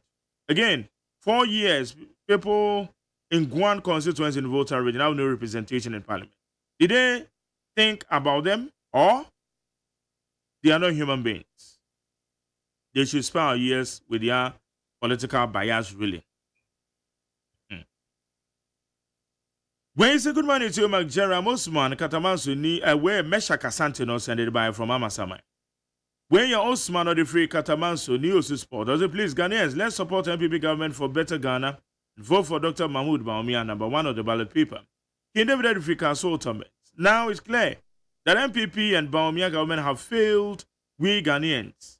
The hardship is too much. Let's vote for the experienced JDM and NDC to reset the economy. We say Ghanaians should vote massively for NDC and JDM 24-hour economic policy, whereby every job will be respected, be it mason car, Okada, truck pushers, nightclub workers, and any form of job that can earn income, because we cannot do same job which will increase productivity and manufacturing industries to thrive. Alai Baba Madina. We say it is now clear, according to Afrobarometer, NDC will win 50.56%, while Info Analytics has also predicted 52.8%. According to their research between 21 to 26 October 2024, also, Mighty Research also predicted 51.2%. Erikus Dada. We say Gbawe the Free Malabed organizer, Ebo Apia. Say good morning, Macjera and Kwabena Manfo. Dr. Baumia promised Wejagbawe constituency $1 million every year. So where is our $8 million? Regards to MP Wejagbawe, Felix Odate Lamte. Kekedifrikaswa. Dr. Alhaji Baumia is next to lead Ghana. Mahama is old wine, the new bottle. Vote number 1 for the bold solution. We say good morning, Jerry. The Eastern Regional Chairman is very confused under whose regime. Since 1992 or independent, did we experience conflict between Christians and Muslims? And MPP is preaching Dr. Timothy Baumia have united Muslims and Christians than any other president. Obibini Black man from our West. We say I say good morning to you, Mark Jerry. I say Kwabena, I like your factual capabilities. While I said if we are gonna in Saba. I can't say in Saba. In Saba. Oh, okay. Where says Friday, everything shows that JDM is coming again. Where you Poku or if La Paz. Where says Salam Alaikum. The way we practice democracy in this country is not good at all. Isa is home zongo. A champ on Kawaguchi Electricals. I said there are too much propaganda and lies on the part of the NDC. So I'm urging Ghanaians to not listen to those propagandists. Let's protect the free SHS. Let's protect the constant electricity power, and let's protect the ongoing road construction. Okroyawa said we all have an ultimate responsibility to protect our constitution. The unnecessary partisan politics is becoming too much. Okroyawa, Breman Bieni. We say, fellow Ghanaians, let's vote massively for John and Jane to come and take us out of this slavery government. TK, or the spin text. Okay. We say, good morning, Mark Jerry. My name is Lucky Akbalu from Odoko. Please help me get to my family. Oh. What family is saying? Did I hear Dr. Baumia said Mahama is insulting him? He shouldn't run away from the 5 questions. So Ghanaians are waiting for the answers. Thank you, free and you know. When you say good morning to Mark Jerry, if Baumia was able to ask 50 questions, it means he knows more than necessary. But why did he destroy Ghanaia's economy? If he knows all what these questions mean, right? 33 Belgium. Co-Mensa Domi Peletu say 85% of Ghanaians extremely with free SHS by Afrobarometer report. But let me tell you, if you vote for JDM, in time it will be cancelled. Homers are don't play too. Well, so to me, the first thing I would expect the next government to do is to take constitutional review seriously, because interpretation of Article 97.1 is not clear. How can someone write English but will not have would not have the right to interpret what he meant, but will be entrusted into someone to do that? I don't want Deborah. So she gone. PTBT said JDM interesting. Also, why is JDM interested in projects that will fly away one day? First, he initiated and confirmed projects, and they flew to Burkina, and now Nkoko and Keten. I think they will grow and fly to Togo. When you say good morning, Mark Jerry, great JM and NDC party. People, they don't know time and sessions, which made them plant trees in dry season. The only party that emerged into majority in parliament just one day. Same people had a manufacturing company that also operated only 24 hours, and that's the Commander Sugar Factory. Nanado and MPP have at least 5 vehicle assembly plants.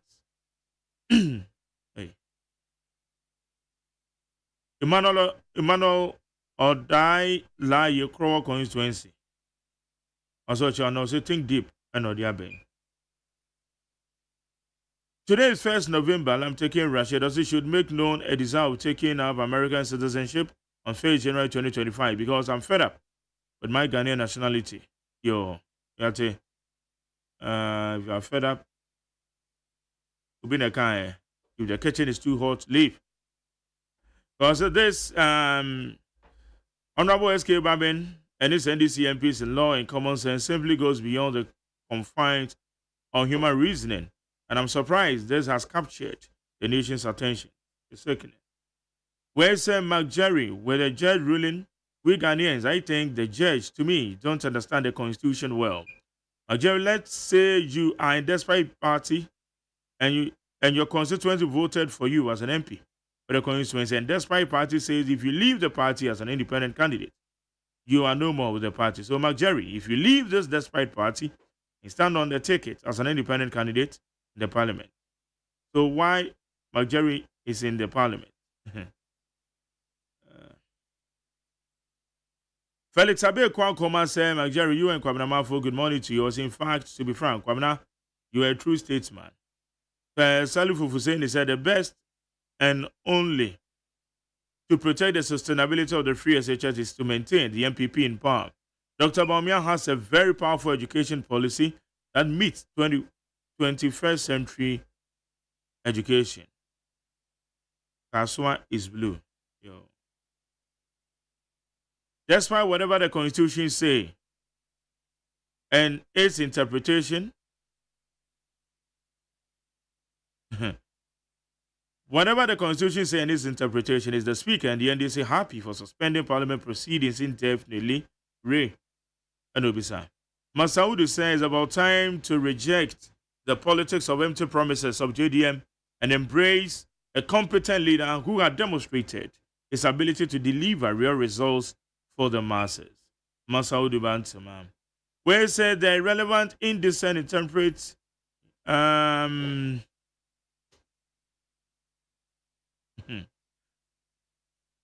abrasive electioneering campaign complaint message. What did they seek to achieve? To swindle some discerning minds. To swindle some discerning minds, the perpetrators should have a second thought.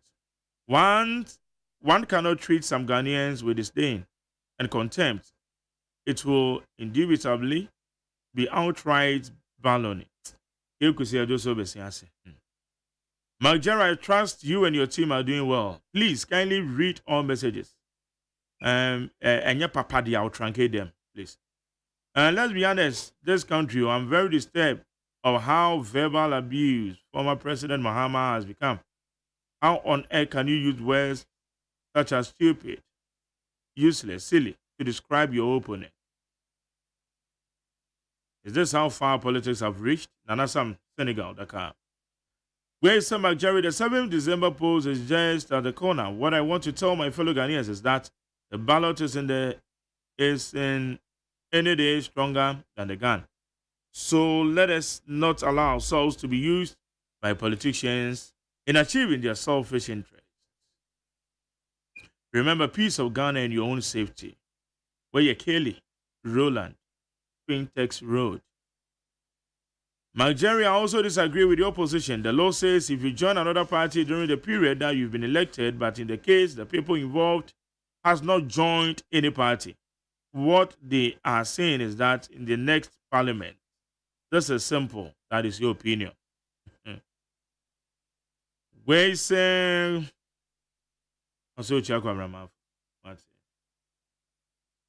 Abatu was saying in 2016 by this time, in 2026 by this time, John Mahama has solved Doomsday problem and dollar is around 370. And yet Ghanaians punished him. Do you mean 2016 and now 2026? But today we are currently in Doomsday and dollar is around 17 cedis. You mean 3 cedis 70? Hey, that's a much message in a much on you. Or parody for home. Also, sometimes I wonder the way JDM and NDC members talk as if JDM hasn't been in office as president before. We already know him. Nothing new that is going to bring on board. I beg Ghanaians, let's vote for Dr. Mahmoud Bawumia to develop Ghana. Parry, Edifison Home. McJerry, the Speaker of Parliament, has destroyed his record of being a speaker in the MPP regime. On the 8th Parliament, the MPs that have lost their seats and MPs that didn't contest the primaries again. What about them too? Greetings to Honorable Simon Koyagutet. Mistake one that said Dr. Bawumia is a known talkative, a known theoretical economist suffering from credibility crisis. A disastrous failure has mismanaged the economy catastrophically and has nothing good to offer. Mistake wonder.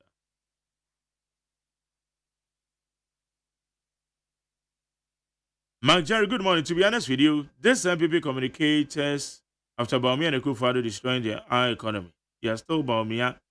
They still want Bawumia to lead the country. May God forgive them. Amanda Fizeno.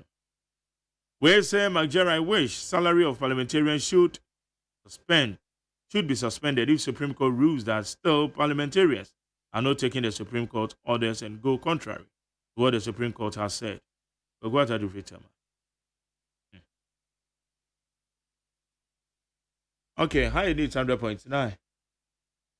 Here we go. I'm saying that Ghana must not introduce free SHS on the whimsical promise of a desperate politician. Many mistakes have been made by countries in Africa already with free SHS. Akufo-Addo, minya udeni, uye bwe. Bawumia, minya udeni, uye bwe. Hey, Mami Jemfua, ne den na ma wani aji area we say. Minia, se me kaya dia free SHS ayama me ne me ma wo hu. Na me hu ne minya mpo. Esan dia na nado danko Akufo-Addo eno Dr. Bawumia ayenti. Se wo kaya bra, me kuna no hwe ye nyina efri mu no.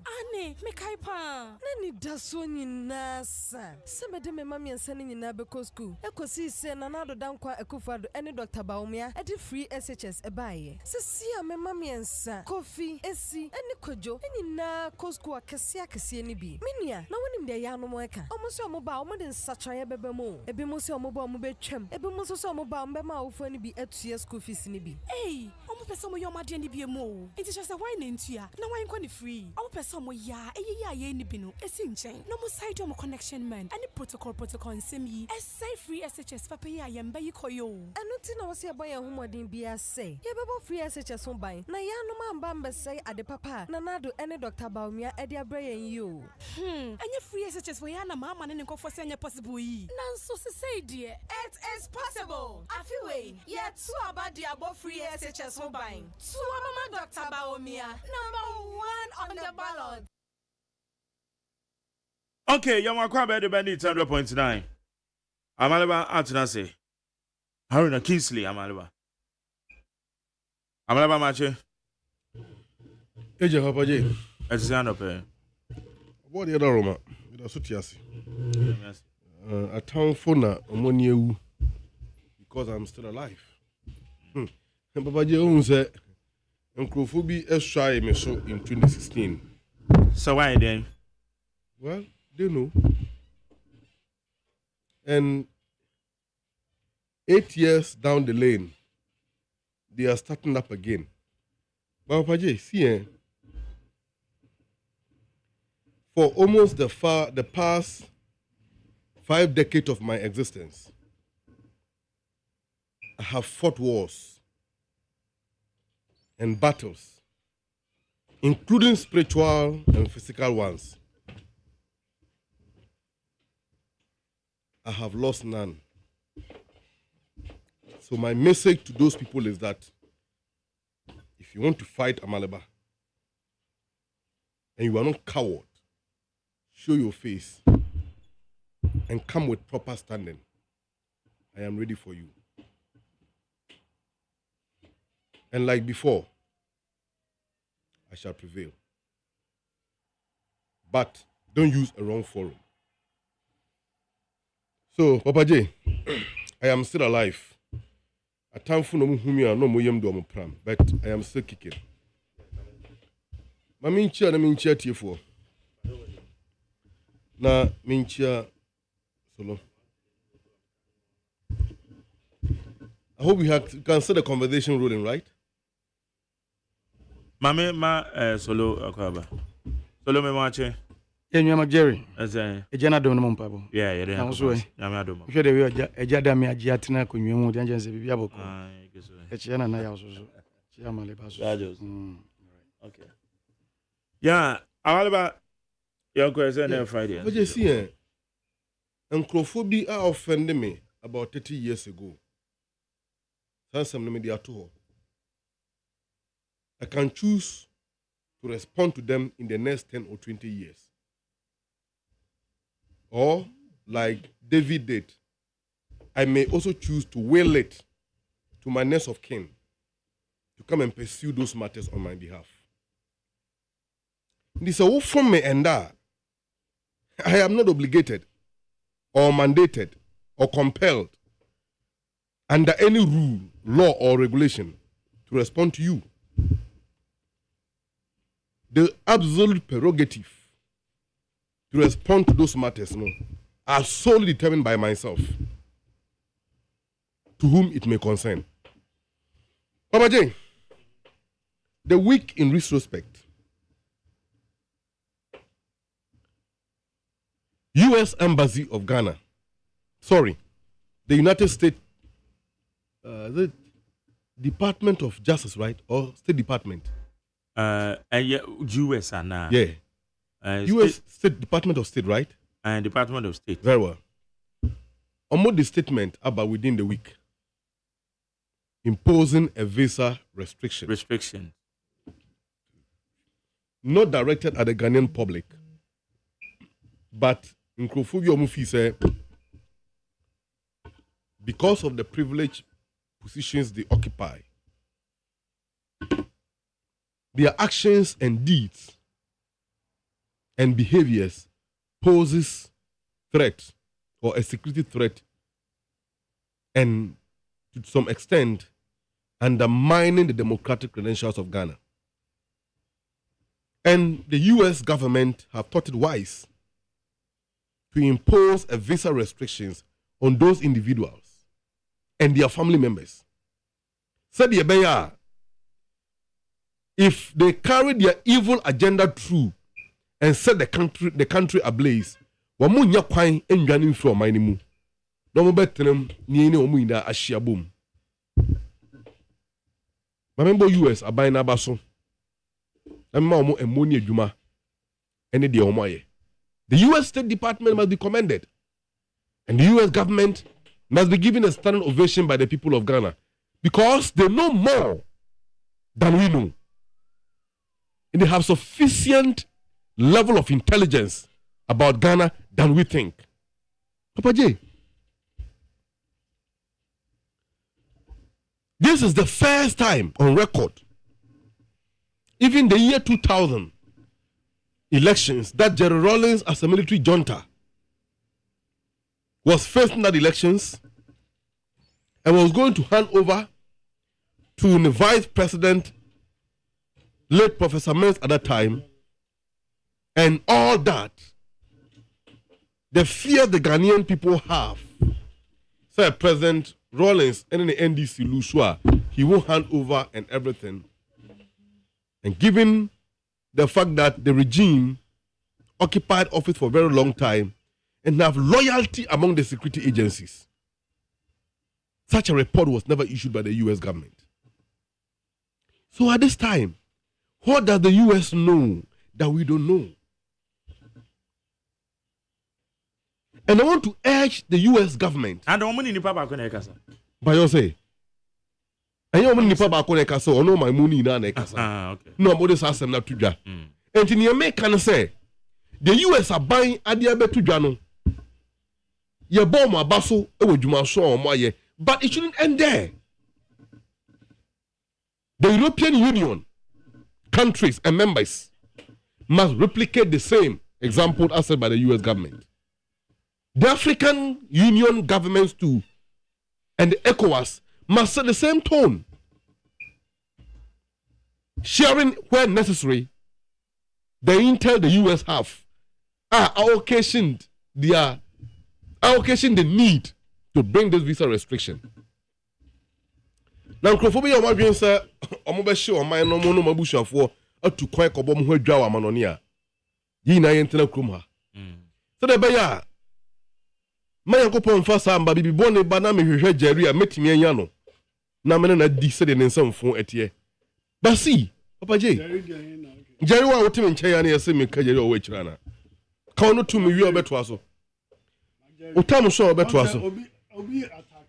Oh, yes, say na akwakofa and kofa him by me na make us me na me floor the time so no yima no that's fine that's okay was the some phone this on no need some phobia only some okay so only some food there me ma trim kwa retract oh nyabotre wo so oh retract some phone yanko Papa J, you say we are family, so we understand ourselves. No. But see him. Very well. Papa J, within the week. Oh, so why retract it? Boko is in turmoil. Retracting some funny uncle now. Papa J, that's what they're making very well. It has been expunged. Emenka Sebium. What has been? My friend, please. Uncle. Boko is in turmoil. And it is very, very heart-wrenching to see the criminalities that have been unleashed on the innocent citizens of Boko. A regime-sponsored terrorism against the people. Barely 2 weeks ago, and then Friday, any 2 weeks, I returned from the north. I was in your studios.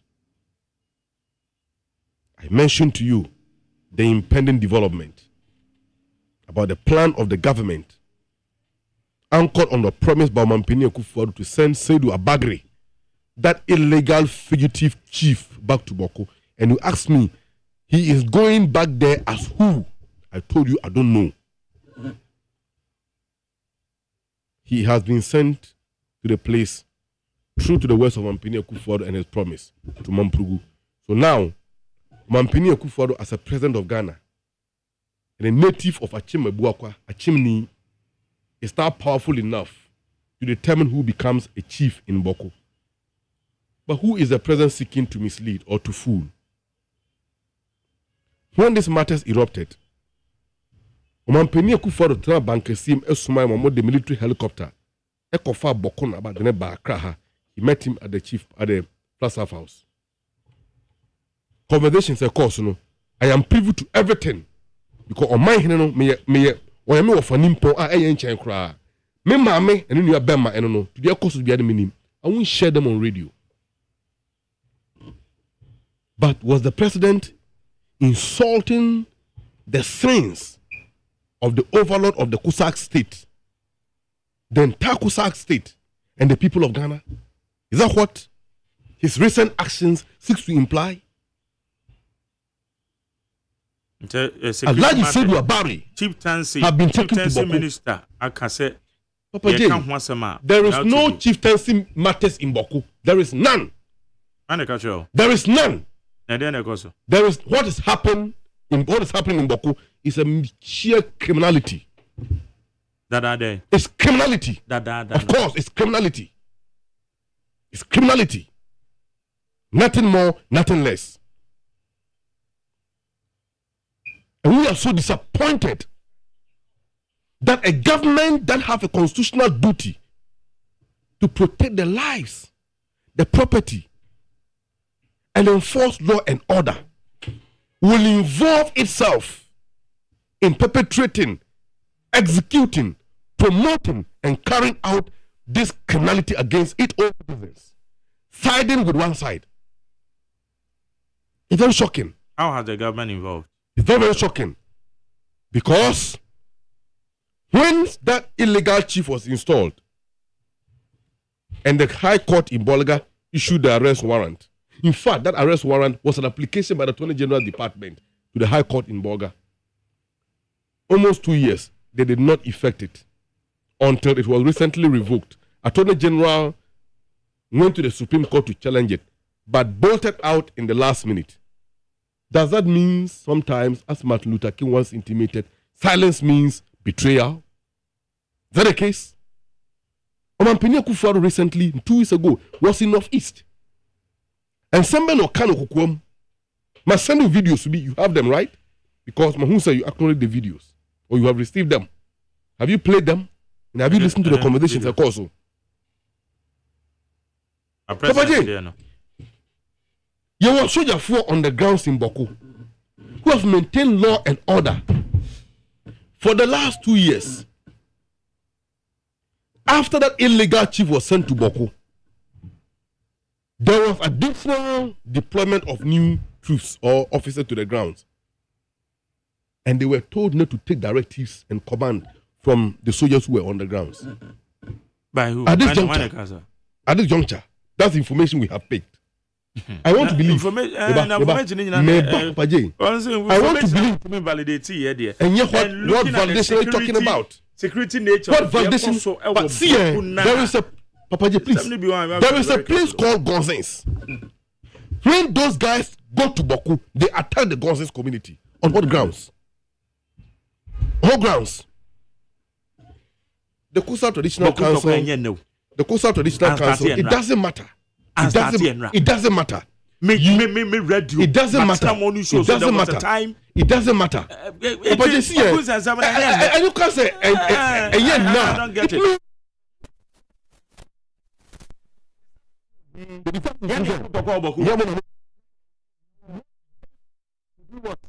To investigate and tell the nation the truth. What truth? And you are not privy to the facts. You are not, because I'm not saying I don't. It is a very long time because it has gone through series of because chieftaincy dispute is there. And yet chieftaincy is dispute. One worker. And yet chieftaincy. That is what we know. Have I spoke about? That's what you know. But what you know doesn't mean it is right. Well, wrong. That is what you. What you know is wrong because.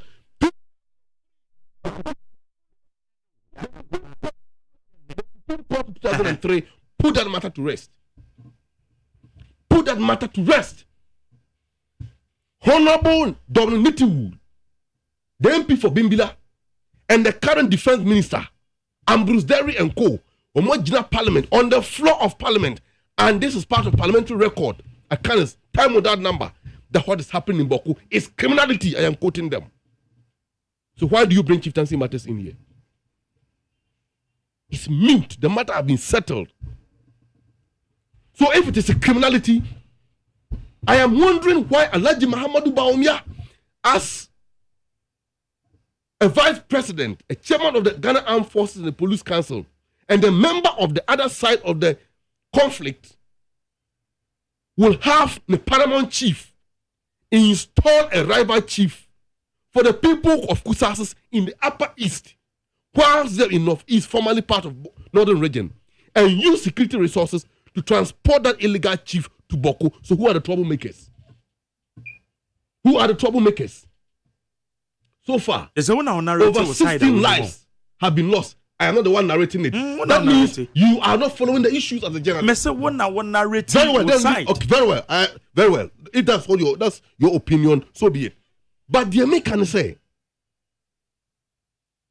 where we've gotten to, the Kusa Traditional Council on last Monday addressed the press and didn't mince words. Our point is that Alhaji Seydou Abagre, installed by Nayiri and transported to Boko, following the promise by the president, is a criminal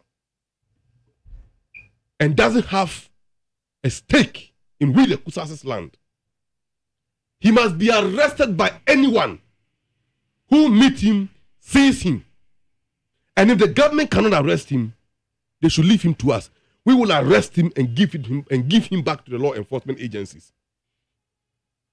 We have also maintained that Alhaji Mahamadou Bawumia as a Mamprusi is a threat to the collective security of the country, particularly with the natives of Boko.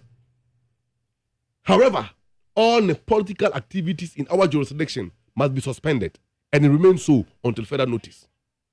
Because yen assassin ye dia, yen na kroni ye dia, yen tena ho ema ho embesen krubani. I've said it before and I'll maintain it. In this your platform, sabe eya control the thing can force us so. There were other people are more far richer than Gans in their own land, but you dare not challenge them on their tradition and chieftaincies. And if not, why not? We will do all that it takes to maintain our chieftaincy and our institution and our values. We are calling on the government and we are calling on all the people who matters to speak up and stop the carnage in Boko. It's uncalled for. It's uncalled for, particularly from the international community. And if it is the plan by some people like the intel we have picked, said they will pose a state of emergency in Boko and deny the people there from voting to elect their elected representatives as it happened in Sal, they should revise their notes because we won't live to see that happening. Papa J, I want to conclude. President Mahama and the Obiatem, he took the country down the memory lane. And this was occasioned by a question of 50 questions posed back to him by the vice president and the flag bearer of the MPP, the economic messiah, who was gallivanting all over the place, organizing caucus and lafooting economic theories and lecturing everybody without meaning. Alhaji Mahamadou Bawumia is the only economist who propounded on one theory. I'm just drawing your attention to the kind of words these words are not unkind words. No problem. Go ahead. Economic theories. What is wrong with the theories? If you know Fine. Then your intervention, I don't think that is appropriate at this time. Yeah, it's very, very appropriate. Alhaji Mahamadou Bawumia say, if your fundamentals are with the exchange, will expose you. The CD was 3.72 at that time. And then 17 Ghana cedis. President Mahama say, come and tell the people why. President Mahama say, about the same inflation of JAMO was 15.4%. A call you could do 54% in your time as a vice president and head of the economic management team. Come and answer. Come and tell Ghanaians why our debt, that our total national debt was 120 billion in 2016. I could do 767 billion as we speak. And come and tell Ghanaians why your government went to Bank of Ghana.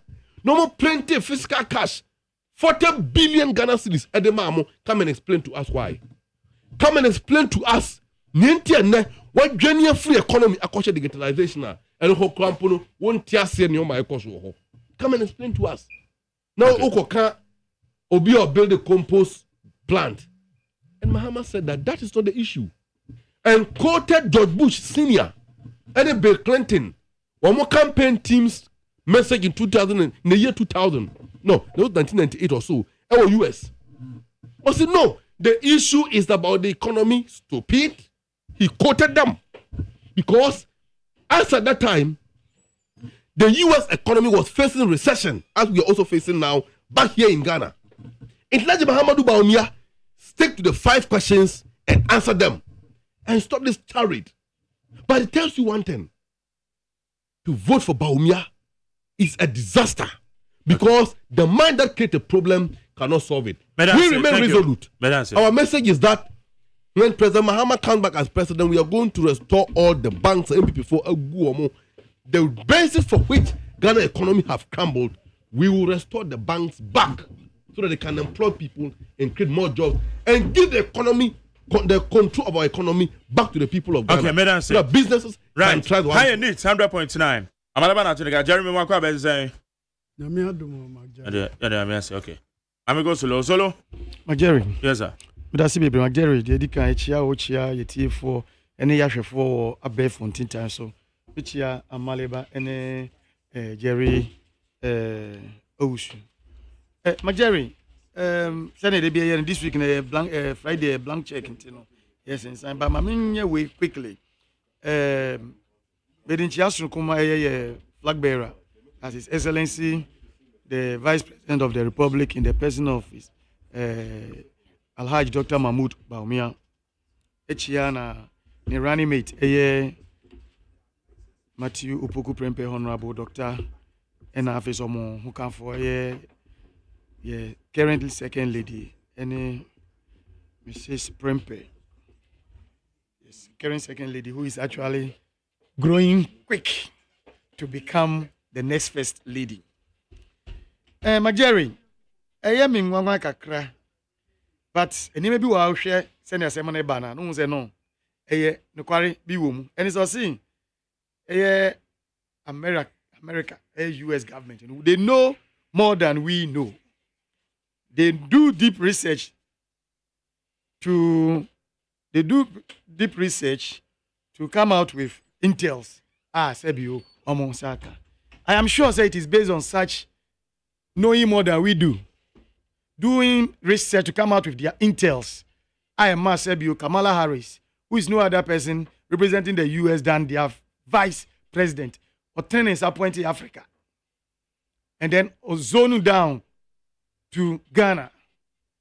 And then to be precise or mention, say, Jerry Mahmoud Bawumia, Ghana, a vice president. A zipline system, not the bad system, not the bad Ghana, Africa, na said Edi Jumade Bois or mine, a idea bebois. It was a manina, a sum, emulating. I am sure that it is based on the fact that they know more than we do.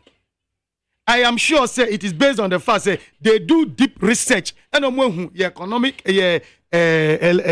electoral landscape no and who the cost and who say no a brand and friend Mahmoud Bawumia is Excellency Dr. Alhaji no Sebi or the Mufwa or the Musrunko Nyankopon de na cheyen because of the nim dia sunko Sebio for the first time Americans because I dey way up papa we share West Africa Ghana to be precise. Oh yeah, Sebi yen we are seeing Sebi ye so mwebe boa.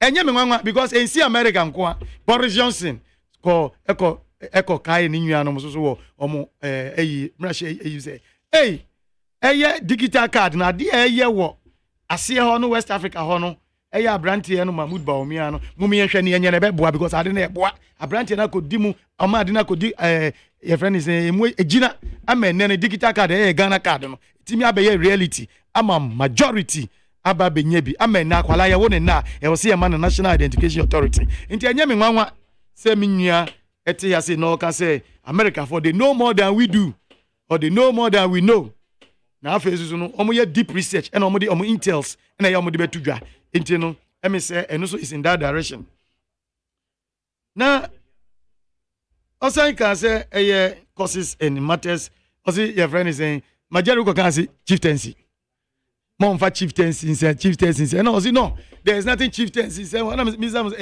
now yaka causes and matters affecting chieftaincy na insema ko so enka ho ana enka ho sebio say yesi obi hene ana wu claim say etunu ade so or whatever it is no nyina is involved in the causes and matters affecting chieftaincy under our chieftaincy act any constitution no. And I think say I was revising the notes kakra on that. Also can say journalists yet a great disservice to the people of Boku. Me broadly say journalist, but say be oka to wenim majority say who a great disservice to the people of Bokua. In a way, imagine it is a sebi. Boku no sensem na ekono. Two factions. That's the Kusasis and then the Mampusis. To be precise. And the history as in Nigeria now kano. I played down long time, ages, decades. And yet, see you never kaya. Yeah, mami hawa kumsim. And our Yakubu. Boku Central. Say nim sensem those time nyina na sensem no esisi. Ti ayade just say age long, decades between Kusasis and then the Mampusis. But and then no, and for some time now, no same way ni yenya obi ofi onu no fi one faction. Oh ye Kusasi ni. And now tie claim say ohenepon wo Kusasi no. Say bi ne maami nua bema. It just ni kasa bi a oka wa ha. No they condemn the Mampusis that the other side of the faction no. Say one sided because say bi say obi eni ode ni sabenkum. E kire ne jefie. Na say bi say ne wofa no mo ne maami no mo ahimfie siam a onko gina enko ka ma the other side there bi say even kra ho de no e de kwan mu kra onko ka ma wo mo obegina ne nanom ne wofa no mo side aka wo mo de eno ne ade ekoso no it are things Nigerian it has gotten to a point that for you not to be described as he said say we are the service to the people of Bokono for you not to be described as such no and now for such a description not to fit you no I think that from today you shouldn't allow one person from that one side or anybody from one side ba betena ha bekoka Kusasi ni Mampusi for nsem ama Bokun nsem na enyane no no so be fair to the people there I think you should have two parties from both sides that is if that is the subject to be discussed but say any subject e be discussed and as a subject e be discussed that's one side so na e ba so there and na emboa the course no it in mesre say share nso memma minwa malaba ma metra ne sense of belonging to the Kusasi side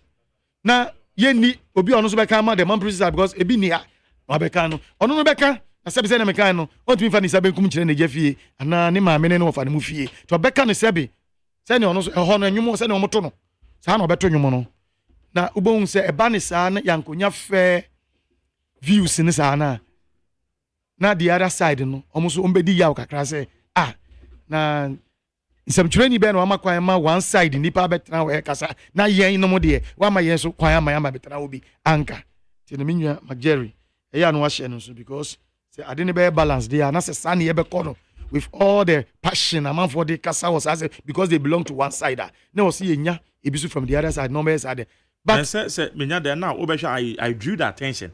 Say, who can wo thank you. Yes, you said it, but say me can the obi teachera onu so the other side onu beka say hey na papa we ama we onu fi that side no e kasa na yen the ama representation and the two eba so so wo mo tie no minim any other side and I'm regular me listen I'm not faulting you that much I mean say based on the submission I make say send the submission e come no sa na obi teachera kasa I didn't hear two sides papa we so dey say ne ma me no for no na overloss of the other side and I him for the other side. Oh, it you know, Mr. Say you check that thing because emwa yes say bekasa yenya the balance na ko one side there sebi e be misinform the public you know but I say e be misinform the public because the other side you know obi ni anu can be enu kwa boti na me say nti na men kasa asem don't ask that question enu ti na me say men kan say or say asama solo ken solo say the enkonkoi on casa wo boa any dem kan say yo no or say yes one side why would I have to allow you only always and not one day debia don't go na debia na say me there na wo na say me there some dey see no ya te the other side and no do can affair o say please Jerry yes the PCAC from now the other side for na be go ni nyina bang ni ade ko who wunti then it will amount to see because asema some crap platform no bacho managers bacho asema ekoso no kan my friend is modern Ghana 29th October omo the report we be todwa efa Bokun sensem na caption that it here that's what you say Boko conflict. More than 20 persons reportedly killed in renewed clash. The woman is saying, now there was a new chief be on fire. MC Dino Sedu Abagri said, whatever. I think that is the name. Now chief no on fire no. Edi in September ko ba Emma Sebiu. The search warrant Echo share warrant, echo share no. Echo far no. Now search warrant. Yeah, the warrant echo far no. Warrant of arrest or search warrant. I'm coming, relax. I'm not talking to you. Anyway, no. I mean, customers, I did Ghana. One more of the warrant echo far no. How many warrants go far no? How many warrants? I'm 2000 time near a strategy. Me, I won't buy to that. How much go far no? Within a period of a time no. And almost a release no. And yet on Mampenium. And yet on Mampeni. And on my releasing or returning to Crodum so no. And a Sebe. And this second trip of it's a ceremony, a church ceremony across war, a area as I have. It started with an 11-year-old Aquada girl be Womukuno. From there, now Ebinu Krapo can say it is also linked to Ayaboga Tangadi Tamale Highway. Clash B because amaphobic or blockade sa highway no blocking of it fire indiscriminately into travelers take more nam sa so what you say your friends are magering but your jiwe ne kan say me liar a modern Ghana ne kan me mount the AC CCR tie as reported by modern Ghana what can 11-year-old you know modern Ghana. So the violent clash began with an alleged killing of an 11-year-old girl by one of the factions involved in the clash. Go with the next one. That is not the cause. Amalba. That is not the cause. My report, Mr. Modern Ghana. Hey, who can what you man prison here man me kaza. What you say? What you say? What you say? No.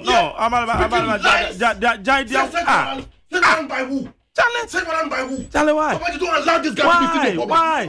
Second by who? Why? There was an arrest warrant for Bolgatanga High Court. That arrest warrant was repealed by the court. Okay, needs 100 points. Let me leave before I even lose my okay, all right, okay. Oh.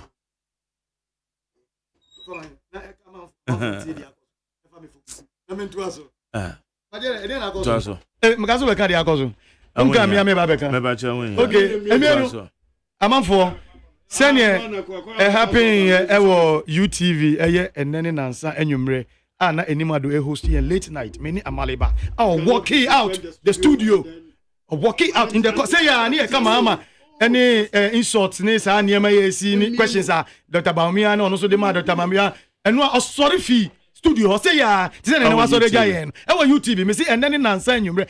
Thursday and Anajo 10:30 to 11. Yet Enimado host Emma, the director of the program, Baby Guinness. Look, that will be the last day on Bemasa gentleman about the show. So yes, disrespectfully, he just walked out video, camera CSY, it's live TV, and he walked away. Just as anyone walking away. No. I think you should also take a cue. Because I even told them on set today, this is not the first time he's doing this. In fact, he has had a similar banter with you as a host on NIT FM, severally, which I am privy to because I'm a veteran here guest, and I know him for that. And then, was I repeat to her, for Amaliba, let me put it that way, hear me as an idiot.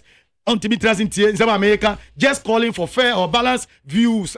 Ebema, yedibe fidimu listeners. Mbo say, Samaliba from Kusasi, Akaseya, ni enye business anka, omufi mampusanka. Going forward, no, sa subject ne ba beto pronounce and discuss here. Nanka majero fra Maliba na wa fra obi oye mampusi ni nanka say yenya fair balance. We can had here. Na we can ni amount for yanka say judgment. I see idiot for that. And honestly speaking, in fact, discretionally, this will be the last time I will discuss on radio. Thank you. We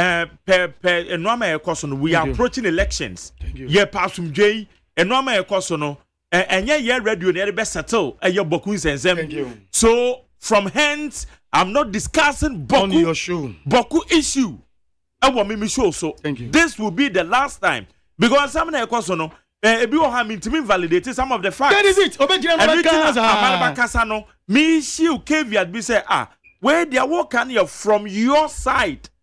I say you take the other side. But since I'm finding it difficult to validate some of the things, today will be the last time. And you be discussing Boku issues and Sana Yatuaba. You be discussing Yatuaba maybe we'll have time, then we delve inside. Thank you, Go ahead. This week, Yera Mahama, up to 5 questions. Be Amani Yera Baumia. na in fact me ti ene yem nwa kakra ni nwa kakra ye me ne say sebe ye papa Mahama ya ti ase say ono he belongs to a certain class bia sa class no enye Bawumia class ne no etirinya ade a obedi beti Bawumia ne adi beti Bawumia ochina mama ya ti ase sa o se ono Yera Mahama no wo class bia sa class no enye Bawumia ne class ne no Bawumia enye ne tupen no e wo that class etirinya ade a obedi beti Bawumia ne ana obedi beti no ochina because Bawumia I mentioned several times say anka Mahama ni ono omu mie no omu fi sire mu ya se bi omakwe do notness omu adie mu a omu nyina omu anya one common public office as serve the office of the vice president anka se bi ono Mahama ne can say you have been nowhere near the president we dey minu mie no nyina we have been there and for that matter we even sat in the same office before it is sadia eni ye mie no yenye eye dey debate ni enchire o manfo Njumedi a me Bawumia me ba meye ene kwan me fa so meye na wo so be kire na wo so akire kwan o ye den o fa so obeye no Yera Mahama said they be that la nya de oni Mahmoud Bishop because Mahmoud nya ne class da so ekoba ni sen ene ye da konyane ya Yera Mahama asa sorry umpe obebi internet din say wo de wo so umpe debate oni obi anya ukoiko una obi a wo say anya ukoiko ntimi ne nya debate because you are of a higher class than him. I ban say na video kwa 2 questions amano. Na one who say yes say akwada e ko to twede or the twede keto akodi kan ya na twede edi ekire ba no na twede esu because 5 questions be no ko bisa yo e ko wi ekire na 5 questions akwada no a onu claim say nye ne class no wa ye no times 5 times 10 amano say see in so hwe no owo 50 questions to answer. Oh, now the question is crap obisa no.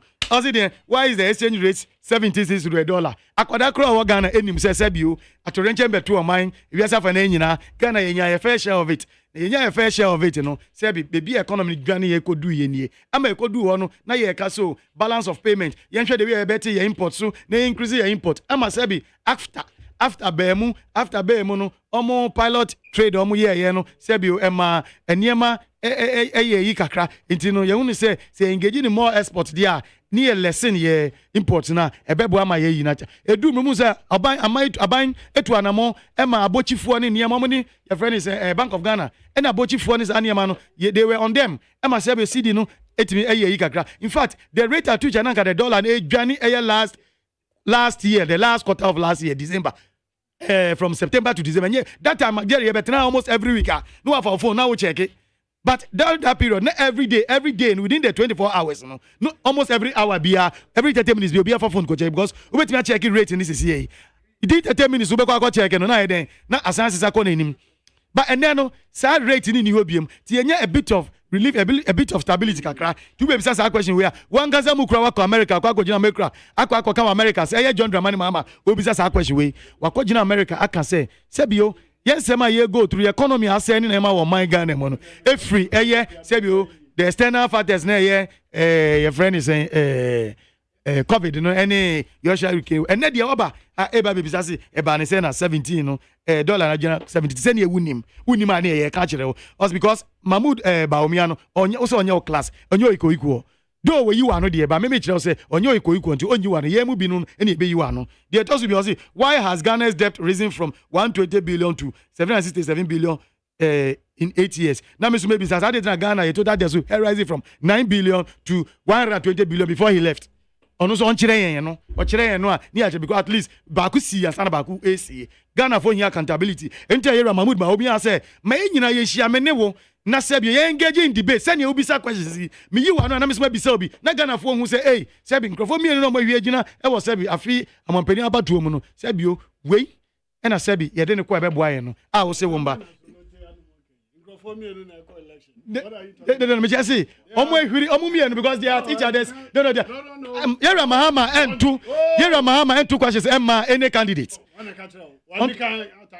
No, me see questions. Me ba, I know the iPad, but me party say. Debbie, me see, one stop. Yera. Mahama on 2 questions be a money candidate be apart from Bawumia. Omumi no say na America. But currently the okay me come there. It do so account there. Me see omumi no. mienu nti so don't be offended say man for candidate enka ho because I didn't hear me candidate ni ono ti omu mienu yasem na ye ka uwie ya ozi why has inflation risen to 54% under his watch now maybe say inflation 54% is it as at now 54% is it as at now and I say he is not checking his notes well because Ghana inflation rate as we speak and 54 and then I'm 20% oh baby. It's over catch and say and I'm 54. No, he's of yesterday, he's not of today. On your current. No be why was so bad pedi on mampin. Where did be do? Who's our preso be dibim? Not on your current, say ya. And then the chess your money show so your current. And the nim. And as she your mind, Esikasem, any ya brabo. Wait, let's say Yera Mahama, he has failed already, crap, and Sandy Kwakwa because he is not current. He doesn't know what is going on in the system. Yet inflation rate, it is never 54. It was then. As at the last quarter of last year, and as we speak now, it is in the 20s, the early 20s, and yet 54. So you got it wrong. You got it wrong. I say, why did you borrow 42 billion from the Bank of Ghana? You know, there are my budget saying Bank of Ghana no, a buying intimate business ever. A buying intimate business ever. And I make us say the man is not current. He doesn't know what he's saying. I say, why has he run away from the economy to digitalization? And we hear me person say, digitalization is an enabler, it's an enhancer. Who perceive economy ni jina? You identify that we are in a digitalized age. Na sa age na nune we are here. After then, you know, more kinka come share Facebook, WhatsApp, ni sa TikTok na sa digitalization no no e-commerce, electronic whatever. Bibia oma wiase nyina ko digital age emonwa mahama age tumuta ma omo ye youth manifesto ewo UPS barely 3-4 months ago SSB we are in the age of digitalization what ya to wie na se afa wo nipa woni ni kwa akogina se mo pese mo ye mampani na nipa na kire na oye or demonstrate ma ene Ghana for betimi the answer pinpoint so eye sebi o mi ECG anka first me koto creditor na just my control line say Sunday say Saturday na call offer just me try my Monday do answer no say ntisa anytime ahimachu anaju kwesieda holiday whatever time it is no metimi afa me phone no na me dey ato say me kura yam kura po metimi ato because your GPS here betimi ade no na say sebi papa ni digitalization zema wo say identity we general economy in fact say onima me kura pa me nyese me call for mampeni kura metimi a kire ne say economy no and at the end because digitalization is an enabler, is a means to ensure the betterment of the economy. It in the near my area mamu says no one more digital ya ba be no more tax less than your friend is 10% of the nation. Now I think it was say 7.2 so the 92.8 or so no not one tax. Now, we have 7.2 no mutuatas there of the your friend is woman say omutua yes from the formal sector. Woman and answer and then no say yenya 84% of Ghanaians are ya include in the your friend is tax paying network anymore. As say no yeah anything I hear about me can say obema tax no e be flat maybe because nipa na doso ti kakra near the agege eto no because of sa digitalization no and ne edi akodu sa mpempen so no eti obi a wale foundation sa Yera Mahmood Bawumia say foundation we na mi le na se nyame madum 7 January me be ye o mampani e fi we ko no na enipa 7.2 na ka tax down so tembia no e fi o so be de nipa 84 so ti e baby flat rate baby crap o say e be ma tax amnesty ni asha say all over from a clean sheet we ni nyina so na de yes ade no na Mr. Ghana for say emini do aye man nya because eba ne sa enipa kuma bia na komutwa tax e wo formal sector no enye omonko a na de omutwa so no eso beba tie e be hwan aba form because 7.2 nipa twa tax e say akoye 84% aye betwa because of digitalization Yera Mahmood Bawumia enti say Yera Mahama bisa Yera Mahmood Bawumia say denting are running away from the economy no called digitalization which means he doesn't know what time it is. Yera John Dramani Mahama doesn't know what time it is and he doesn't fit to occupy that office again because onim onwa atum say we are saying to digitalized age na say Yera Mahmood Bawumia say be atunum na say oye Dr. Digitalization okay, so Mr. Digitalized man ne odi nam digitalization mun etimi apagya economy ne so ama economy regional o si onim say sani ensusuanso digitalization na papa no no e de be bre o man Ghana dia and then me chere say this is the emphasis e what the Yera Mahmood it the economy no in effect no and option we say from behind and no Dominico. LPG Kofi Akpalu no make say nyame adom bibia eko kama se o hwese ne a babunu ne party for akabom ewo Montie so o mani abrese o mo ebe ye de binsi da ese o mo ebe to aba chenchirinche ede ama the Liberal Party of Ghana and Percival Kofi Akpalu just bro adwene ne ntiase so na ye gidi se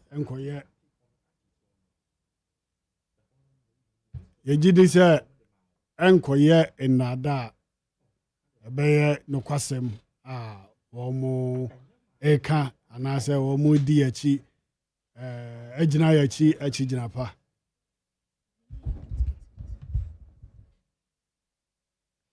yo enti sani America no aban bia asede se obehwe ne manfo na ne manfo nyina anya aduane adi 3 times a day na omo enso atimi anya baby pa ada aban bia responsibility na oba ya bibre mu ha se ya na ayeden na quite say aban ye bibi sa akra na ono aban ne na ewo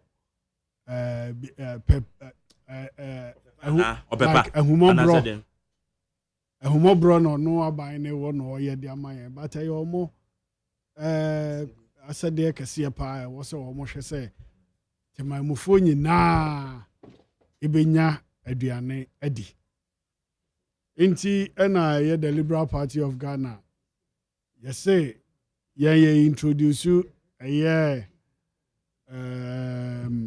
child benefit and unemployment benefit say obi onuma owo mamu ha ade achi anopai de ode beto aduane adi kura no ho aye den de ama no inti womo nya adwuma nti na omunya scanto aduane ni no aban no de ba beto ye Kofi Akpalu aban de to ne kokoso na waye de owoso ye bia so obetua unemployment benefit no na ode ama safoi bona bibi nti omunya adwuma esanse ye kan ho asem no questions ba na bi ne se ne beboa magana for na lazy na se nipa dodo na ebetena fie a omunya adwuma ye hwe wiase ma sei ba bia aya aban no support anasa aban ne boa ema ne manfo ho henhan omo na omo nso na adiye na oboa wonua anasa wo discuss nipa ne bottom directly aban na wo benya so mfa so kire se bibia ye to ene ye ton anase dwuma bia ye bia no yetua ho tax anope nkola ye ko school a wo mo nya dwuma ye discussion mo nsem nyina akola bia betua to anope yi aje said de obeka se sorry a onum nsuo na de asa esanse pure water ye to nom no nkola ne dodo na nkola na to mu dodo pa akola bia nso itua ho to the VAT da and other taxes da pure water back such a back so no obi atua incident na obi wo mamu na minor intimi muasafo no na se denti na se yete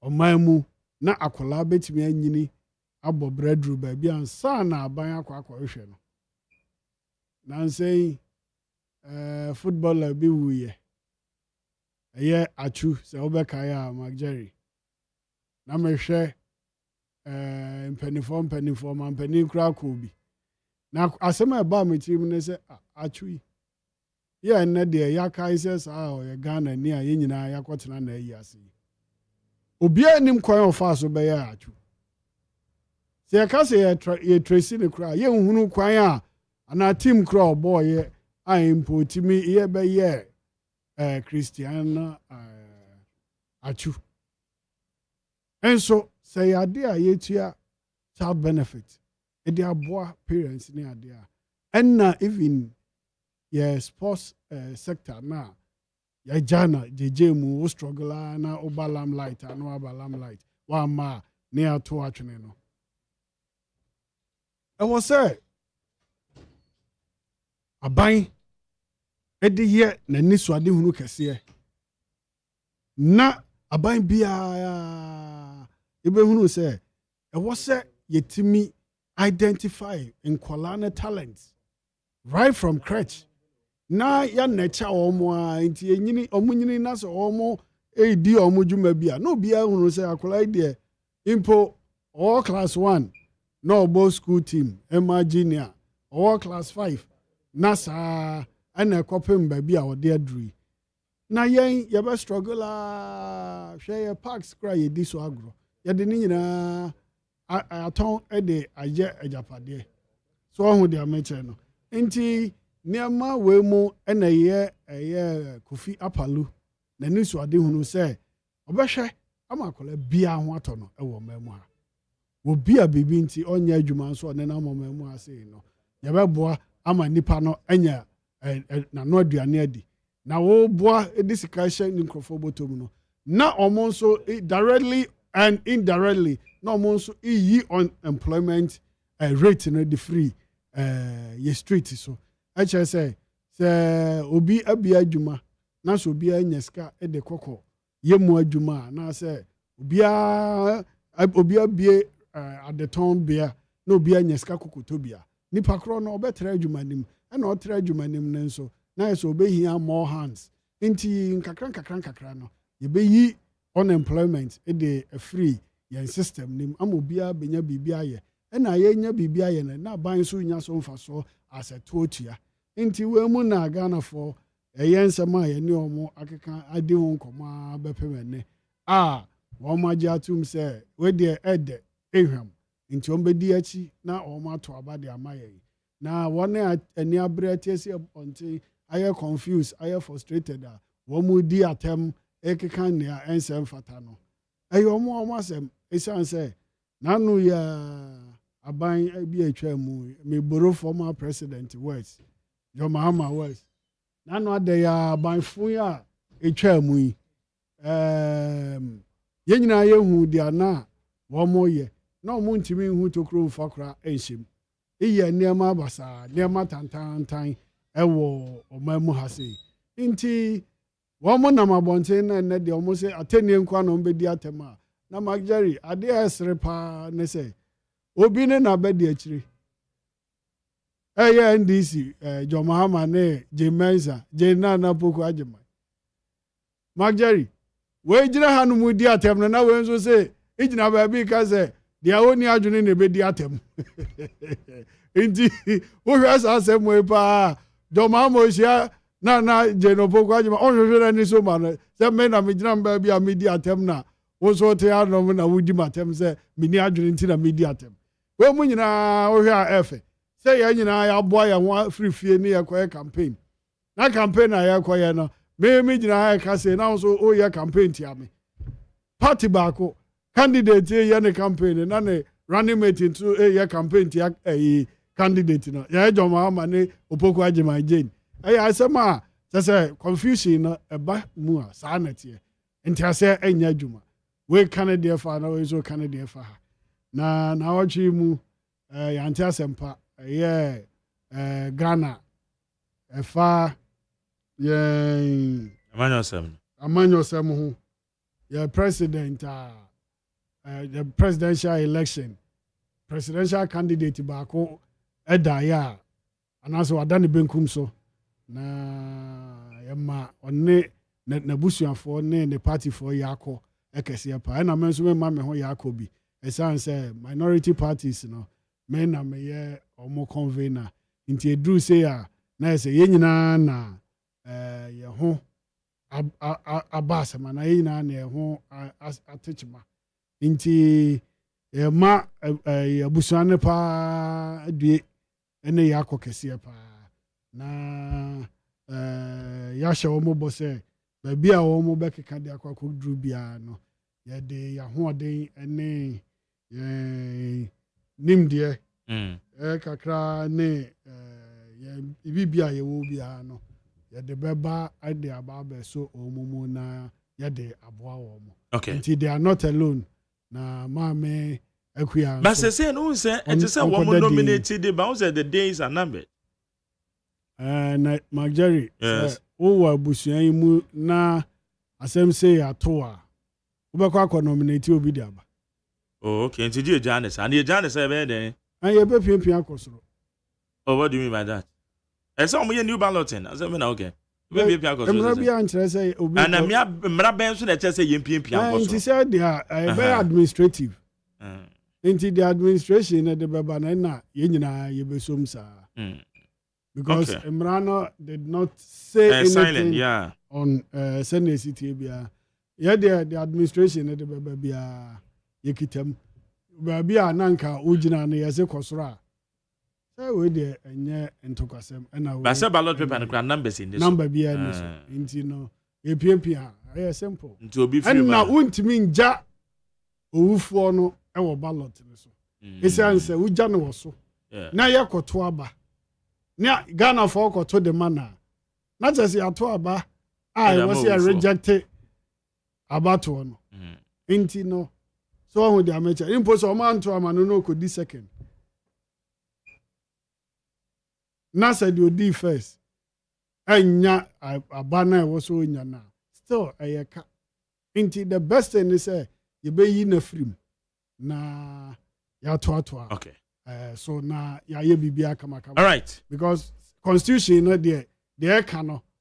As I say 10 days into party no 10 days ni bedru na o ma nominate obi a na me nim say enya de on be nominate obi a kire say ne running mate no onye party member omo kofa ne amena ne kofa no de ne ebe support no for that period no inti no party card onibi and a party constitution ankasa no it was clear say e be take time if my meaning ni one ma ansa na omo impo akwa yi obi foforo aba be dinachi anya within 10 days space we omo constitution ne ba bi sa e wo ho inti no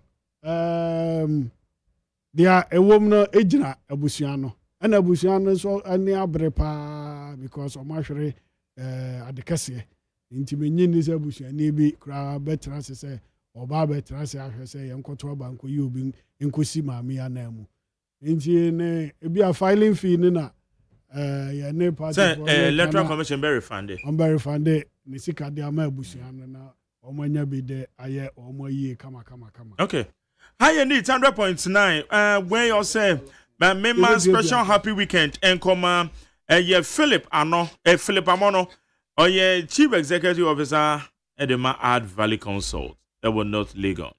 So Philip, I'm a happy weekend. Add value, no me ko ye. Woman na woman tie. Advert we how much amount for Canada and the US. Dale, Lipo. Good morning to you. Okay. And therefore, your line no, your woman is say wo fra bo say ma line article. Yeah, can be a phone line, but all phrases are not rejected. And line ma ejete for mo fan cheme. Say meant to me MBA phone lines no. And your boy payo. Offer line is say bo say ma. When say police must arrest Amaleba and Mama and what? Mama Yariga. Hey, Mama Yariga and Mama Yariga because these persons we Kwame MPP and then what George Kwame. When say McGerry, I don't see anything wrong with Mr. Amaleba walking away from your studio to avoid solo of the MPP who has no fact about the happenings of the Boku conflict, but attempting to explain them. Parliamentarians walk away but come back. McGerry, if you have a family who is seriously affected the conflict, you will understand. Yeah, Amaleba walked away or insulted solo. Odinata one for respect crown so answer and for mame. Parliamentarians never know they don't just walk away. At least some proceedings be how woman effective and say woman are walking away. It's me as a host na Maliba alpha respect him pan for mame. Ebra may direct the affairs of the show. And I walk away, keko. He insulted a solo directly. And yes, sir, Okakasakwan, when insulting the sir, oh, you idiot. Let me say this. And you're fair. You see, when insulting, so, oh, you idiot. And I walk away on the show. I'm a tear, Jum. You see, we don't do that. So, we don't do that. Walking away, no problem. So, but at least for respect and so mami ameti akakre. Because me nya ade e te say work here na solo no kra no so no me ma the kwan say on ye solo echo to ade from a news reportage. We say on shut up. Was saying insulting or you idiot on the show and you've walked away. Eh? Okay. Auntie, I will send you this message. What is your name? The awokano, Bokun Sensemen, Obianka said the Amalba can crowboa. But what Solo was saying, I'm a crown, so I said same. And they say, Amalba, the Awokan in Naya, what was side? And I'm saying, you might be privy to certain information again, ye nim. Ebe too difficult for us to validate it. At the moment, Augusto will deliver those information. See, so no man be a you know, I can't hear. Okay. Let's see, me that's it. Okay. So we're getting to my phone lines in there, you share the final comments. So long final comment be a person. I just for said I make a more franchise maybe I'm not the line no. Wofra ube say you kun ema nti nti na yenti me ayi we that's solo final comment say na me di kan Yera Muhammad Akitwa kwakoji kese 5 questions ye hollow revealing the incompetence, the clueless, the visionless nature of the unopposed question Yera John Mahama with my earlier submissions you know akwa 50 questions direct from Yera His Excellency Alhaji Dr. Mahmoud. Now question, you know, or sing. Can you name Emuka Krebi Pen Amebo because of limited time? Or can you name any broad-based social intervention policy that you implemented in Ghana as president? Obey your mampeni. And a social intervention, but any timidity and sabo your boss. Ebano, your friend is saying health insurance. Ebano, ABR, free SHS. Ebano, sa 1D, 1F. Ebano, sa way. Man, one as Yera Mahama obey president, not even as a vice president, but one social intervention, broad-based social intervention. Odiaba, broad-based one. Yes, I did our yen say a Hana Yadina, a cover baby, my baby, Ghana for then you know be a young faso. A DNA, why yes, actually, but MPP was a record. Free SHS, baby, national health insurance, baby, and national ambulance, baby, just your policy, the Benina, baby, two the one broad-based. And yet, Rija will renovate our opportunity in Greater Hospital, baby. They told me, you know, see, why did you run adverse against free SHS? I didn't think MPP, see the free SHS about 2016, who started running adverts as the flag bearer then, and even the incumbent president said free education for one, free SHS any year. I didn't think started running quite a number of adverts against free SHS. Brand new year, no. And when I hear Mahmoud Babuya say, young country, your friend is saying, Muhammad. They told me, see. If you think your economic management was so good, how come we experienced more than 4 years of doomsday on the go? See, who now economic management is so good. I didn't know economic management is so good. It me called doomsday for 4 years. Man for farm sure a man for Jumama running coast. I'm crapo de na ya.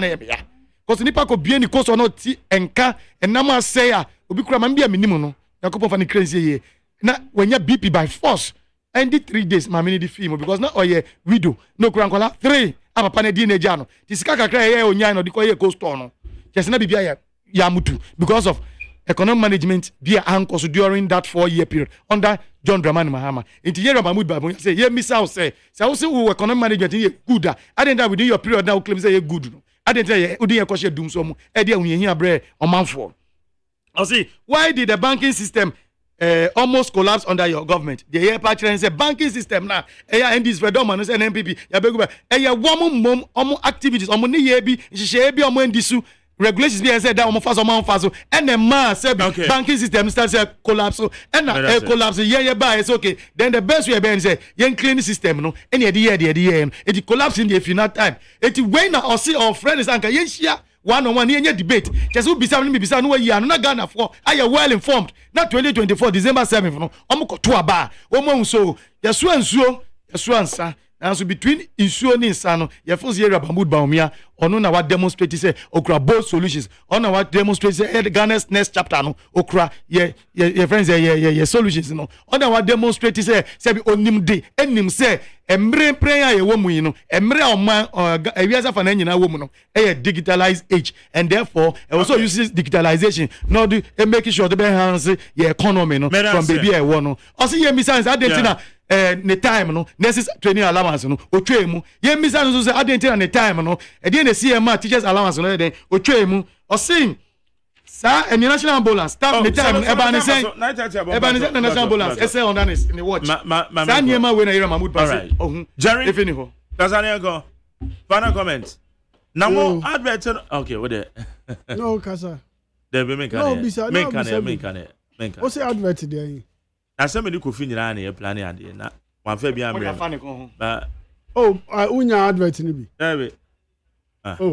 and me be your friends is here we there measure one because ye nyina na plan eh I know ye ho ade fa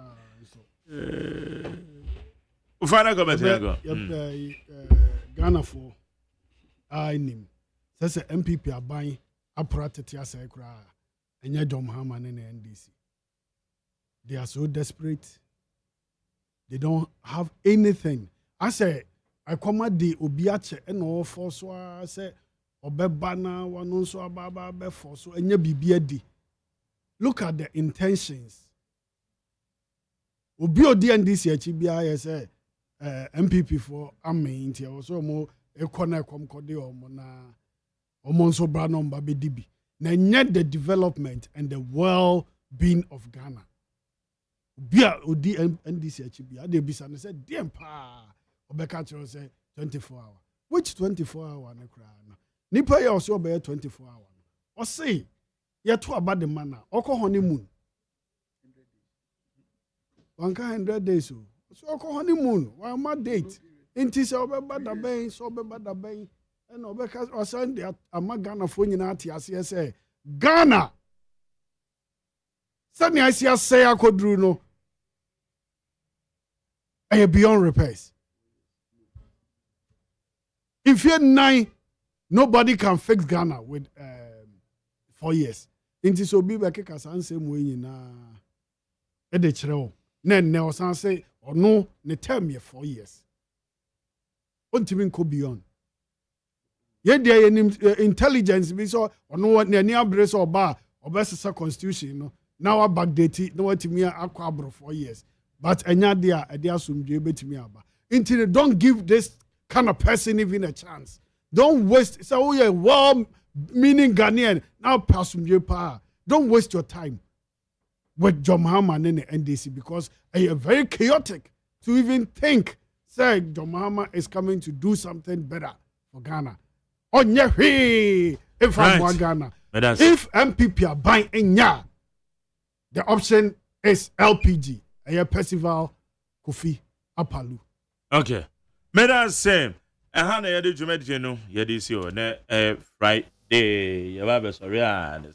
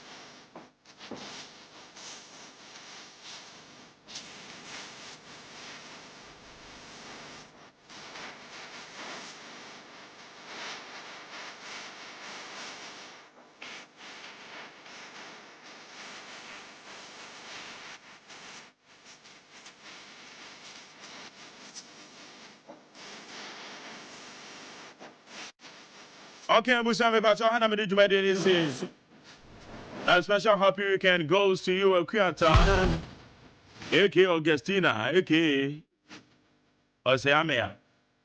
If I want to say,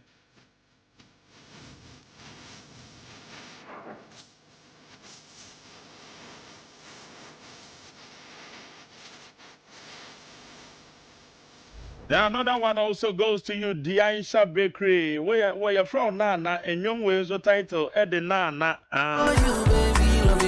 Nana from King Promise goes to you, the Ki.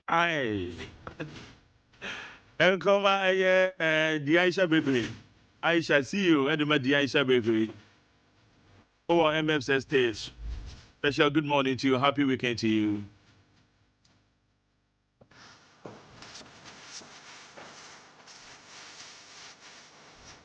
I was a passion winning. May more opportunity visit here. Why? They be an hour way. Tin you. Opportunity of person would do quiet UK about your tea. Where Bema? Where Bema? A idea sponsorship. Sponsorship be about Bedaho. Where you university, our first degree. Tea, where you university, our first degree. What sign a Bema? Opportunity be about Bedamo. About Bedamo, our UK. Friend number. Now they do home 054 911 9904 054 911 9904. If I show, Mama say over first here. Where our first degree now was sign your Bema teaching opportunity be about Bedaho Ama UK. And one arrangement in our to say come a sponsorship at the home. Fred 054 911 9904. Na bibia go come. Bye. Okay.